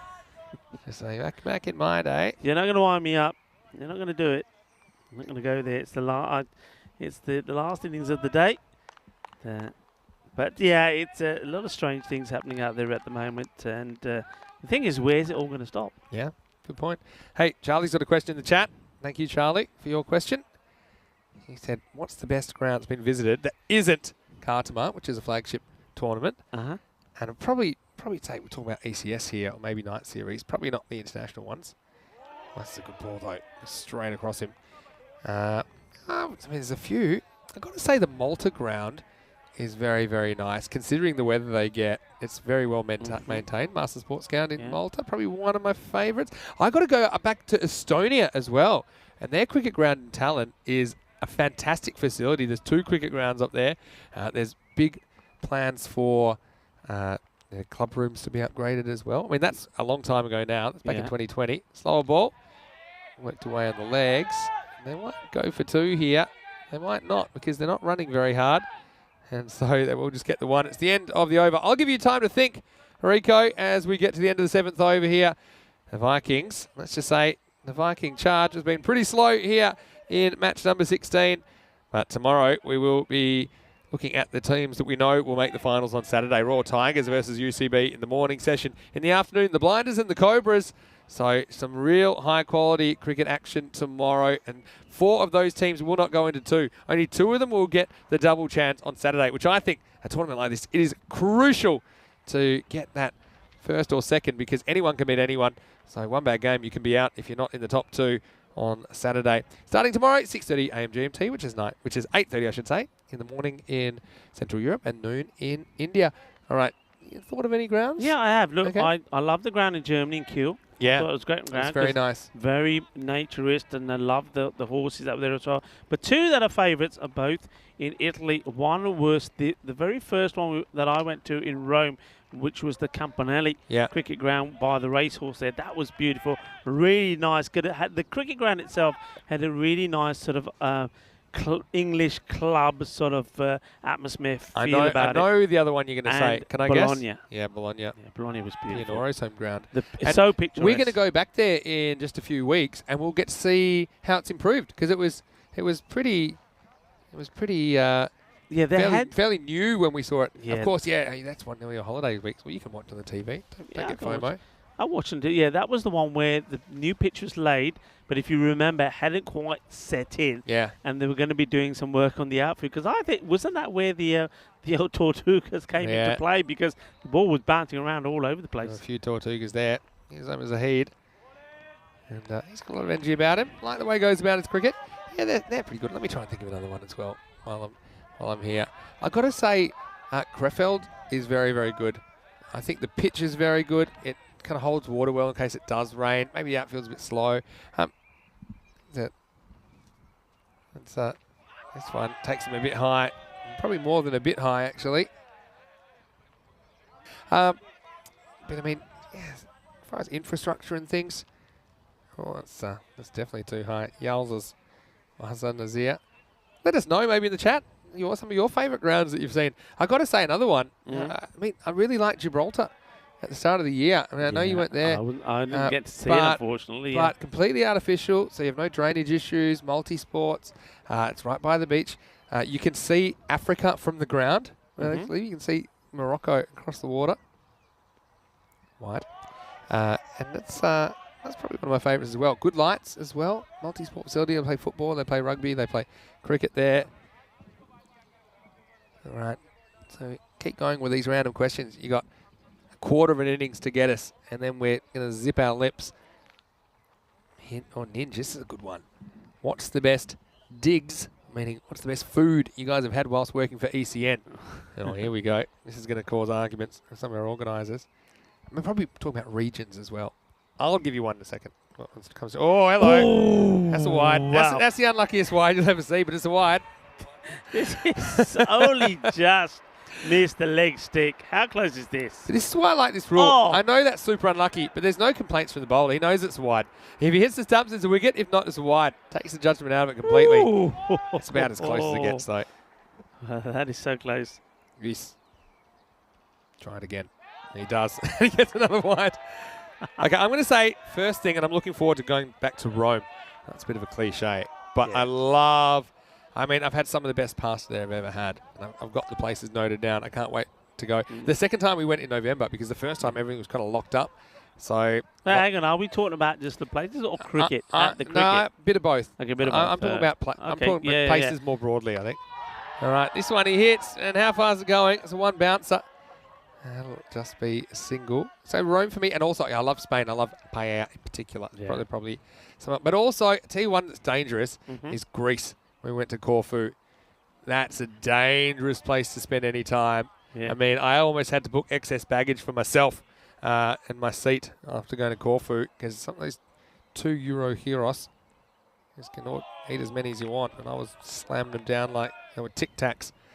Anyway, that's for me. How about you? I think there's look, I mean, all the places you go to have got their own specialist cuisines, haven't they? But sometimes I think some of the federations are really treat us to some nice meals. And one that I know that all of our team, if you ask them the question, is this is really nicely played. This is timed beautifully. But let's focus on this shot first, because this is a classy shot from Ali Nawaz. He's just look at that. Just the placement is perfect. Times it beautifully. That is top draw. Lovely shot. 4 runs to him, and that's a good way to bring up the end of the over. The score moves into 40 at the end of 8. Yeah, I think if you asked the ECN crew about going out to these different places where we had a really good meal, everybody has to say that we have to go to Bulgaria, of course, to, well, I think Prashad's restaurant. Oh, yeah. We always get treated there. Looks after us so well, and the food, of course, is also Prashad Mishra. That is, the food is Indian. He owns an Indian restaurant, and it is quality. Saffron. The food is great. So yeah, if you're going to Bulgaria, go to Saffron. It's some of the best Indian food that you'll have, and his mango lassis, lassis. You won't be hungry when you leave. My only tip is don't go crazy on the starters. Well, the time we went. Wait for this ball, and it's hit down the ground, but I think only one. The time we went, we were so full, and we were saying, well, thanks very much, it was a great meal. And they said, well, hold on, you haven't actually got to the main courses yet. Yeah. And we're dead serious. The other thing, he was actually asking Diggs, when he said about Diggs, he said best hotels we've been around staying in. Okay, that's an interesting one. Another single, I think, we dragged out, and not sure if they'll get it in the end. Well, that was a spicy one. But I've got to say Malta. I think Malta, they've got to deal with the kind of AX Hotels group there that always put us up, and I think that's a pretty good one. And that was the one where I almost flooded my room. So here's the one that's in the air, and no one's catching this. So I just, I mean, Malta was good. Yep. Got any others? I think that where we stayed in a number of places, I mean, Venezia near Venice, that was pretty good. But for me, I love Barcelona. Yeah, that's true. Barcelona, just so much happening there, such vibe, and of course, I think we all love going to the old Tapas Street there as well. You can walk up the mountain to the ground. Oh, I wanted to look at this one. I still think they want to have a look at this, but Marzi misses the stumps the first time. Let's see if he missed his opportunity. think the foot was definitely in the air to start off with. Yeah, Keep see, an eye on he the kind of foot. swipes him and misses. And then, I mean, I think he's in by then because he hasn't moved. So the umpire would have just given him out. Yeah, foot stays down. Yeah, I mean, there in Barcelona, you've got the old the sort of Olympic setup there, the Olympic baseball ground where they used to play the cricket. Yeah. It's a nice walk. That's lovely been walk upgraded evening. now. Yeah, it I'd has. love to see it again. I believe it's all artificial surf as well. It just means it'll be better all year round. So, all right, thank you for your questions, and we do appreciate them. And keep them coming if you like. We're running out of time, and so are the Vikings. And their time is numbered in this ECS now. Last ball of the ninth, just tapped away. So, I mean, I think, no, one thing I talked about with the Vikings is that we talked about constant improvement. And I think we've seen that for the most part. Now, you're going to look at this game and you're going to say, oh, obviously this isn't an improvement because it's probably their heaviest loss. But I think there's also the fatigue factor coming in here now for them to be constantly kind of being pounded with this kind of pressure. I mean, and also they've run into a Blinders side that really have to go all guns blazing at them because they're behind the 8-ball at the midway point of the tournament, the Blinders, and they have to try and lift their net run rate. That's why, I mean, we're going to see something in excess of a 100-run victory here for the first time in the tournament in match 16. Yeah, too bad. It's Ali Noir's just having a chat with the umpire there about his bat. I think he was looking to have a change, but Steve Anthony saying, I can't see anything He's wrong probably with it. saying, you're just not using it right. You got to use the middle. Oh, here we go. So Danny Akbar will get a bowl in over number 10.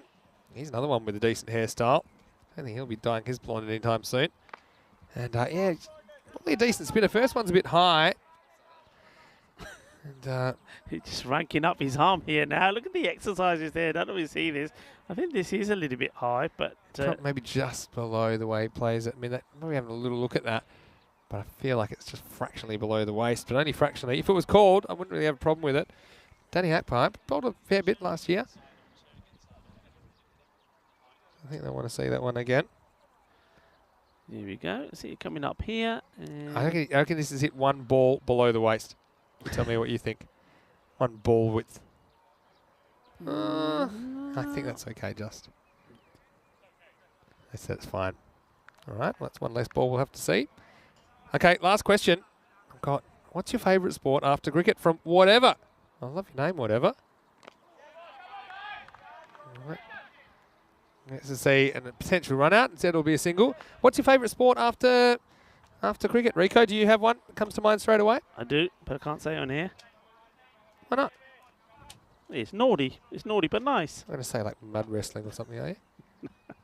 What's my favourite? I mean, I've got to say. Wait, hold on a sec. Look at this. A highlight. Push, or it could have been. I think Well, it's it gonna is be a 4. highlight. It's a boundary. Well, I mean, I was looking for a one-hand hanger. Will someone get a sunker out there? That's his spot. And he would have caught it. And he probably would have caught it in his wrong hand. Look at this. This is Mirage. And I think it does go for 4 in the end. Yeah, it's a really Why nice can't shot. you say your favourite sport? No, I can't. I'll say one of them. I do. I must admit, it wasn't to start off with. But handball, I love watching handball because, European of course, handball, yeah. my daughter's got me into that now. She plays a lot of handball and watched a lot of it played and understand the game much better. Very tactical game. Myself played a lot of football before it did me dodgy knees. I still enjoy watching a lot of football as well. And of course, once again, well done to Hungary. That magnificent victory the other day against England, 4-0. I'll give you one. I really like American football. It's not a game I had a background with, but the more I learn about it, the more I like about it. I love baseball as well because I played that a fair bit after cricket. Here's the last ball for the Vikings. And it's going to be a wicket. Well, it pretty much sums it up. The Vikings go 0-8. And well done to Danny Akbar, who takes the wicket with the last ball of the day. And it is going to be curtains.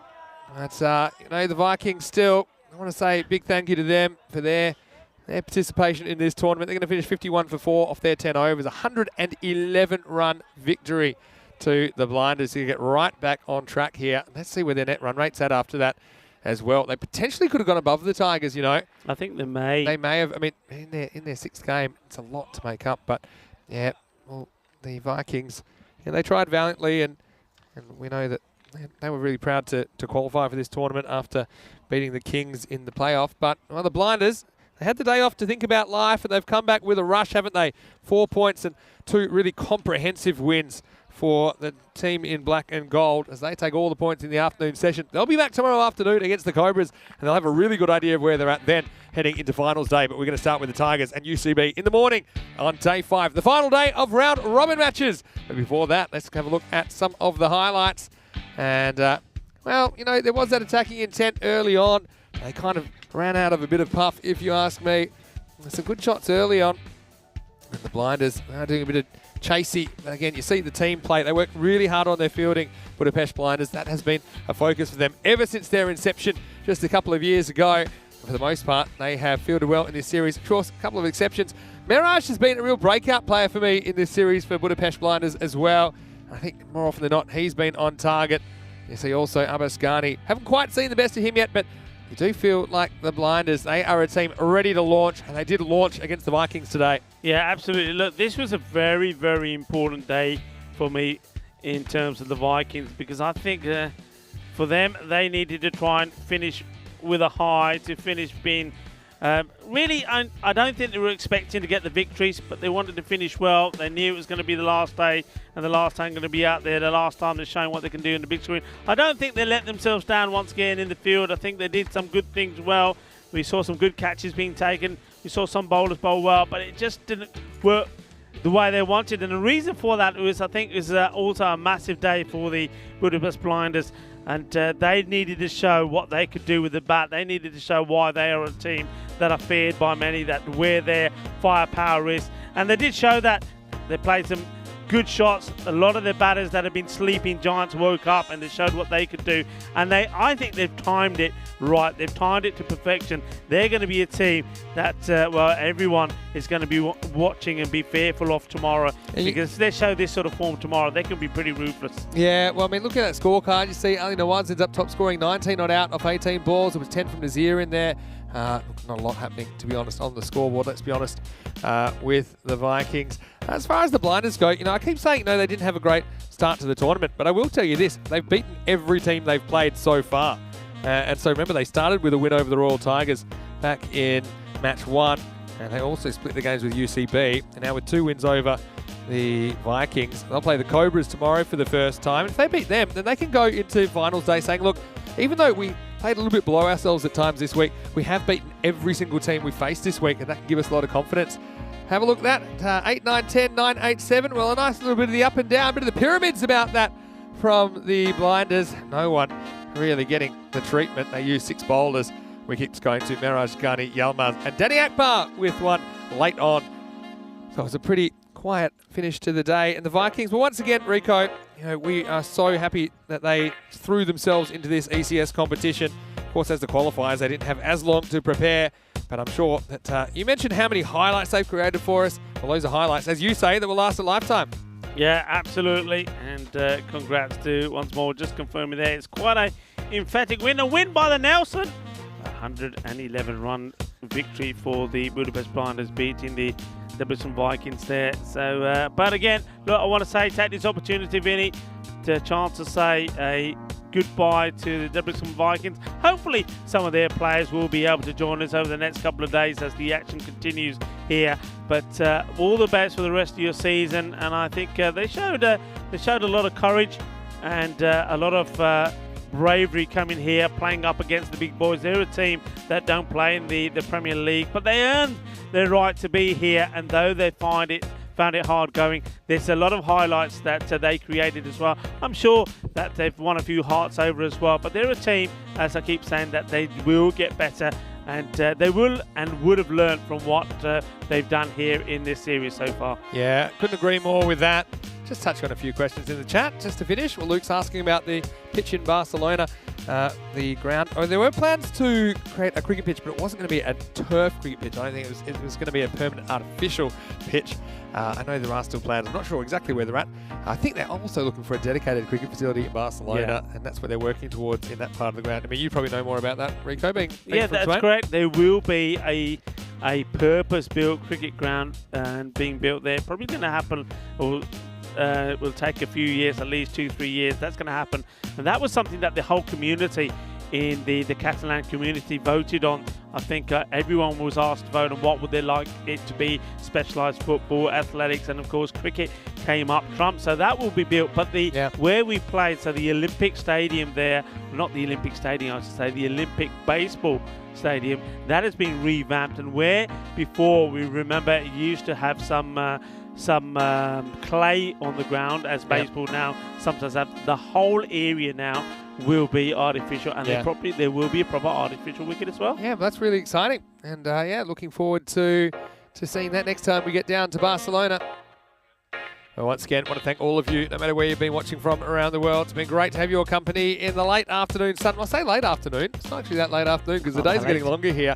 But we've been blasting in the sunshine. 30 degrees currently. 30 degrees. This jacket's coming off very shortly. We'll have to go around the corner for another one of those very, very cheap, I've got to say, and cold drinks. But big thanks to the Blue Crew, to all the local organising committee, to all the players. And look, in particular, to the Vikings. I think we talked about them a lot. I think that they brought a lot of enthusiasm to this tournament, new experience for them. But this is what it's all about, giving opportunities to more and more teams, more and more players to get involved in this series. It's a grassroots series, after all. Want to give a big thank you to you guys out there. You guys are an integral part of our community. We couldn't do it without you. We've got the best viewers in world cricket. Thank you for your interest and your questions in the last game as well. It's been great to interact with you as the day's gone on. Now tune in tomorrow and Saturday, because tomorrow, last day of round robin action here, top two up for grabs. I think there's a very good potential of 4 very close matches, and who knows, maybe we'll even break our golden ball drought. And of course we have finals on Saturday, but tomorrow we'll come back and we'll do it all again, Rico. We certainly will. Looking forward to it. And you said it, the top 4 teams are going to be there. I don't think you can call who's going to finish where. Of course, the teams wanting to finish the top 2 because, that gives you a good chance, doesn't it? Double chance is so important in this. We saw that last year. Just ask the Cobras, because they ended up with the same amount of wins as the top 2. Had to finish third on net run rate, and then they found themselves outscore after going to UCB. But we're going to take a break now. We may jump in that pool. That was Charlie's suggestion. Well, we won't tell anybody if we do. But I tell you what, I'll be losing my flamingo shirt first. But from right now, in the middle of the GB Oval, this is Vinny Sandhu, Mr. Maximo, alongside Rico Full. Hope you have a happy and a safe evening. We're going to leave you with a few highlights of the day. A beautiful, sunny pre-Summer's Day in Budapest, Hungary. Hope you have a great night. We'll see you tomorrow for the final day of round robin. Day 5 is on the way of the FanCode European Cricket Series Hungary. Good night, everyone, and we'll see you tomorrow. Adios. Adios, mi familia.